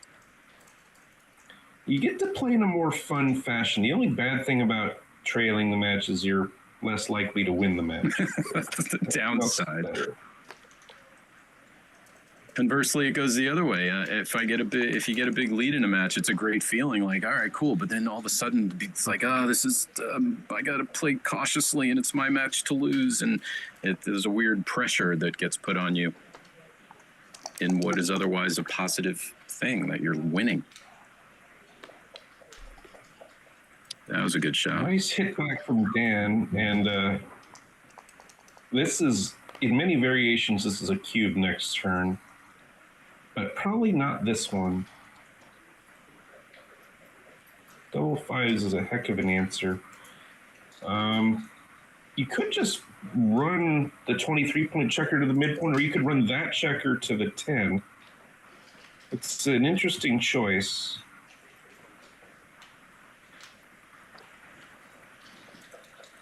You can see the conflict, because obviously you'd like to fight for your 20, but it also makes you a target. And this is a third option, which could actually be the right play.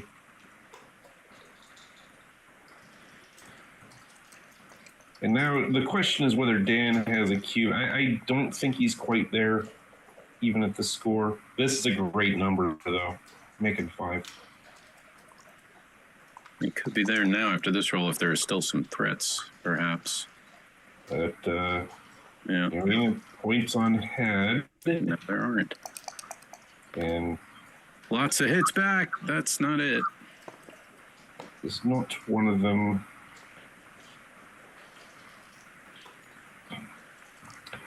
Now Irina has some numbers to make the prime. Ooh, that's it. Tremendous.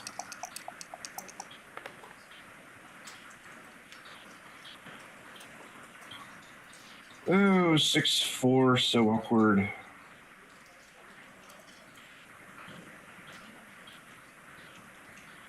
I'm thinking of just making the 9 and hitting with the 6. I don't like any of my options if I'm Dan.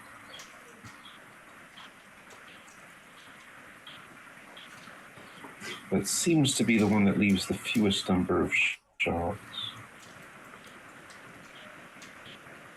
Dan's going for an ultra pure play.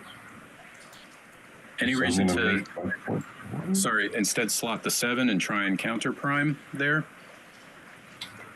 And that's a thought. Not necessarily make the 9, or maybe even make the 9, but that seems a little much. But you want to slot the 7 and bring it into the 4 to counter prime kind of thing? What's a thought? Or this? This was what I was thinking. It just, because I don't want to get hit. I don't know.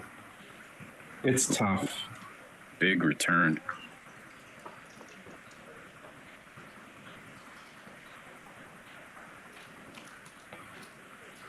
Irina's taking no nonsense today. I can even hear her accent. This is my show today. Today, I kill everybody. Oh, look at that. That's great. Just avoiding most of the remaining problems. I mean, she was still hugely favored. It's actually a good roll for Dan.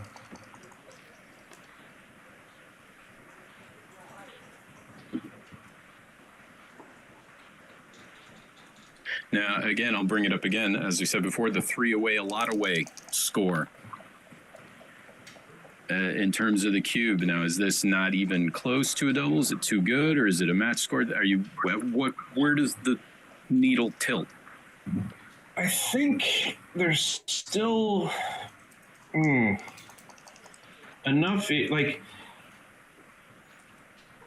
issues with getting off the midpoint that I probably still wouldn't cube it at the score. But the trouble is, like, there's almost no window for a gammonish cube. like either your opponent wins too many games and you shouldn't be doubling, or they don't win enough, but now you got too many gammons and you shouldn't be doubling because it's too good. I don't know where we are right now because now Dan has 2 anchors. It's not great timing, but he probably wins too many games for this type of position where you don't want to be cubing it. Especially if Dan somehow generates some timing here. Yeah, looks like that's what he's trying to do.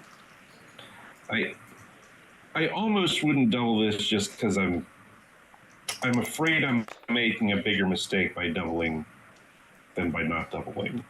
And by losing missed decisions. Yeah, it's weird. I'm like willing to make a series of small missed doubles in order to avoid like a really big error. 700 cube error. Yeah.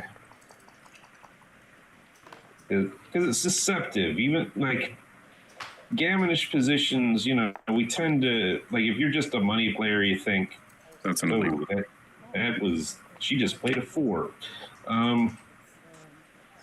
You tend to like pass a lot of them just because, oh, I can't possibly take that. Well, turns out you win a good percentage of a lot of those gammonish type positions. It's just you get gammon too much to take them, but you can take them when you're trailing in a match like this. So that hit just surprised me a little bit. I got to say, it seems like it's like too early to hit if you're playing the back game, or is it now the hope hit and contain?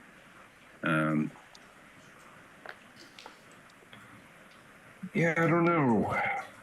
Or now, okay, unless you're doing this, and then please hit me on the ace and let me dance forever. There you go.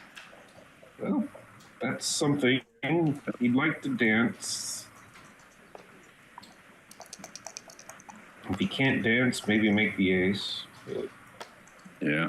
definitely didn't order this. Yeah, that's why I don't know.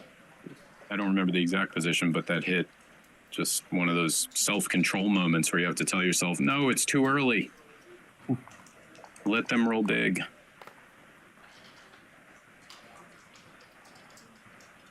This is quickly getting uglier for Dan.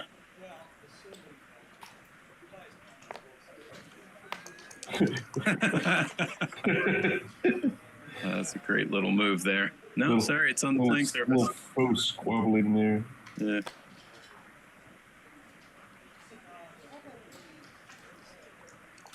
All right.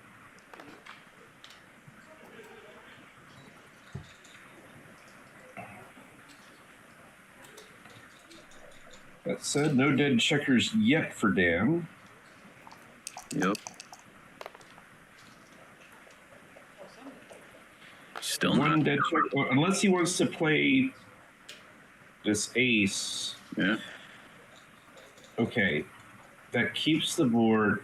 The tactic this opens up for Irina is that she can, if he does strip that 23 point, she could clear the 8 and in the hope that Dan rolls a 6 and is forced to come off of that back anchor. Don't think he gets to do it now. Or she doesn't get to do it with that roll. I love that insight. My head just exploded a little bit when you said that. Yeah. So that would be the trap play you want, is to clear the 8. Yeah, that would be, if you can do it, you would do it. But Just to force the 6. Yeah. I love that.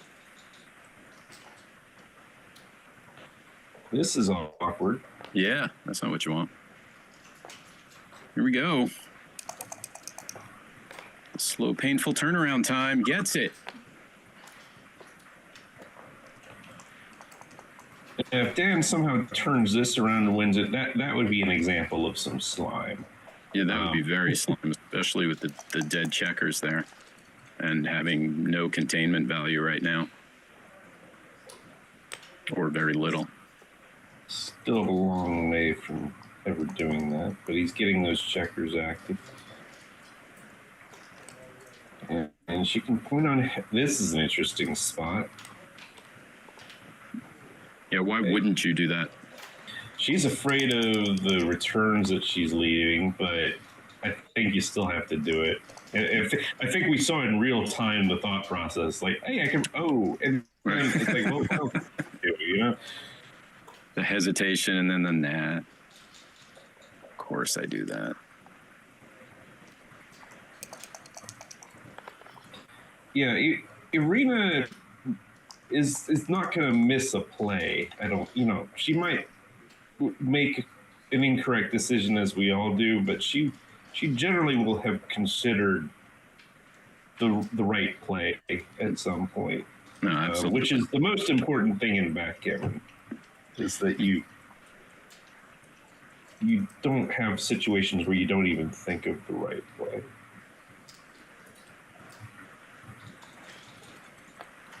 And yeah, what else are you gonna do? Certainly not gonna kill to the ace point with 2 checkers. So, Alex, the backgame master in the chat, with regards to a few moves ago making the 2-3, his good backgame knowledge is much easier to time a 2-3 backgame than a 1-3 backgame.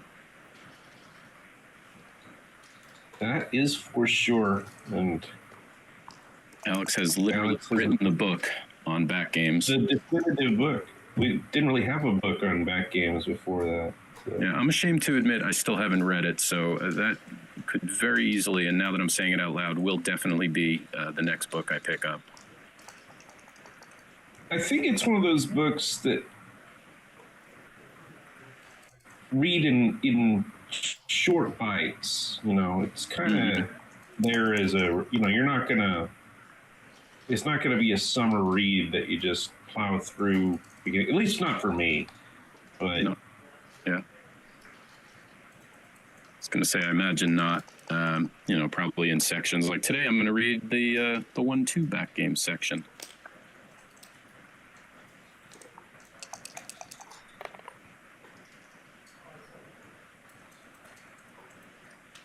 Have you read it? Have I read it? Parts of it. But it's nothing personal against that book. It's just that's how I've approached all backgammon books these days. Every new book, I used to just plow through immediately and just absorb everything when I was younger. And now it just doesn't happen for me. The attention span is sort of gone. So I've read a few parts of it. It's good. All right, and now, do you jump off of both? And no, you don't. Leave one. Let's get it.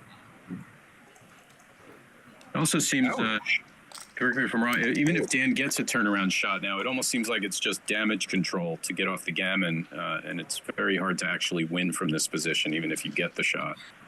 Yeah. Hard for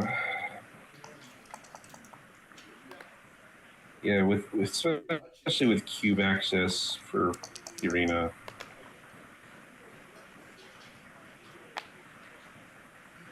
The amoeba split. All right, looking for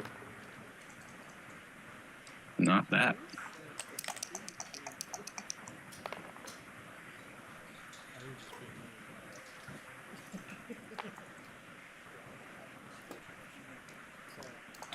It was interesting to if Dan should have come off the deuce point there.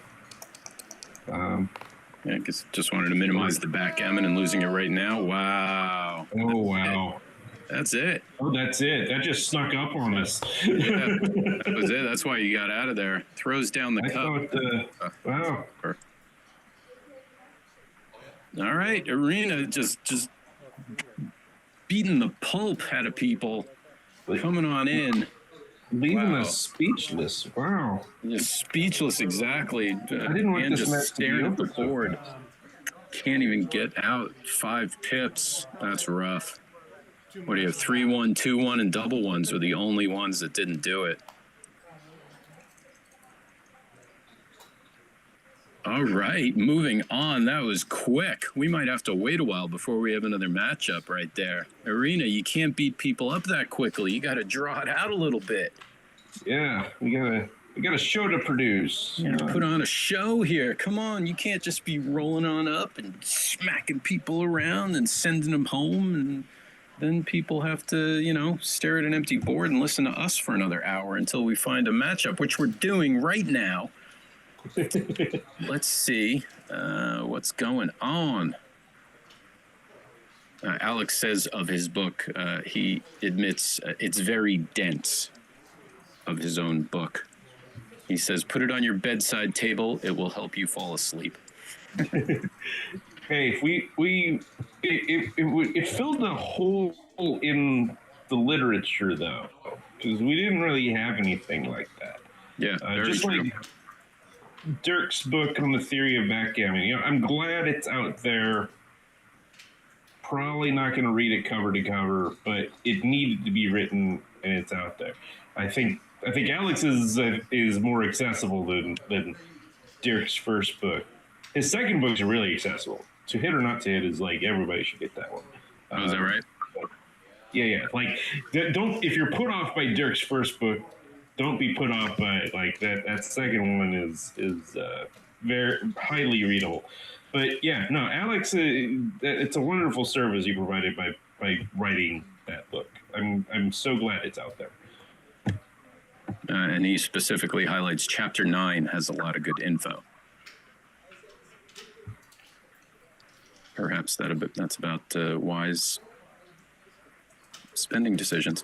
That's the one that Mochi was amazed about, but when I showed him before publishing it. I guess chapter 9. If you're publishing stuff that's new to Mochi, then that's that's pretty incredible, because I can't imagine there be much that Mochi doesn't know or hasn't seen before. Yeah, that's true. You show him your book and he goes, yeah, cool. Like, that's a massive compliment. All right, moving on. You know what? Since we have so much time and there's no commercials, I'm plugging my own thing. As a hobby, I design games. So anyone listening who's into abstract strategy games, I've developed a game called Dosh, D-O-S-H. It is available at thegamecrafter.com under my screen name here, Twilysic Games. So if you like games, and I know you do, go to gamecrafter.com and look up either Twilysic Games or the game of Dosh, D-O-S-H. And it looks like we have another matchup already. Are we continuing with the Arena Litzenberger show? Let's see. It looks like we are. Although I can't see the players. No, that's not her sitting there. Sorry, I've weird. Who do we got? Who do we have? Looks like we got Marty. Is that Marty? Marty and John O'Hagan, maybe? No, who is that? It's going to have to be you, because like I said, my screen's messed up. All I see are highlight colors. Let's see. Who do we got? The first case that we teach is called the locking case. It has to do with where something is. Yeah, the hands are moving like it's Marty's store. Like, he's very expressive with the hands. Gotcha. Oh, he's in my book. I do that a lot. I am once again gonna jump to the commentators' lounge. I'll be back in a quick moment. Quick moment before we get to round 4. I may do that as well. Be right back. The farther you go back to the Indo-European heaps of time, the more complicated the brain gets. One of my German friends speaks English pretty well. Yeah, you're speaking it pretty well. Sometimes the grammars are even different. Vowels are in the back of the R's are not so. Well, but and the mistakes he makes, understandable, like veggie tables, Yeah, the veggie table, mini tables. comfortable. Unfortunately, yes. I've seen these too. I've seen these things. Can't blame him for The verb comes at the end. I think that with Trump, America has a new beginning begun. yeah. That's what would be typical German way of saying it.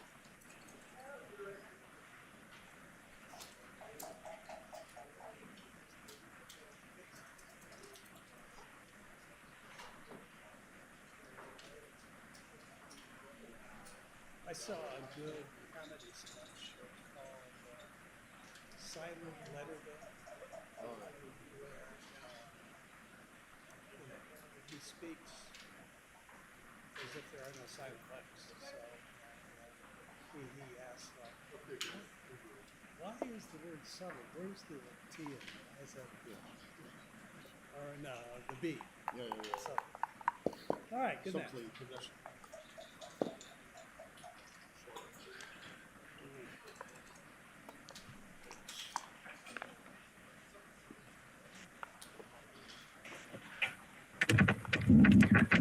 All right, so it's John O'Hagan and Marty Storer, two Right. legends of the game, Hall of Famers. And should be a great match that they play almost perfectly. Not going to see too many mistakes from these guys. I'm excited. This is Backgammon Wednesday. I had stuff to do today, but who cares about that crap? We're watching amazing backgammon all day. Let's go. So we're in round 4. So that means now the matchups have to do with your winning record. Is that right? I'm not sure whether the first. I'm not sure whether it's the first 3 or first 4 rounds that are random pairing. So this could still be a random pairing before Swiss pairs.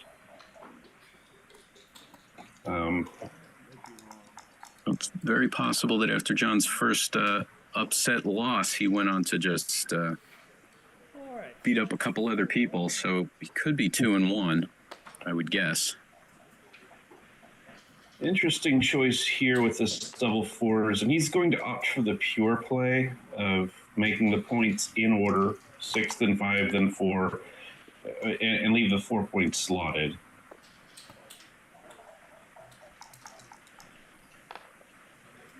So many checkers back, that's usually the right approach. And John's got to figure out what to do with this 3-1. He's just going to come up. Maybe he'll make that anchor in the future. Marty, almost certainly not going to let him make that anchor with this double 4. And he makes 2 interboard points. And John rolls a great shot, improving to the 3-5 anchors.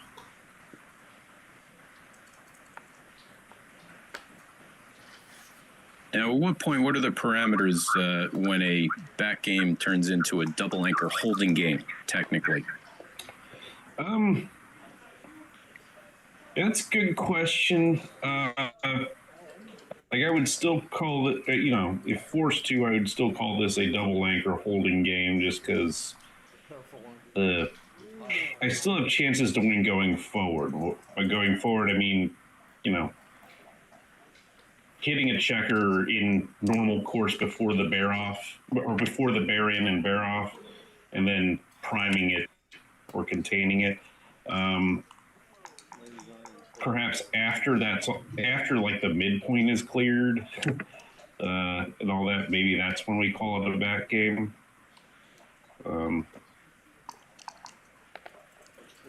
But yeah, Marty or John can easily give up one of those anchors if he had to. Although Marty has now. Yeah, what about now? Point board. And now Marty has put 2 of John's checkers up. That'll help his timing. Oh, maybe not. But still, John could win this going forward because not likely to, but you know, Marty could have some problems coming in now. This is not what John wanted. He's just going to put the checkers where they belong. I think he's deciding whether to lift. And he is going to lift. He decided it's too many shots. Is that what it is? The too many shots with the stronger board? Probably. I don't know. I don't know if I would have done the same, because I still would like to play for those variations where I make the bar point and he comes in on the ace and maybe gets rid of something. I don't know whether that's right, but I still would try for it. And you called it. He is having a hard time coming in on the 3-point board. Now John is going to get some degree of outfield coverage. And moving up the second guy is probably better to make sure you can get him out later. By the way, for those of you keeping an eye on the chat, Alex is dishing out the backgammon, the back game knowledge. There's lots of little snippets and sayings and mantras that he's throwing in there. It's well worth glancing at. Single gap back games are much better than triple gap ones. When you have two anchors, play as pure as possible. When you watch live backgammon, you get smarter. John has a choice where to put these checkers out there, and he opts to make another point and bring somebody in direct range. Marty.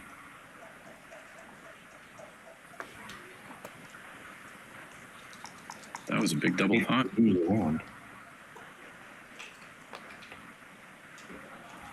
5-1, okay.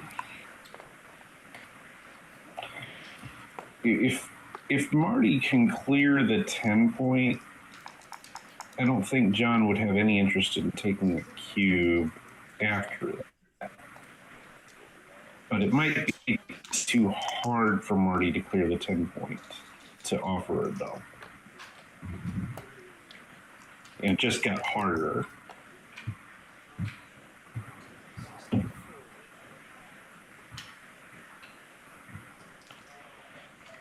John's going to have to let go of the 16-point. Kind of did its job for the moment. It's the big sequence coming up here. That's going to do something. The only way to play it safe would be never, because that is the only way to play it safe. So, misses, and now Marty can cash if he wants to. I think he should. Does want to.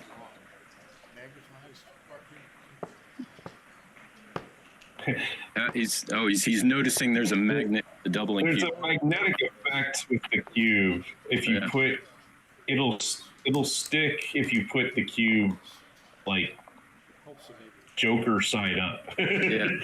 So I think that's what he was doing. Yeah, that often catches people by surprise because the board, the entire board is made of metal underneath, which is why it's so incredibly heavy and sturdy. But yeah, sometimes when you accidentally put the cube that way, it gets sucked into the board with magnetic force that is really unexpected. I've had a few players do that while playing with me. They're like, whoa! And then you actually have to apply some force to get it off there.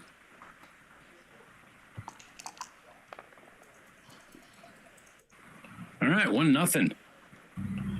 On Marty. We haven't, John O'Hagan's been, if you're going to play a back game, you need to hit your double shots. That's right. That's been the theme we were discussing before. Maybe John hasn't learned that yet. You know, he's an incredible grandmaster player, legend of the game, but maybe he just doesn't know that when you play a back game, you have to get those shots. And we don't want to teach him because that's only going to make him better. You give him good dice, he would be unbearable. Yeah.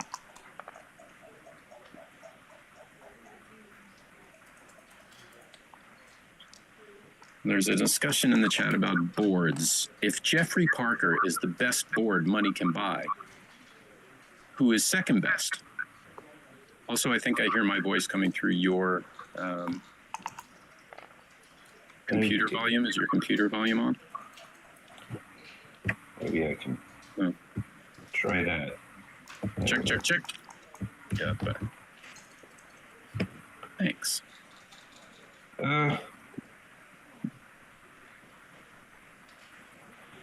Anyway, I don't know.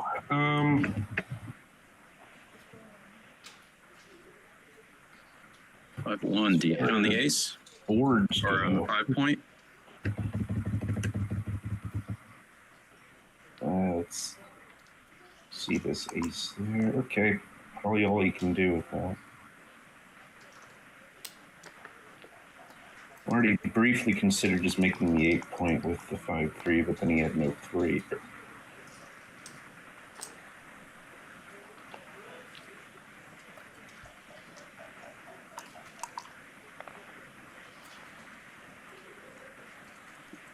And John needs to get that back guy out before he considers anything with the cube.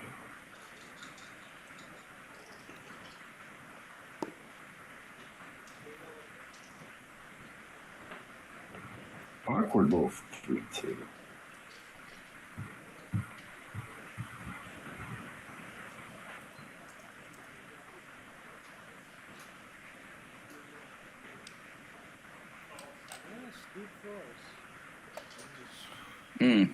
Is that just to minimize shots doing that? Other than distribution? I'm not sure. I'm not sure what other options he had. I guess he could have played the 3-2. Yeah, getting hit would be very bad. Yeah.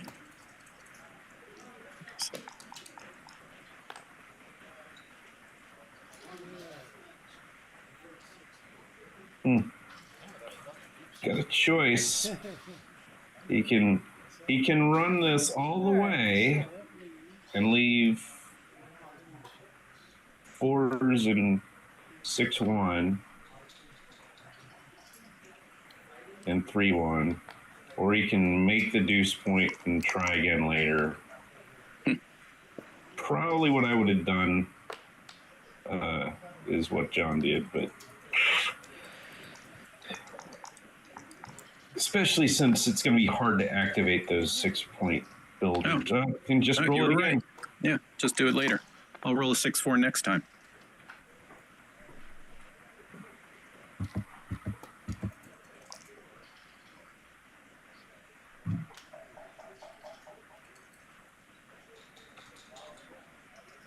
Have you played one of those variants of backgammon where you get to, you kind of see your opponent's roll for the next turn and then you roll and then they get to see that? I would think that would be fun. Gammon or something like that. John's thinking about a cube here. It's a really easy take. He would much rather. I think he would prefer to have his 8 point as he was burying in. It would be much easier to give this cube. So he decides not to give it at all. Perhaps if Marty clears his midpoint, he'll have something. Is that what makes it an easy take? Is that messing up the John doesn't have any outfield landing spots? Yeah, it's just so hard to play this safe. Oh, how about now? But got to make your own landing spot with that double 5s, and now the game is over after that. All right, 1-1. Moving on. Yeah, John merely has to show Marty the cube. Yeah, just kind of reach for it.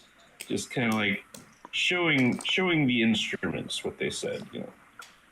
That's a move my friend does. She'll just reach over, take the cube, and just show it to me. She just hold it in. I'm trying to get in front of the camera. Like she'll just hold it out without actually putting it on the table. All right, we got a 1-all tie, and we've got the gambit of splitting to the bar point has worked for Marty as he's got the return hit now. but John hits back. A lot of hitting in the early going of top level play. Oh, Another double six dance. early boxes. John's going to pause here, but he's not going to do anything. Just taking in Marty's box. And John's decided, has a choice here. Do you go for the attack? Because 2 on the bar is very strong. Making the 20 point is a very good long-term positional thing. I think I personally try to go for a quick knockout and hit the second checker. And I feel like if I get missed, there's a good chance I can just kill the guy pretty soon. But the risk is, of course, you get hit, you get nothing out of the position. You have no advantage. Whereas making the 20 point kind of ensures you have a small edge at least. Now, if he had one more checker down there in the zone and could have brought down another one to give him 10, would that have flipped the decision? Yeah, I don't know. I think certainly any more checkers in the zone would swing it, but yep.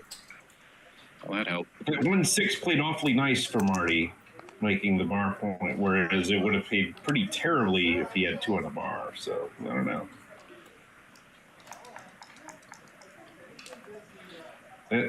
That's the thing to remember is they're not favored to hit you in a spot like that, even though if it seems like they do it all the time.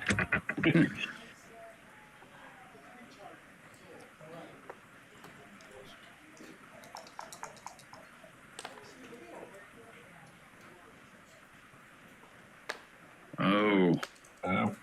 Jumps. Yep. Shiny piece of candy. Can't resist.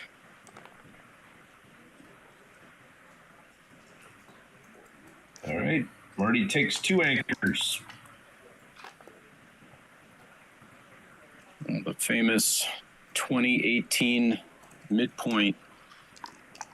Which in my experience, don't actually work that well together. Yeah. I usually go ahead. Need to get rid of one of them at some point. Sorry about that. Yeah, I was going to ask which one of those are you kind of quick to get rid of, or does it more matter on the dice?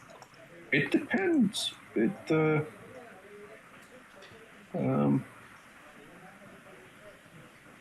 depends on how much contact I need and where the contact is, and how much safety I need. Because the 20 point anchor is safety because it's actually in the guy's home board, but may not be what you need in that particular position. In this case, he gives up the mid.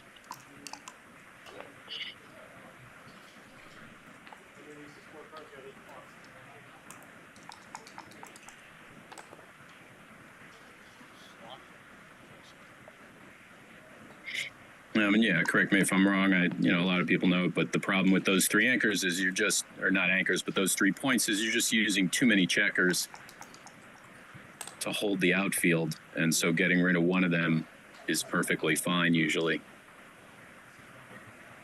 Yeah, they're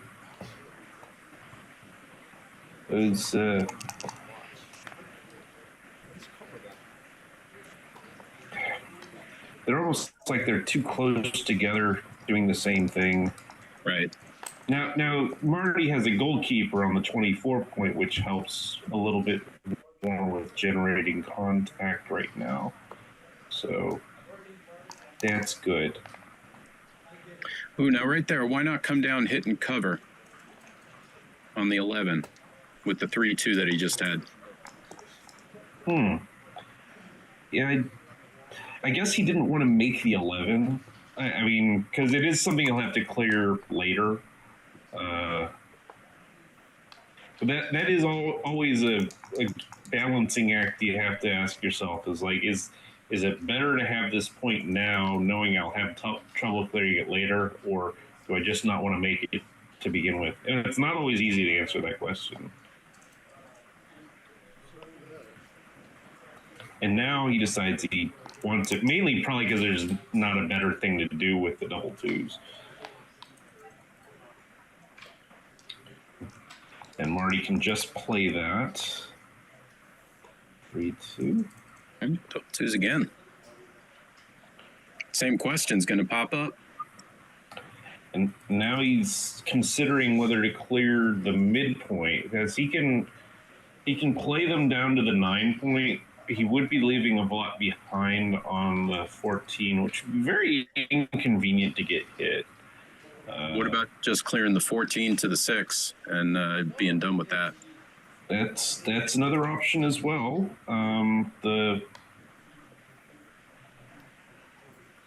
Because you would like a builder on the 6 point. Like whenever I see a naked 6 point like that, I always feel like a checker needs to go on it. But John has decided that the midpoint was the toughest point in the army to clear, so he cleared it. But Marty does get the hit with the 1-6. 5-4. Well, Yeah, Marty's glad he didn't do that. Yeah, you're right. I thought I have only 4 seconds. 1-5, starting to be awkward. Yeah, hindsight is punching John in the face right now. He had rolled a See, now Marty's going to want to get off one of the... Oh, well, the 5-4 actually can come out. That actually might work out well for Marty. yeah. 4-3, terrible roll for John. Only way to play it safely is to clear the 6 point. That might be too much of a positional price to pay, but he might get doubled here anyway. Wow.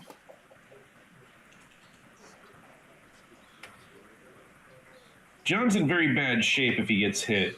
He might be in bad shape if he doesn't get hit. You're saying he's in bad shape. Yeah. He's yeah. We saw instances earlier where a player would just yoink the cube. Yeah, John's not going to yoink this one. The instinct is to take these, though, because you're up in the race. He's got to make things happen. And he does take... It's not an easy take, though. This gets awful if he is hit. This is a miss. As far as misses go, it's not terrible. You get a bunch of outfield coverage, and you can try to make the bar point. Even if John hits one of these checkers, there will still be return shots back. 5-2. That's a choice. And you know what? I think I probably clear the 11 just because it's so stripped. It's going to be a problem. This does make a better board.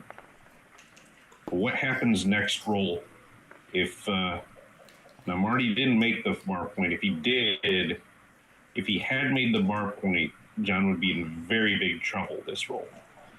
I mean, he's in trouble anyway if he does that, but it seems like it's much harder, much more likely to leave a shot. And now Marty has decided to. So John's play might have worked. It got Marty to undiversify in the outfield.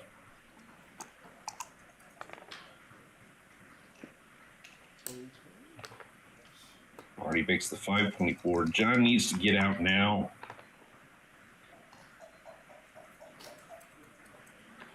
For 1, another shot. Dupes 2 though. There is a 2.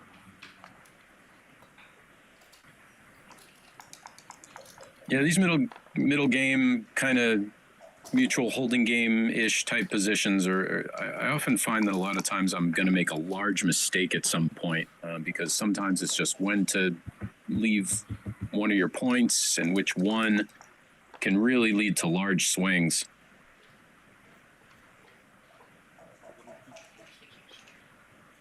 Like now. Yep.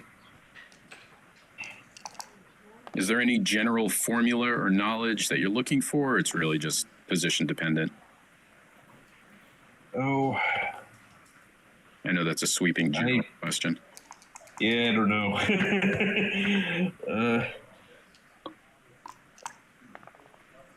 Too much thinking.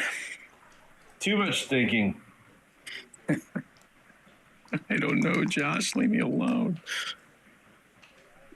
Oh, hops in.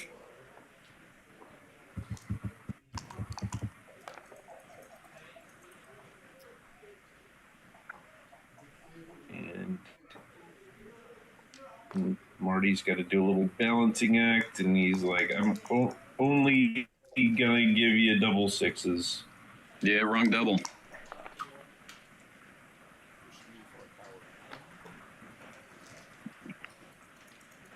He can play with no blots, but lose all the coverage, and I think that's what he's gonna do.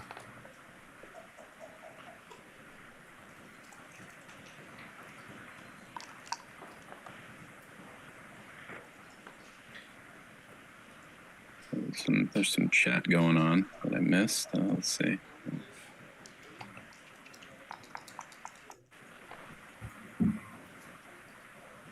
Six, 5. John hoping that Marty rolls one himself. Double fours, quite good, and he rips them all off because John has crashed. So he's going to play more aggressively for Gammon. Our good friend Gigi is saying hi from Malibu, and Backgammon Made Gin is wondering if you are ever going to go to Monte Carlo. And as we all know, yes, you are. Going this year. So that first time ever. So we're going to do it. Why? Our friend Mark basically is dragging me there. He encouraged me a lot, so, and arranged a lot. So yeah, I have a feeling you will be thanking him profusely for dragging you out there. No doubt. We're both planning on winning, so that's Everyone in this group. That's the correct mentality. Yeah, we're both planning on winning, so that's. Do I remember this correctly? You have not been to Europe, is that correct? I've never been to Europe before. Oh, that right there, my friend, is a reason to go. Yeah. No, it's been too long. They love long beards in Europe.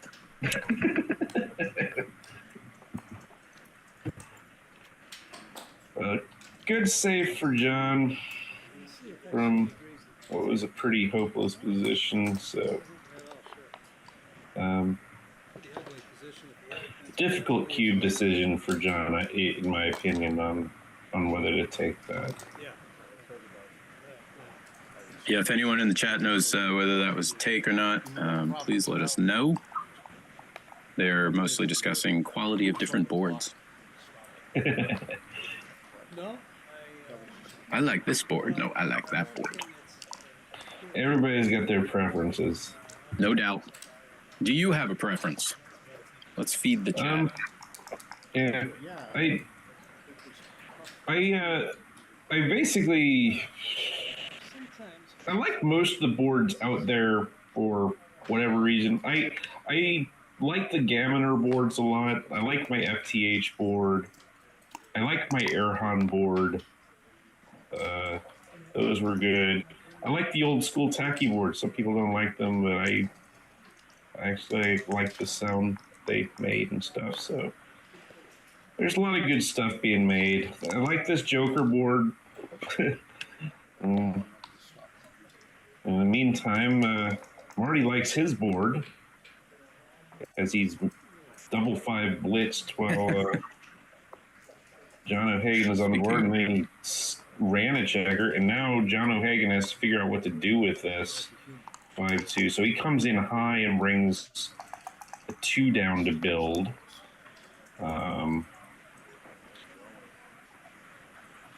Marty is deciding whether to hit here. I think he will, and then he's going to continue to the 4 point.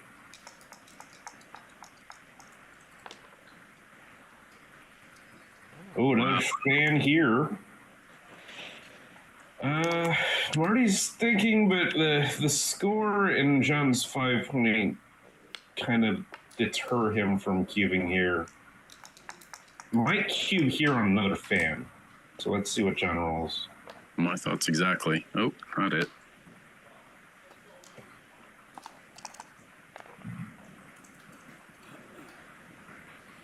Marty anchors up. Boom, with authority. Did you see him slam that in there? That was some street moves right there. Marty plays with some gusto or brio or whatever we want to call it. With some flair. Little flair. You know, there's different subtleties. You know, you can be placing the checkers down gently, like, oh, I hit you, and I'm going to gently lift it. Or you can just do the slam, try to intimidate people. Different little subtle moves depending on your background. Whether you're a polite and proper player. Oh, look, I have just put you on the bar. Or if you're more into street gammon, smashing them. Sometimes you play them gently just so that you make sure your opponent sees what you're doing. You know? That's right, exactly. You're like, look at that. It's double three. So Marty's determining whether and to what extent to jump out. And so he's determined that he's not up in the race, but that this contact on the 18 point is better contact. So, and well, at double sixes, depending on what the race was, he might regret coming out to that. It still might be the right play, though.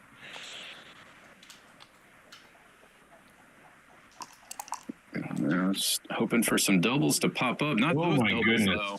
Not those doubles. Marty's like, why did I ever jump to the 18 point? I would have won this race by now.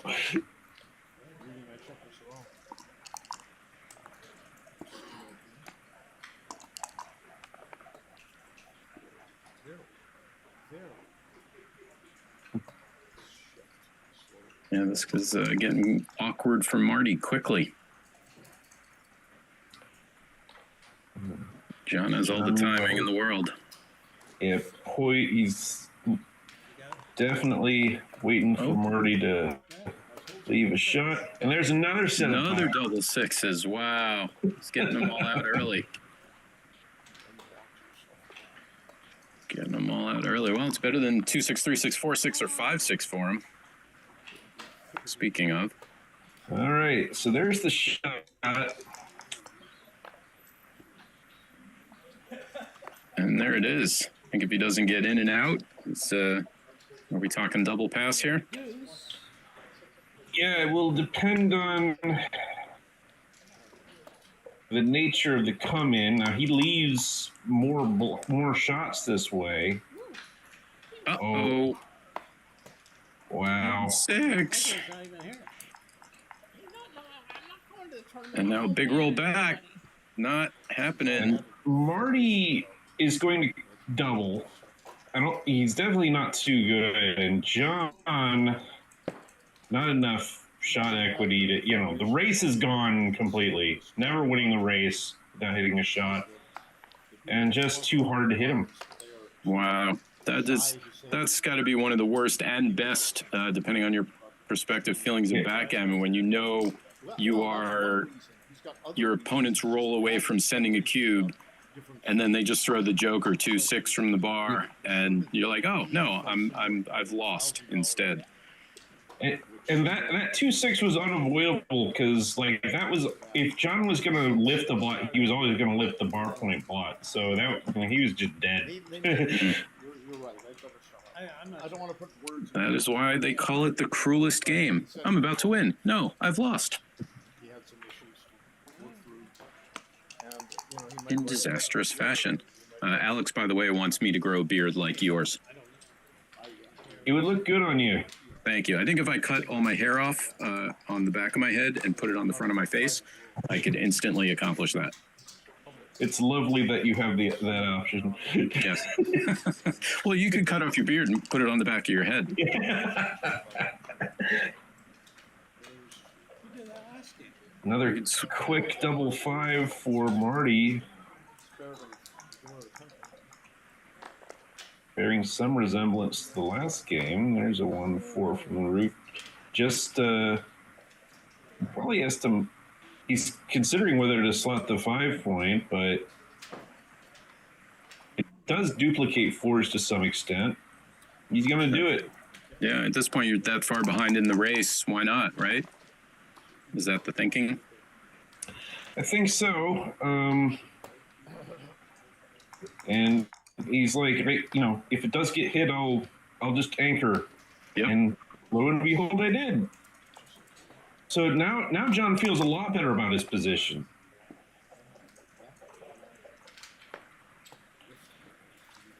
And Marty feels a lot worse about his. It's funny how that works. It's like it's a zero-sum game or something like that. Yeah, that's odd. Wow, stays trapped back there. But awkward. Now, interesting decision here. I think it's still early, but when you're trailing the match, you start having frisky thoughts about the cube. If Marty doesn't do something good here, you might see a cube. Does have to leave a shot. And this might be enough at the score. And especially with the threat of the hit, I imagine. And he's trapped. Yeah. They both improved over the last roll, but I'd say John improved more. Oh. He ultimately Not the does hit. not double. He's going to hit. At least I think he is.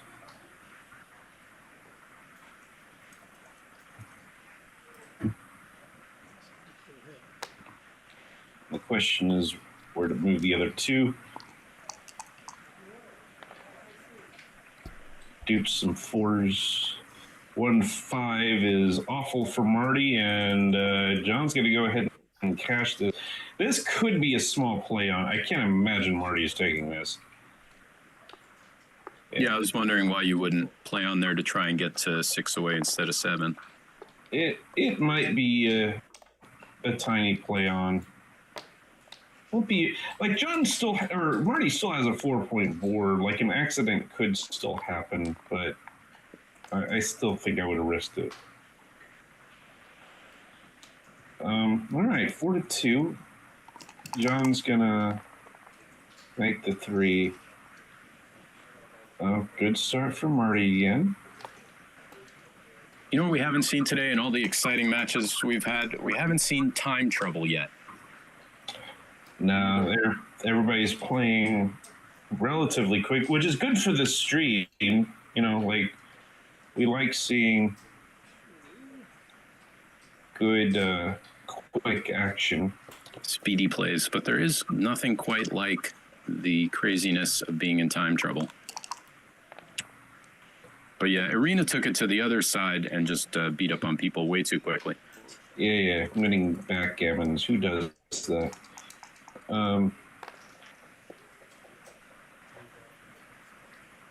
John chose not to make the 20-point with that double 2s, and Marty immediately rolled a 6-1. Rightly or wrongly with the double 2s, I don't know, but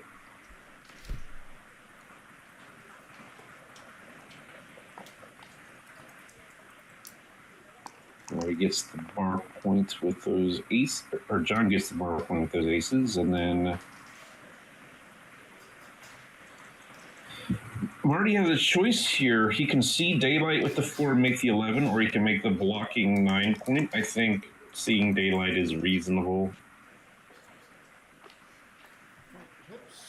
If you pass up on it, you may not be able to find it later.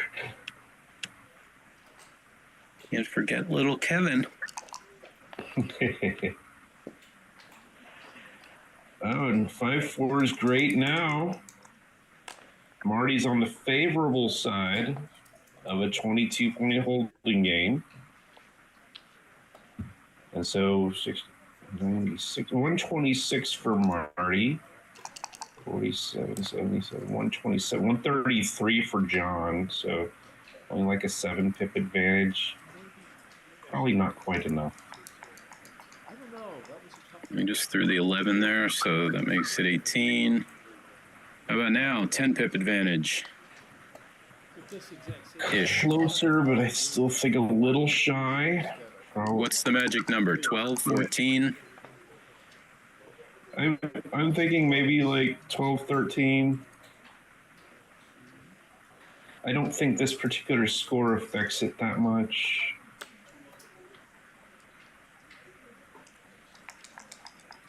It would be different if I owned the bar point as well, because once the 5 prime is in place. But That'll now change Marty's very glad he didn't cube.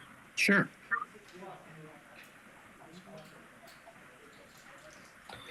And John is counting it up to see whether he wants to leave some contacts on the 16. I don't think he should. But I think he actually pulled ahead. Not by much. No, it's pretty close. But by any amount is probably enough to want to go. I'm hearing that weird echo again. I don't know where from.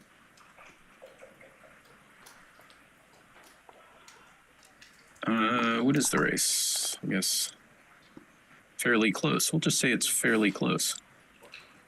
Seems fairly close. Yeah, they'll let us know when it's not close by doubling the other person. But I'm sure they have it counted well enough. I'm sure Marty still has the count from the last time he counted. Yeah. That was one lesson that I kind of had to learn, was to keep a running, once you get to these racing positions, just keep a running count. Get it once and then keep it running, mostly so you don't piss off everyone you're playing with, especially in a duet, by stopping to count every single time. Get more games per hour in that way. Yes. Get less sighs and hems and haws. Okay, anytime somebody rolls a big swinging number, either big low or big high, like 1, 2, that's always a time where you might pause. But Marty can't take one off. I think it was 4 points for the roll now. This is pretty even. It's about as even as it gets. I'm going to say 1 pip difference. I'm gonna guess he's down by 8 now. And Lord, I hope I'm right, so I don't look silly later when I watch this back later.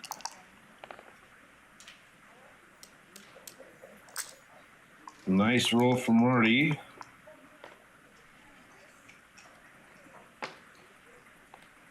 That could do it. Nope, not gonna do it. 6, 79. Bad roll for Marty. He played that quickly. With the 2-1, he could be right to make the 4 there. I'm not sure.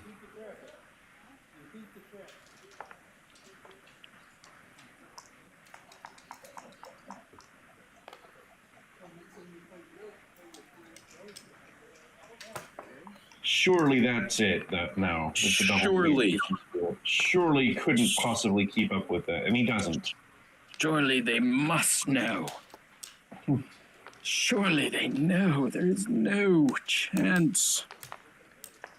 This is just little teeny little baby steps inching towards the goal. 6 away, 5 away. Yep. Hanging on, tight match. This is the opposite of what we just saw from Arena. Yeah, Irina would be finished by now if she was in this match. Oh, yeah, she would be having lunch. She'd be calling people, telling them about the match. She'd probably at this point be saying, "What match? What are you talking about?"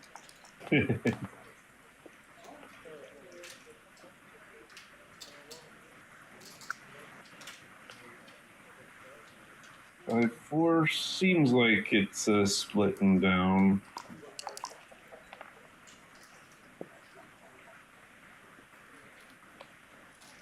Just gonna run with the back checker.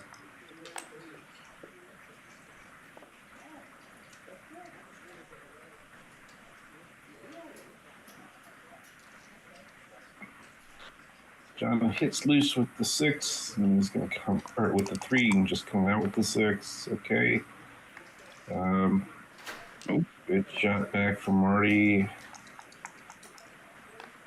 That needs to come in well, and he'll probably hit loose here. If it partly to fight for points and partly to keep Marty from building something on his side and escaping. And Marty rolls a great shot back, 6-5 to get out. Bad shape for John. And Marty doesn't think about this. He's gonna improve one roll. If John doesn't do anything here, if he doesn't anchor or hit, yeah, he anchored. I was gonna say if he doesn't do anything productive, Marty might have a cube, but doesn't have a cube now. Is that what's called a pointless double? Would be a pointless double. In anticipation of it quickly not being pointless. Interesting spot here. I think making the ace point is part of it, or part of this play, just to get John's goalkeeper out of your hair, push him forward. Because if you can push him forward and eliminate the contact, you know, your racing advantage is usually enough to just win this. And then Marty opts to make a home board point. Seems reasonable. And the play worked, basically. He got the checker forward. The only flaw with Marty's position now is that gap on the 5 point. And he's determining whether to leave a shot for better distribution. And usually it's not right to do that. Even in this position where your opponent has some blots laying around their home board? Yeah, it's just that his position, John's position is like good enough that you don't want to have to rely on hitting a shot back. Like, and Marty's position, he can just roll a joker and bring this home. You know, like he can roll double 4s or 6-5 and win without risking it. He'll have a few rolls to do that. So. And does he have a cube now, or the 5 point gap is too ugly? Well, John desperately doesn't want to leave the midpoint, but Marty might still have it. So John wanted to keep contact. Marty certainly has a cube now. I think most hits are certainly market losers. Ooh, not what he wanted. Not what he wanted to roll. Now let's see what John comes up with. He's going to pop out with this 5 and then bring the 2 down. Just kind of generally being annoying. 4-5, interesting take. It pretty much has to hit and clear this, because the alternative is clearing the bar, which is too terrible to contemplate. John misses from the roof. Uh-oh. Double 5s is an awful shake for Marty. My goodness. Big roll, game deciding roll. Smacks it. Wow. Now he does leave the 2-6 back. Ray Fogerlin just poked his head in the room, but then quickly left. There's the 2-4. Wow, this is horrible. And that now John probably needs to play on here.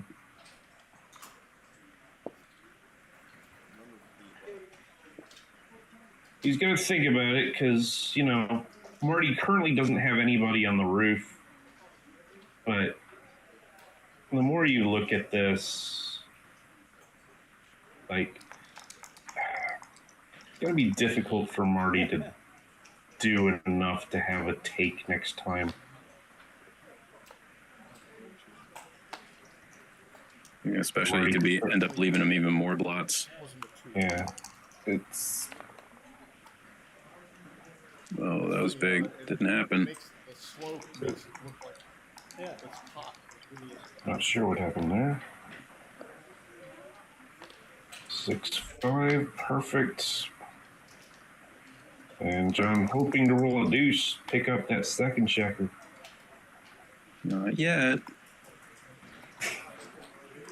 I'm not going to say It that. would be probably about even money to win a gammon. There it is.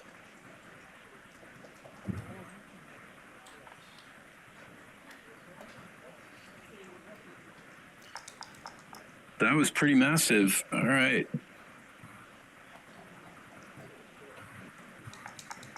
Potentially scooping up 4 points.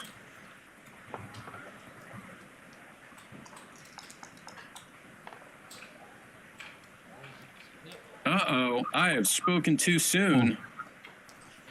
Well, John's not terribly worried. No. Still feeling good, but would love to keep the gammon and just doesn't do it. Still possible. John's still probably... Okay. John decides to cash. He's seen enough. I'm wondering whether he's still too good or not. Yeah, probably not by much. I thought we were going to see a big game there in this match, but we continue to see little smacks back and forth. Boom, boom, boom. Inching towards the goal. 4 away, 5 away. Cube action. This is, correct me if I'm wrong, this is one of those weird scores where the leader can be a little more aggressive with the cube. Is that right? Yeah, if the leader has a better gammon value on a 2 cube than the trailer does, although it's good for both players.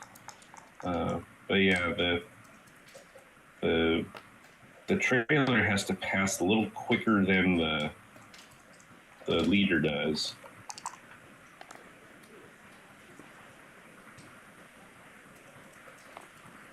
Interesting spot here, and just gonna make the deuce points with the remaining 2 6s after making the bar. 5 6, and he's kind of tempo hitting to prevent Marty from improving on his own. And good spot. Does it anyway. Yeah, decide, and I think that's the right call to just make the point instead of the hit. And John deciding what to do here. There's a couple of different plays. You can run the back checker to the bid point, or you could keep the checker on the 20 and maybe play a tempo hit like 11-5, 2-1, in the hope of getting the anchor later.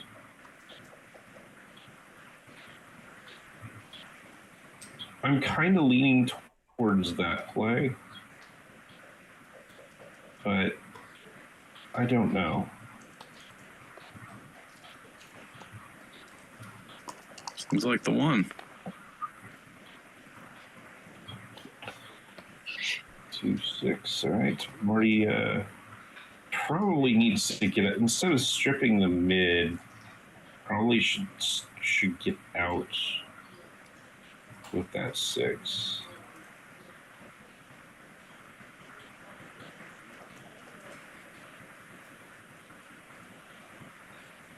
But it does kind of give John a good 3 that he doesn't have right now. I think that's what he's objecting to. But he still does it.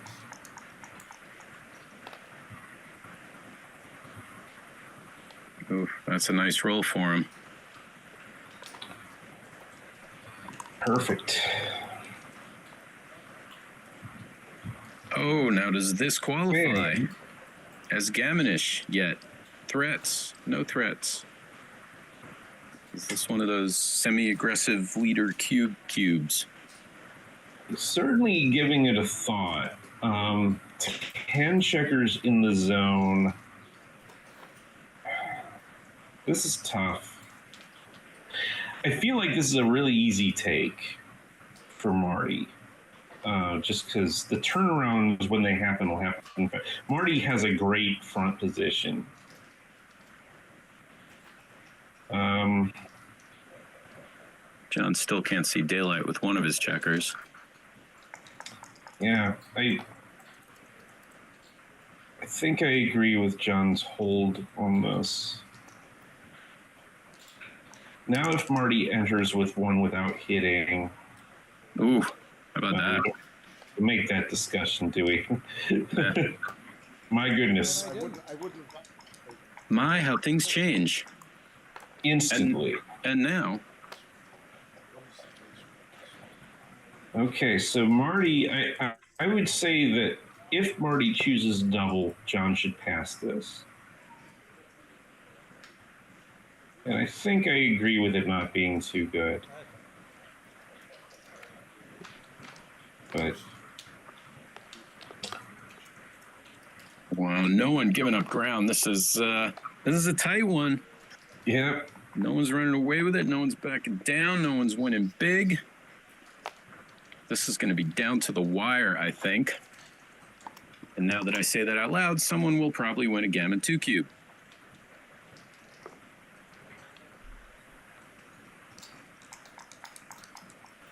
nice little tempo hit with the 5-4 to break connection with the 22-point anchor. I feel like that's one of those plays that you can quickly spot a good player from a less studied player on that, where you split with a six and down, and then you follow it up with a 5. And if someone doesn't hit you on the ace with like a 5-2, 5-4, or a double hit with a 5-6, you can quickly see like, oh, I got this person. Yeah, I certainly feel like someone who doesn't make that play is going to miss other similar tactics that will make my life more difficult. So we're okay seeing that. Marty going for a quick blitz with this double 4. But John gets to hit. And all of a sudden, bad entry for Marty. Ooh. Or no entry. There it goes. John is going to ship it here.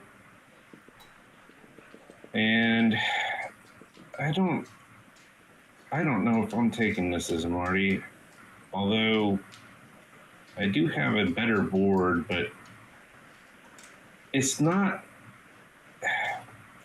a prime-ish board. You know, like the points that I've made in the board are kind of all wrong for a potential turnaround. I usually want to be purer if I'm going to rely on hitting later so that I can contain checkers. All right. 3 away, 4 away.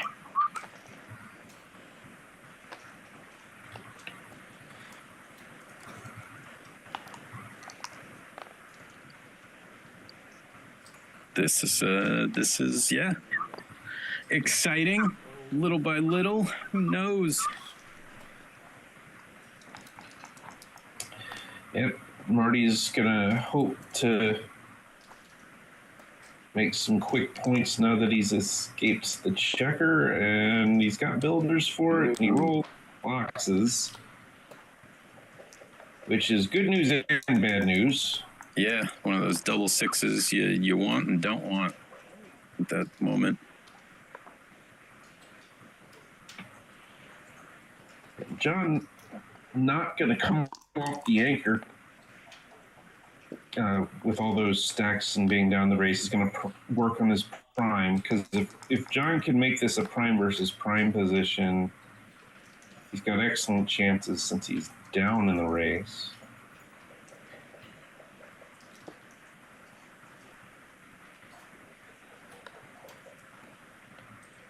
Now, does Marty have anything here? He's going to act like he's got something, and I think he does. Those fly shots would be market losers, generally. So, and then if he doesn't roll one, it's not clear who's better in this prime versus prime position. John's down in the race, but he's got 2 checkers trapped behind the prime to Marty's 1. 4 point or an 8 point? This is interesting. He can make a 5 prime by making the 8 and 9 points. Or oh, sorry, no, it's a 5-2. Ooh, giving up the I 3-6. think I would have made the 4. I think I would have made the 4. I tend to prefer, if I can make the forward point, I would prefer it over the back point. But precisely for this reason, because we had made the 4 point, Marty couldn't come up with that 3. Gets it. Marty's not unhappy with the dance there. So did you say Marty is happy or just not happy with the dance? He's not unhappy. Like he's like, it could be bad if John does everything, but if John doesn't do everything, then okay, this gets a little. Marty keeps his timing. Then John has to do something with the back checkers. I was thinking the same. He kind of wants to dance. But Marty doesn't get out.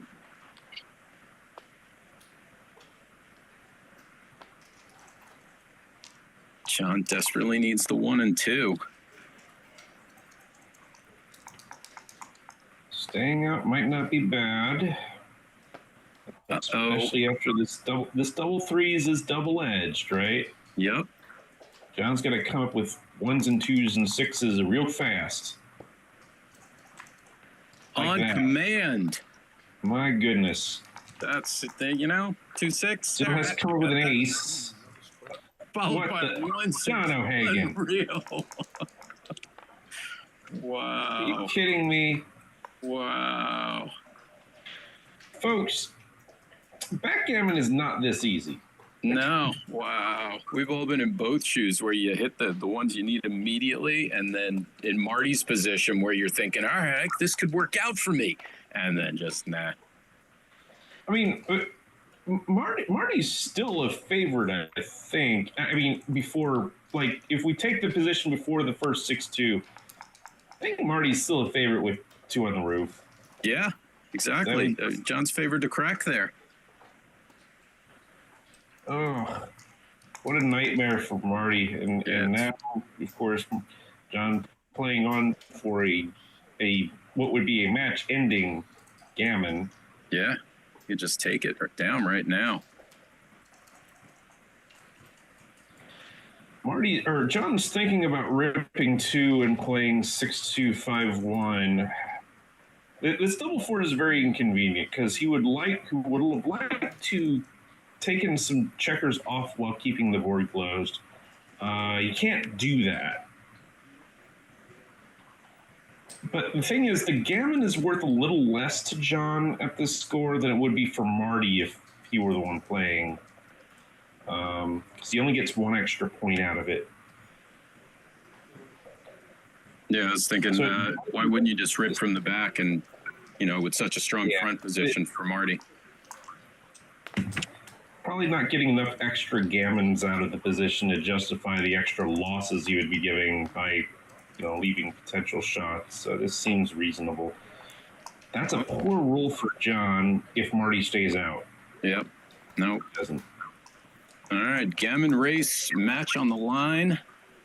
It is on.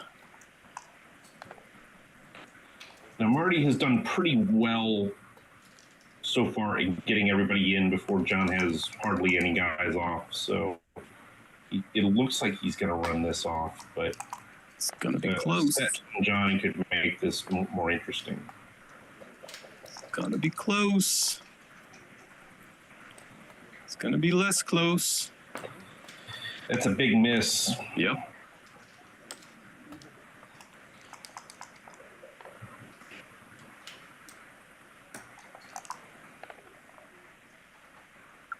What's it gonna be?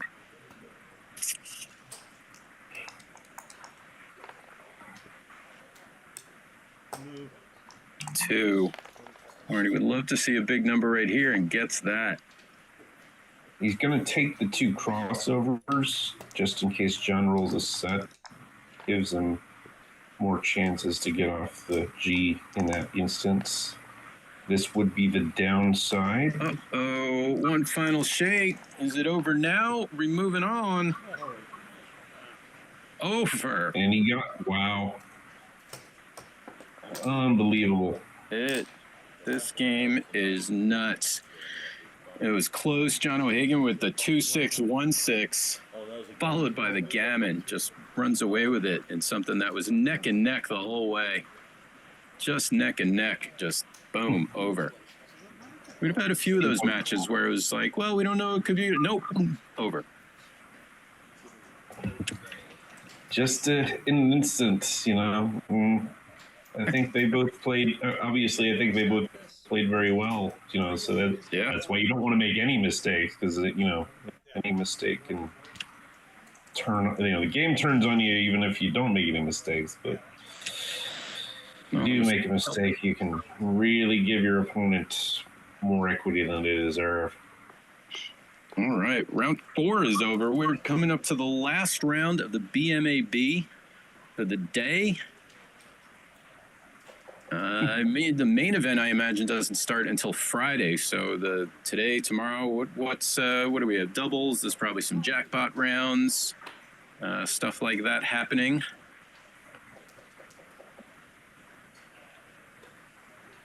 Let's see. Thanks for joining us. We got about 100 people still watching us live right now. Likes are up to 64, so that's 2/3. Maybe the other third of you could get with the program. And let's see what we got. Let's see if we got any info from the powers that be. Jerry, I'm starting to get concerned. Have you eaten today? Oh, what was that? Have you eaten today? I'm starting to become concerned. I haven't yet, but I'm saving that for I'm going out to play trivia tonight, and I'm always going to overeat then. So I was going to mention that a lot of people don't know that about you, that you are a trivia wizard. Is that correct? I'm not bad. I'm not like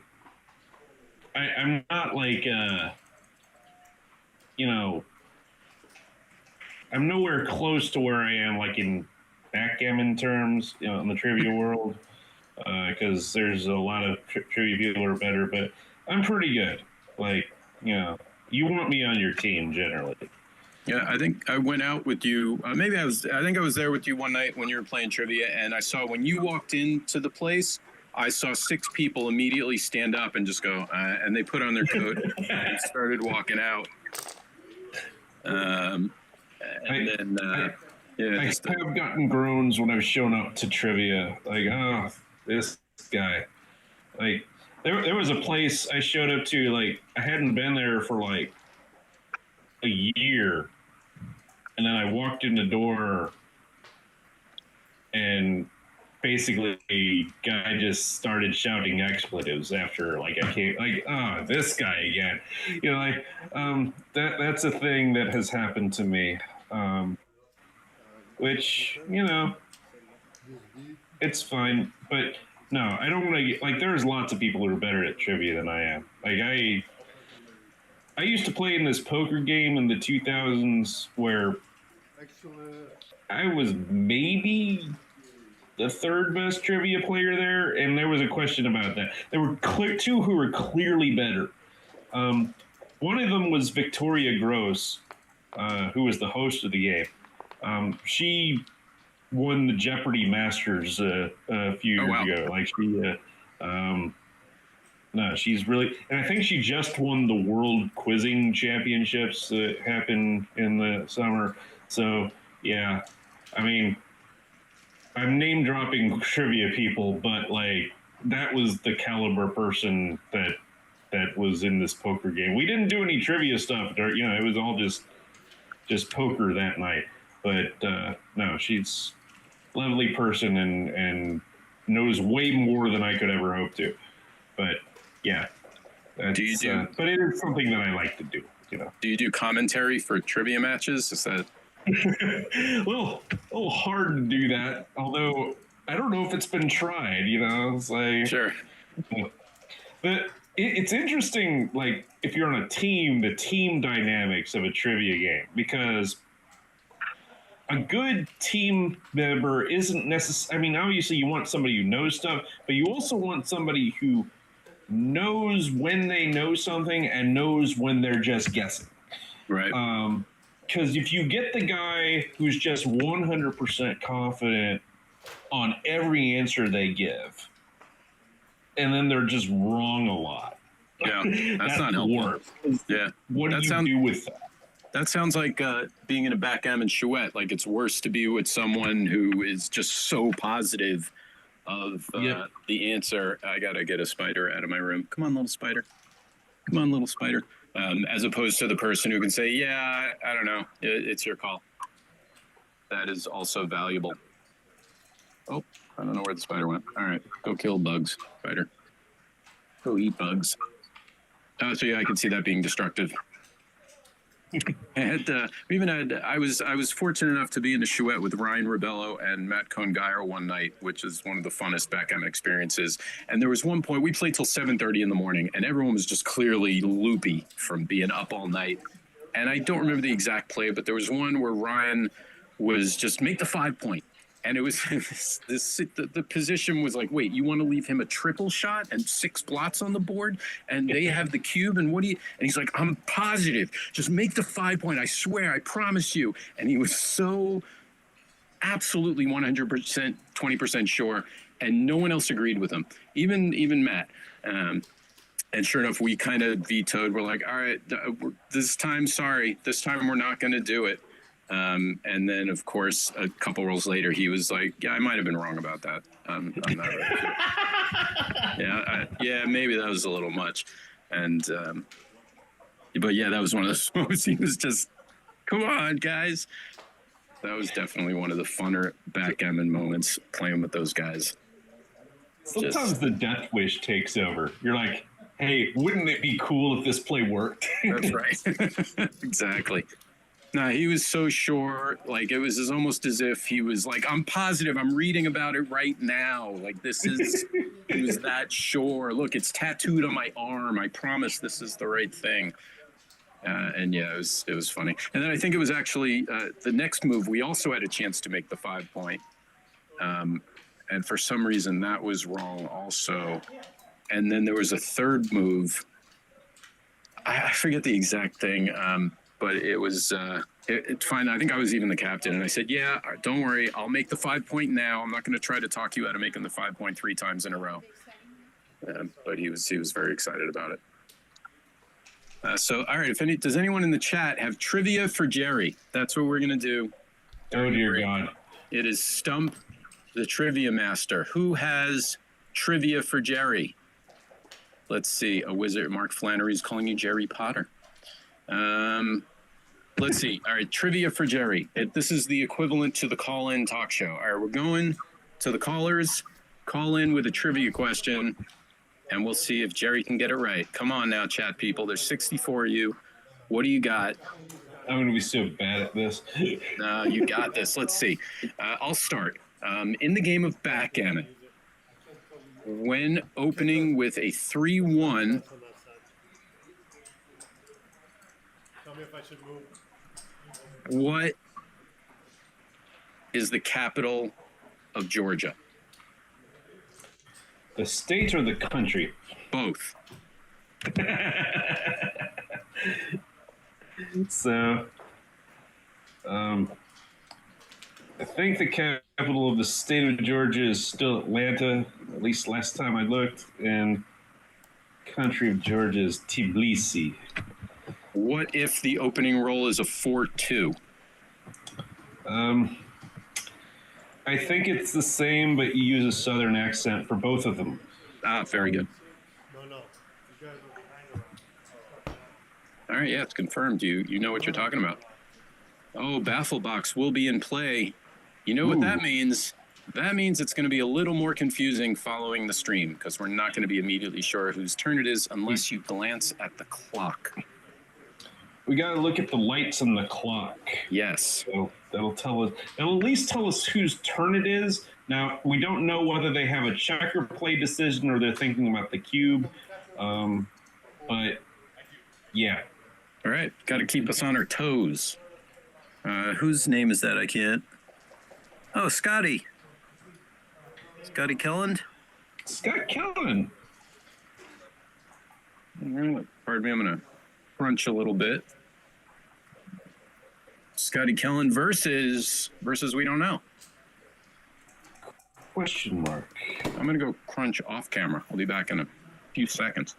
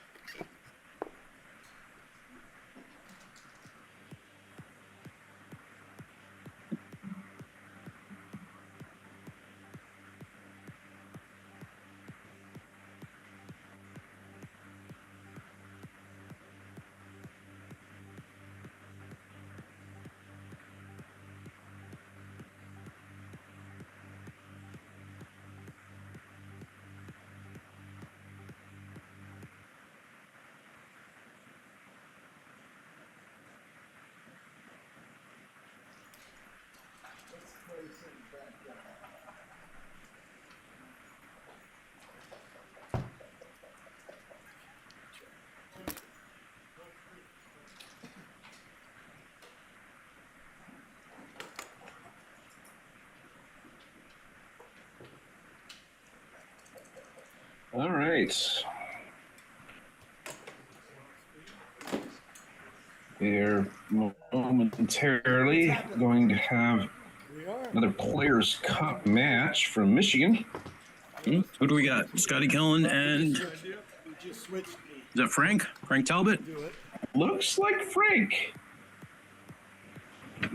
Ooh, looks like a map of Michigan. Looks like the city skyline.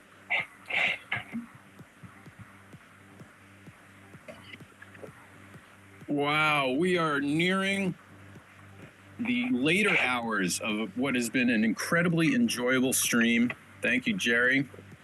Thank you, Dmitry Obakov. Thank you, Stuart Connolly, Masters of Ceremony. Thank you for Roberto Litzenberger for putting this all together. Thank you, Tournament Director Ben Friesen.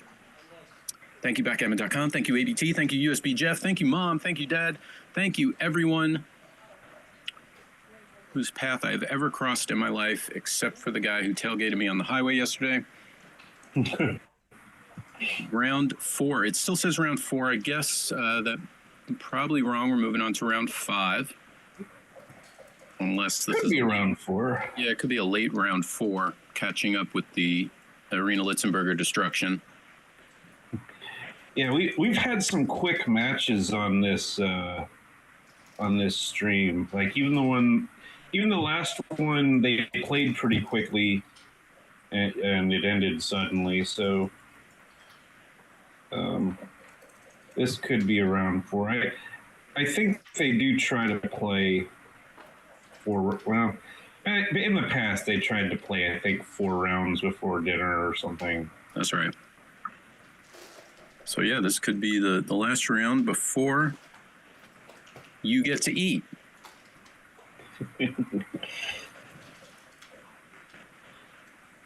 All right. Well, snack time. We are close. You know what? I'm going to run away real quick and get another snack. And so you're going to have to watch me eat a nice chocolate salted caramel truffle just to make it. Oh, that sounds delicious. Right? I'm going to get one for you.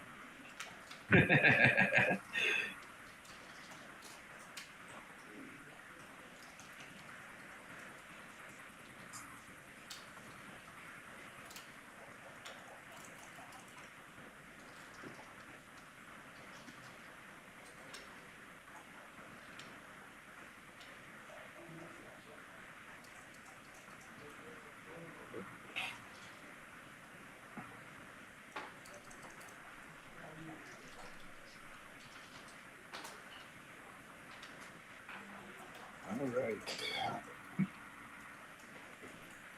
No players on the screen just yet, but the name tags of Scott Kelland and Frank Talbot appear to be in the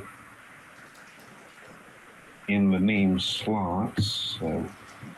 I got this for you. Oh, enjoy that for me. That looks great. And looks like we're about ready to start. One thing, if you have a baffle box, you got to figure out where all the pieces of equipment go. And the cube is always a bone of contention. There's some argument for putting it right under the clock, but Where do you want it?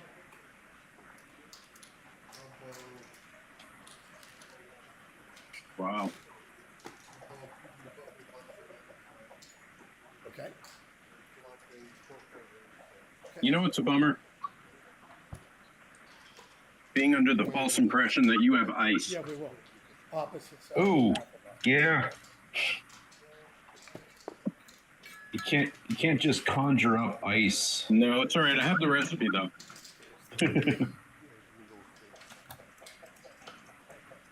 All right. In a few short hours, I'll have ice. And have to bear off the other direction. They are now adjusting the location of the clock to better suit the baffle box, and the cube will be barely visible on the left side of our screen. All right, and it looks like they're going to choose alternating patterns. They're both going to be going clockwise. Nope, no, they're going to. They are now with the new clock alignment. They're going to bear off towards the clock, which I believe is correct. That is the. Is it legal? Is that just the way it's accepted? Is it the rule, or it's just kind of like an unspoken rule? I'm not sure if that's a rule or not. They definitely want the baffle box to roll, on the side that is not the bear off side. Bear off side, yeah. And we're off. So Lover's Leap for Frank. All right. What can you tell us about Scott and Frank? So Frank is another Michigan player, I think, involved with the Flint Club. Longtime great player. Won several tour events. Like he's been around for years and years. And Scott Killand, I've forgotten where he's actually from. I want to say New York, but could be Connecticut. But he's always traveling. Like he's always off. He comes to these Players Cup events, like pretty much all of them, even if he can't stay for the tournament. He's like, oh, I'm off to Colombia somewhere. Or, Yes. He's constantly on the go for his work. So, Yes. Yes, that I know. Every time I see him, it is that. Where you been? Oh, yeah, I was just in Colombia. I was out in Asia. I believe he does. I don't know if it's a backgammon club, but in Connecticut, I think he. It might be a tennis club but he set up a bunch of backgammon boards. But he definitely has something going in Connecticut as well. And he's a super nice guy, always friendly. Oh, yeah. And quite often very loud, the center of attention. But just a great energy, a fun guy to be around, no doubt. Oh, and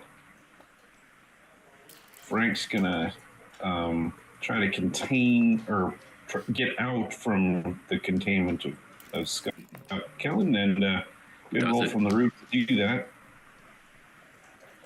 And, I was going to say it might be double time, but now it might not be. Or is it still? Oh, the cube has already been turned. Oh, I'm sorry, I missed that. I was getting... Yeah. It seemed very much takeable at the time that Frank gave it, but it seemed like it was double take. He was threatening, hit a fly shot, had a little bit better front position. But, wow, it doesn't end. Looking great for Scotty. And now just too good? Is that it? Too good out of the gate? Yeah, this is... Oh, he doesn't have the cube anymore. All right, I'm going to pretend that I'm paying attention. Yeah, this is highly gammonish position. Double two's not what Frank was looking for. He was looking for, something that hit one of those checkers he's aiming at. Didn't quite happen. Scott still can't get in, so Frank will have another chance at it. There he picks them both up. There it is. Yeah, Scott looking for double aces. There are actually 3 checkers on the roof. Now there's 2.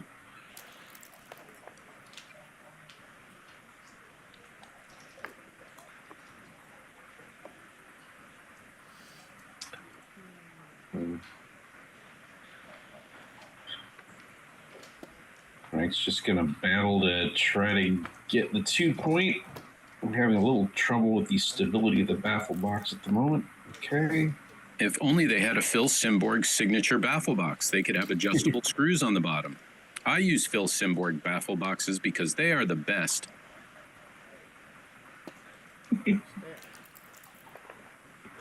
Phil Simborg baffle boxes are for me. Someday I'll get endorsements. Yeah. Wow, this could be a quick one. Just jumping out. And at this point, Frank has decided that it's unlikely he will need his bar point for containment purposes.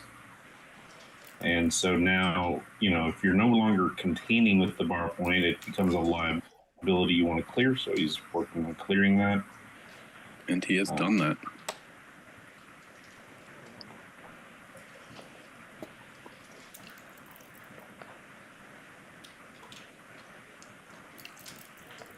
All right, so I think it's going to be a running theme. What's the over/under? Ooh, double ones is. Oh, that's the other person. Yes, I'm already confused about whose turn it is.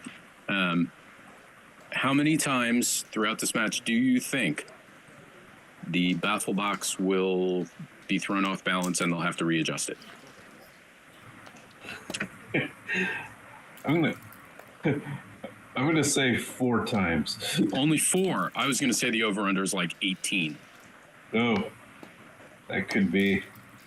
But we'll find out. It's already wobbling. It's wobbling every time. That's true. And it clears as 6, so We've got some backgammon danger in here as well. yeah.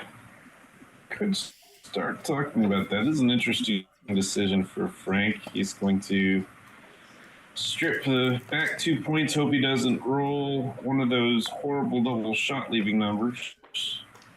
6-4, 5-4.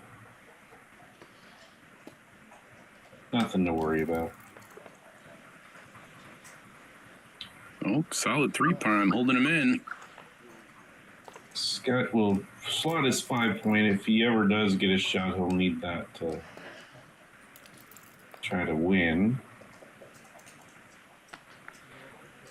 But yeah, he's going to escape 1 checker now because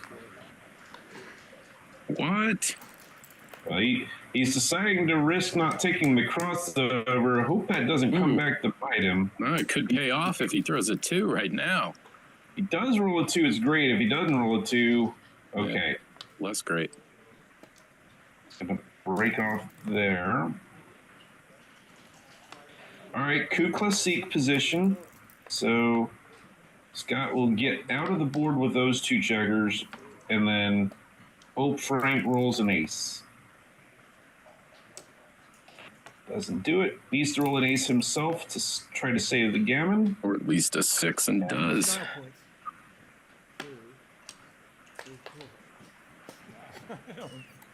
All right, that is saving the backgammon. 3-2 would have been a disaster. Oh, we're up to a big start. This is the opposite of the match we just saw. Yep. 4-0. Boom. And already it's comeback time for Scotty. Scotty's gonna look for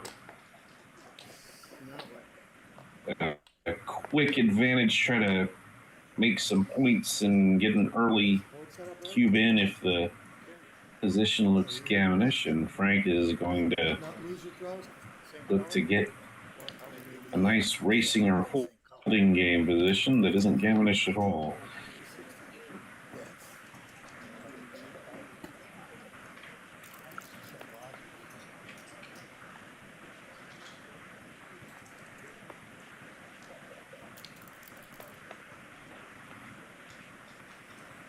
Frank should take this anchor, I think. He chooses to not settle for the 3-point anchor in hopes of getting a better one. The downside could be here. Scott deciding what to do with this. I think just the normal double 6 play of making both bar points is very strong.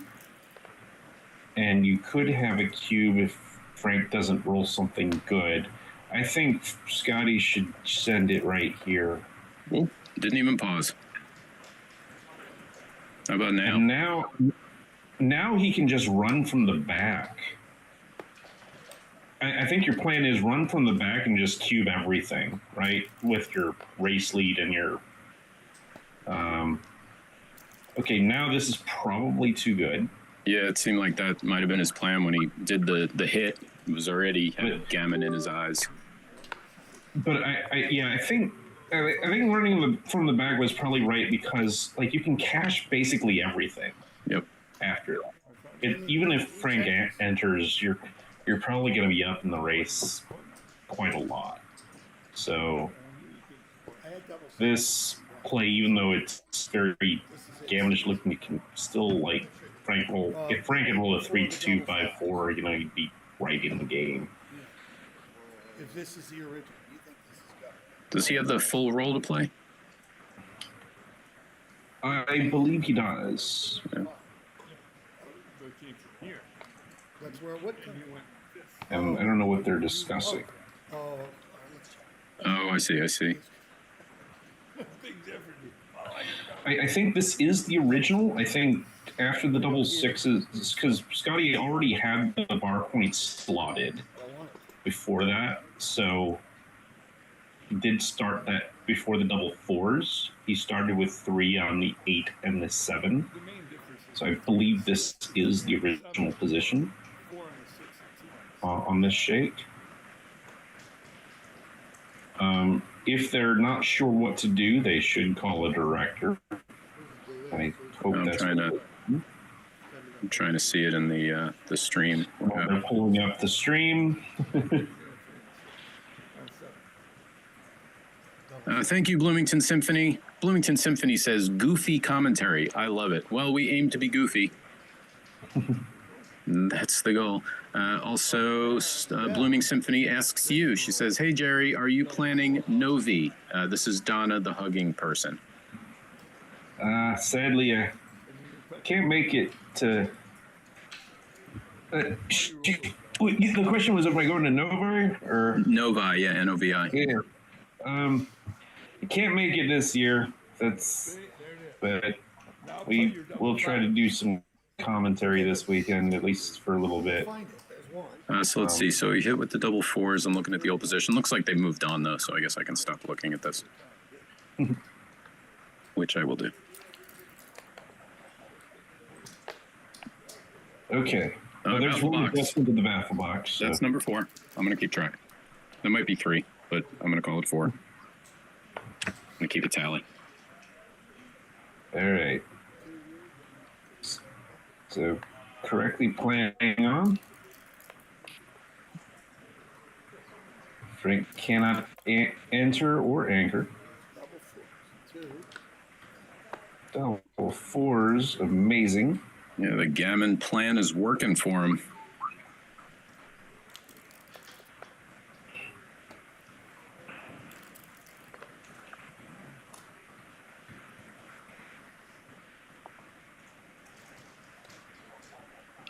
And see, if you listen to me, he'd only have cashed 1 point. Looks like he's going to get. Oh, there. How many adjustments is this? Okay. yeah. Can't make the 5 point, which we know he wanted to. Let's see if we can get a miracle 3-1 here, or double ones. Miracle. A fortunate, not a miracle. Uh-oh. There it is.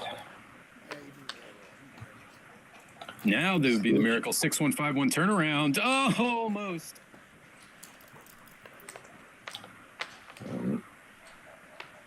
Let's see if Frank's going to go to the whip here. He needs a bunch of crossover. He needs 12 crossovers to save the G. It's going to be close.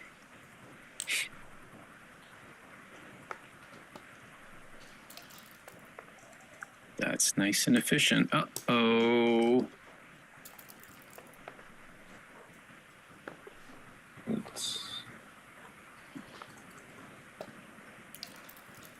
Very close to it. Looks like we could be back in action with 4-2. Unless Frank rolls a nice double soon.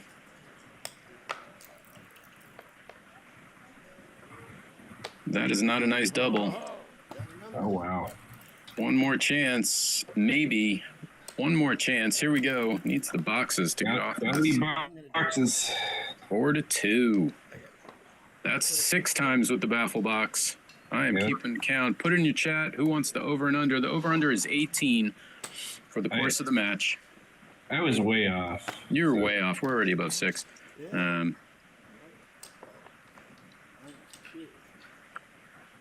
18, the over under for a number of times they will adjust the baffle box. We're currently at 6. And at 5 away, 7 away, that means there's roughly a 42% chance that someone will be correct. No, I don't know what they're discussing. Ah, okay. So Frank's going to roll them both at once, and they're going to agree on what color they are or something? I don't know. I think they're the same color. They'll probably do whichever die is closest. Oh, no. Are they the same color? My screen's all messed up. I don't know what they just did. Somehow they agreed that Frank won that opening roll of the 5-2. Yeah, maybe he said your die is first, my die is second. Yeah, that could have been it. Interesting decision here with the double, or with the 2-1, and he's going to take the anchor in slot. Seems sensible. And now Scott has a choice here. He can just make the 5-point with this 2-1 of his own. He can split. Splitting is a little unattractive because those are kind of stacked checkers, but then again, you are happy when Frank rolls something like this and just takes the 5-point. Happy that you're split.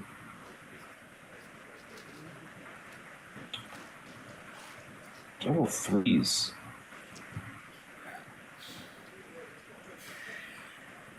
Double threes are always tricky. So many options. You can just run one from the back and play 11-8. That's an option.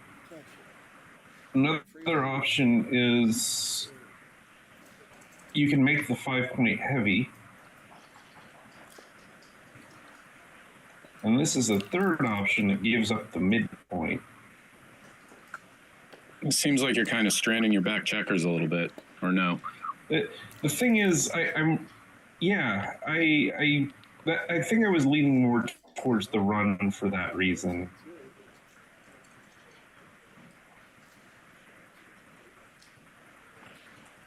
Still, is that double? Ooh. Oh wow! Oh no, the double has to make the 9, right? Yeah, that seemed kind of automatic to prime him in on the 9-point. It almost seems like he's trapping his back checkers even more by allowing him fewer numbers to escape. Yeah, making the 9 when the other guy's on the 3-point is just so strong.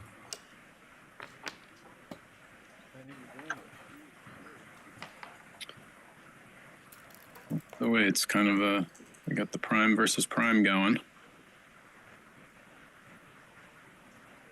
And now what do you do if you're Scott? Well, right now I don't think the 10 points not doing a whole lot. So might not mind breaking that. I'm not sure I want to slot the front, although sometimes that can be right. May not be necessary with all those builders.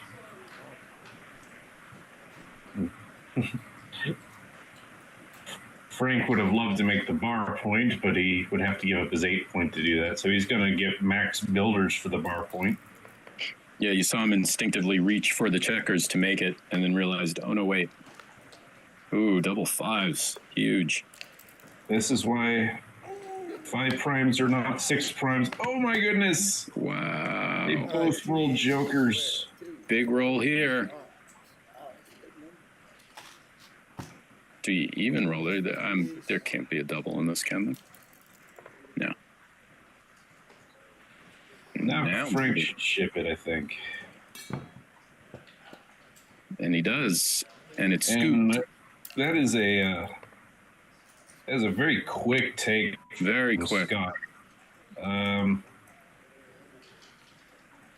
Thing is, now Frank has rolled pretty poorly here because he had a lot of numbers that made the bar point, and just it's hard to imagine how Scotty wins after that. Like, it feels like it's very, very hard for Scotty to win after Frank makes the full 6 prime.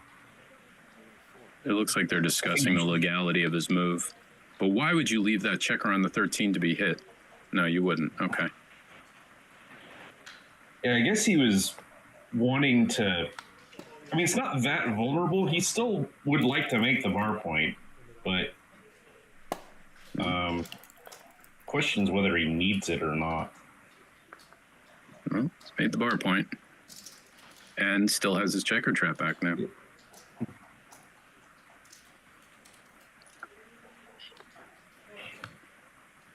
know, Scotty would love to roll the same number. He's decided he's going to get, Frank left the blood on the 2 on the 8 point, hoping to make the 6 prime, and he did it. But if he didn't come in good, that would have been. Now, this is interesting. Yeah. This is prime versus prime position. It's a pretty good roll for Frank to get out with 1. Doesn't hit. A poor roll from Scotty. Okay, there's patience.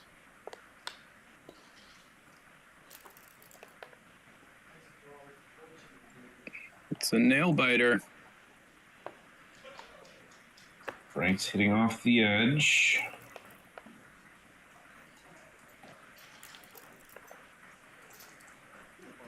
Oh, lovely shot. And I think you should get it out. Yeah. Get out and rejoice. That was such a huge roll. I think Scotty was gonna be happy to dance for a while until Frank cracked, but didn't happen. 5 primes just aren't what they used to be. Times are changing. Oh wow! Okay, that helps Scotty avoid a bunch of gammons. Yeah, and it seems like he still has decent timing if Frank can roll some, or doesn't want to, but if Frank rolls some big numbers, maybe Scotty can get a hit and flip it pretty quickly.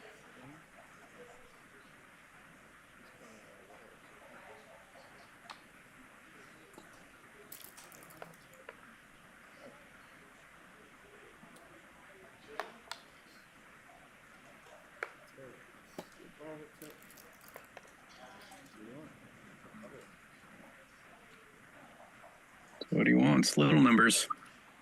Yeah, he's rolling. At least for now, he wants to roll small. And Frank has now placed his spares a little awkwardly. That's it. Deep in the board, little inflexible. Not always anything you can do about it, though.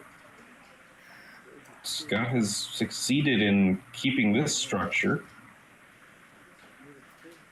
He's properly rolling small. That's illegal. That's illegal. There's a shot. Oh, no, it's 5-4. Sorry, I thought it was 5-6 for a minute. Still awkward. Could be a shot later. Yep, very close. Oh, excellent. Small rolling. Double ones, 2-1, 3-1. Wow. Perfect. And Scotty's ready. But Frank is not giving any shots today.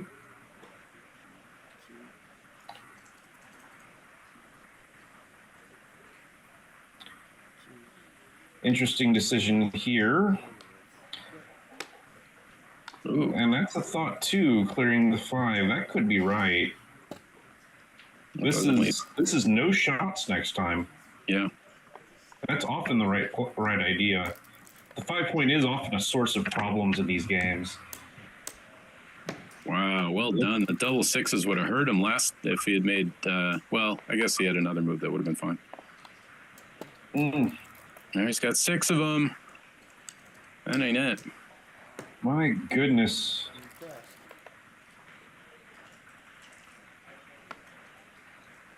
Wow, there's certainly opportunities. Gas pedal on that. Here's a chance. All right, so this is an interesting spot. He decides for the hits. He's got to come forward. Can't get the hit, and now he's just racing to save the gammon. It'll either be 6-2 or 8-2. And he's going to have to move much more quickly than he is.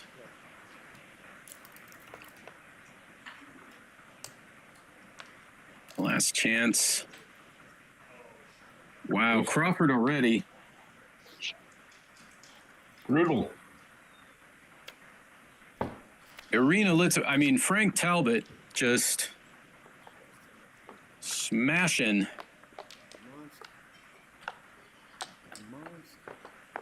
I get them confused sometimes when they just dominate. Crawford on this? Is it on here, Crawford? Wow, 7 away Crawford. Gammons do not matter. They count, but they don't matter. Okay. Yeah. I'll throw a vote now. Only the free drop is at stake. And backgammons, on the other hand, they matter. They matter. It's very embarrassing when you lose one as the leader at this score. It's even worse when you lose a doubled backgammon at 6 away. Yeah, that is really the worst. Yeah, that happened to me too. All right, let's see if Scotty can hang on and give us more backgammon fun. Sorry, what? Frank has already gotten his anchors, so.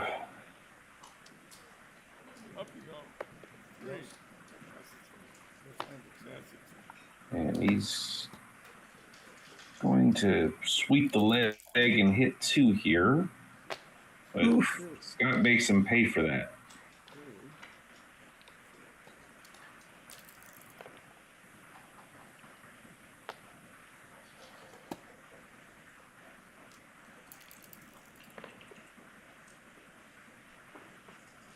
And Scott should go ahead and take the 20 point, I think.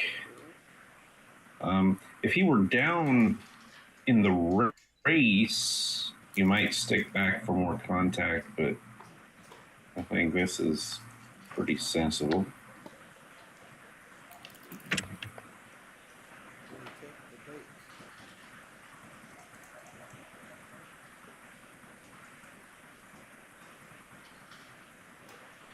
Scott looks to be thinking about leaving. I don't think he should. I don't think. I think it's a little dangerous, and you're not really up that much in this race. I don't think. You got time.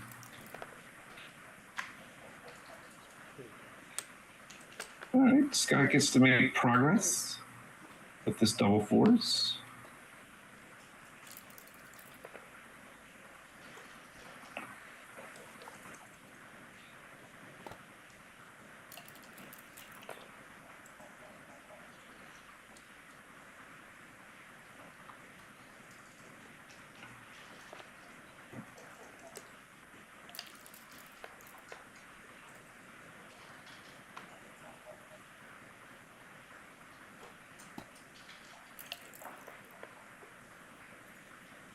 And double threes. All right. So Scott gets to clear things, being up in the race. So, and just in the nick of time, he blocks boxes. Good timing.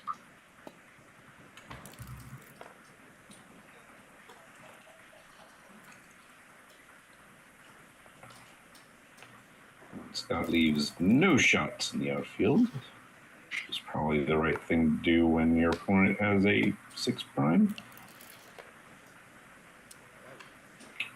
That's it.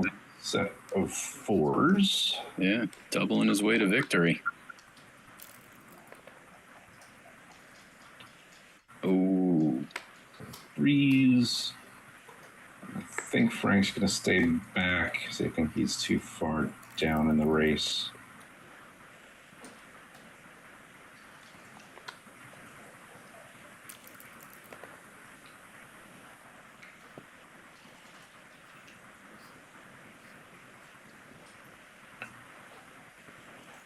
Any merit to jumping out here with the 6?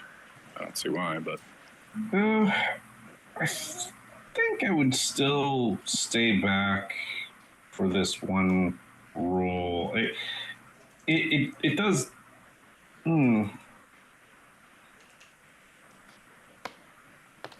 It feels like Frank's a little too far down to be doing that, and I think there are too many good rolls for Scott.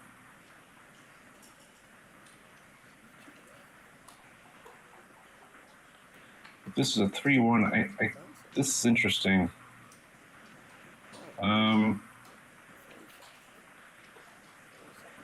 If Scott's ahead in the race by a lot, he'll just want to clear the point. But if he's only ahead a little bit, he'll want to keep the point. It feels like this is the idea. All right, now Frank is forced to go. And double 2s is always a lovely thing to see in a spot like this. The question is whether you should pay off to double 4s. Is this a pay now or pay never situation? Yeah, the trouble is it can get awkward if Frank just comes in with a 4 right now. Was that legal? Didn't he have 2 more to play there? Yeah, that was legal. It looked to me like he only moved 2 2s. Oh, the first 2 were the hit and cut. I got you. Right. Yeah, hit and cover. And see, this is the problem with not clearing it, is Frank came in, and now Scotty has left a shot. And the race is not even really predictable. Well, that's the other part of it, is the race was not gin. That was illegal. He should have moved that checker to the 2 point, not the ace. Not that it matters too much. No, I think it was on the bar point. It was? Yeah, because the previous roll was 6-1. And I'm sorry. I thought he was on the 8. But no matter, looks like Scotty will survive the Crawford game and get to swing away with his cube. Indeed. Let's see if we can see another monster comeback getting a double match point. I mean, that's what the people want. The people just want pain. They don't really care which player suffers it or inflicts it. Nah, that's what the people want. We want pain and suffering and exciting backgammon. What's that phrase? I think it was Mel Brooks who says, "Tragedy is when I get a splinter in my finger. Comedy is when you fall in a manhole and die." Sounds like a Mel Brooks quote.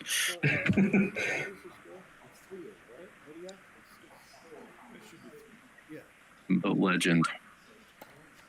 He just turned 100, I believe. So. Wow, he is literally the 100-year-old man now. Wow, I mean, what better time to revive that skit than now? Yeah. All right, 6 away. Here comes the cube. There, go the cube. And Scotty should be doubling right now. There's no trick here. Like, Yeah. Because Frank has a free pass. So already, I think he's might have lost his market. Although this isn't. If it is a market loss, it's not huge. I don't think it was a big mistake either way. But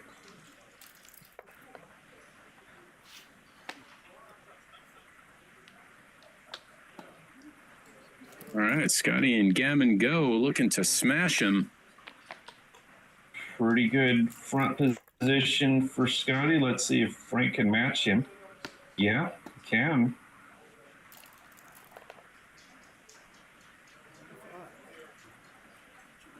Double five is a little fast, but you can make a 4-point board and put a man in the air. There's no way to play this safely, I don't believe. So Now, is the hit kind of mandatory in this situation, being Gammon go?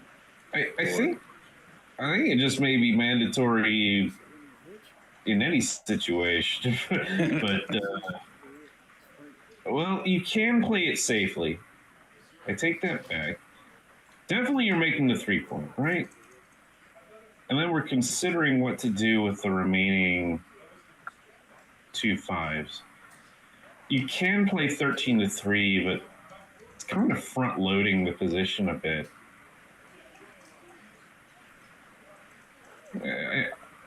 I would hit and bring the last guy in 9-4. The other thing it does prevents Frank from improving his position. This is strong looking, but it does give Frank a bunch of rolls to improve himself. You also give him 15 shots. To do it. Yeah, left him 15 shots on the blots, if I counted right. Yeah, he must have been not realizing or forgetting he's in Gammon Go, or just wanting to play the prime game. There, Frank decides to run with that. Seems sensible. Oh, big hit for Scotty. And he should shift. Deny anchors. If Frank gets an anchor, he'll have a game for a while. And can even counter prime Scotty. But deny the anchor, go for this blitz, escape when you can't do. Oh, what are you doing? Don't put that back. Scotty, I'm communicating with you telepathically. Don't put that back. Do put that back. Yeah, I think it's the shift here. He's going to play this.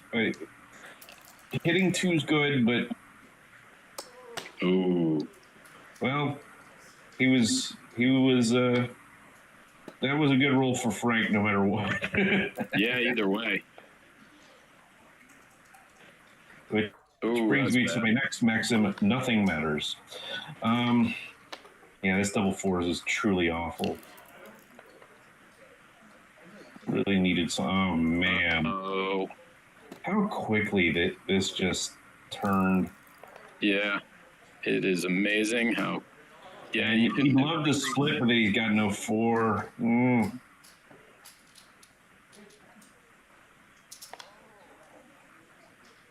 Yeah, I don't know what to do either, Scotty. You kind of see by his motions, like, what am I supposed to do here?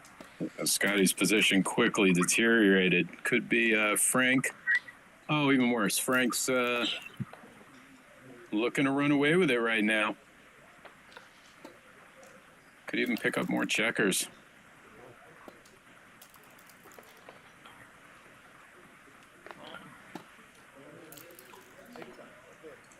All right, so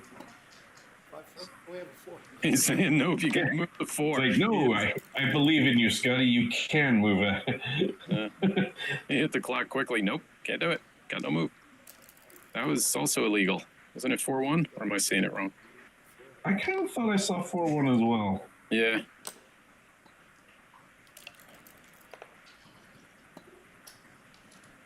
They're moving quick now. This is one of, this happened in another match where I was doing commentary. It was one of these matches where, one of the players is just so far ahead, and the other person's already kind of staring off to the wall on the side, thinking whatever, you think like, this sucks. And major things can sometimes get missed once you're in these situations where you think it's over, and then you misplace something and you don't realize that something major is missed. The last time this happened was recently. It was in, I think, Charlotte, where Dennis Culpepper was playing against Adrian Nedelcu, and Adrian was just getting smashed by Dennis. And it reached a point where Dennis rolled double threes, moved 4 checkers, and then sat there thinking about it for a second. Like, it looked like he was just thinking about the position, almost looked like he was counting the race to see if that was a good move. And then after a pause, he doubled Adrian. So like he made his move, stopped to think, and then doubled on the same turn. And Adrian, just not really paying attention because he was getting smashed, took the cube. And neither player noticed that it happened. It was really weird. That's crazy. Right?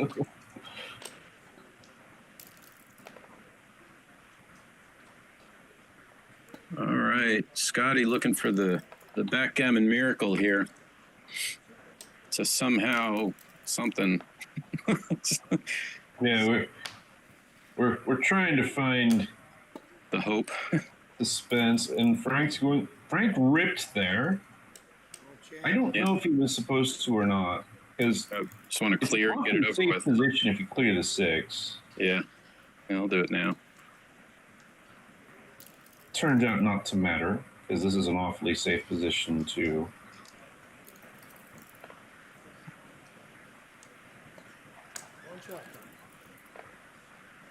All right, Scotty rolls 3 or 4 double sixes. He's right back in this. We don't ask for much. Oh, here's nothing. No. This Frank is just not a fan of drama. He's like just gonna. All right, Well, and then all right, Frank Talbot. It's one. Scotty put up a small fight and then just couldn't keep up with the dice. Frank the Tank getting the win here. I like that name, Frank the Tank, putting it to Scott the Bot. I just made that name. We're gonna call him Scott the Bot. And Frank the Tank. And that's a miss, and it would matter if Scotty had fewer than 9 checkers, but he's got more than 8, so it doesn't matter. All right, moving on. Are we moving on, or is that dinner? That might be dinner. Yeah. I don't know. I may have to bow out soon. All right, well, if you do, or even if you don't, this has been excellent doing commentary with you. Thank you. Everyone watching has certainly learned a lot listening to you analyze. It's been a pleasure. Well, let's see what happens. I will check with the powers above. Yep. They've gone silent. They've put us on autopilot, which is great. It's a good compliment. That's the wrong thing. There it is. Oh, someone's typing something. Oh, that's you. Oh, that's me. That's you. We won't know who the opponent is. I don't think my ice is ready yet, so I'm just going to have another chocolate salted caramel. All right. I'm just going to call it a day. I think we're in a convenient stopping point. So. Jerry Tanza, you are amazing. Thank you for doing amazing commentary. It's my pleasure. Always fun working with you, Josh. And maybe we'll see each other again this weekend. Who knows? Yeah, maybe we'll see each other in England in a month Oh, yeah. time. That would be extra amazing. That would be awesome. That'd be fun. No doubt. Yeah, I would be very excited to go to that. Let's see what Dimitri has to say. And if you can hear us, the Michigan Summer Backgammon Championship. Thanks for watching, everybody. We're finding out if we have more backgammon action coming your way, or if we're taking a break and moving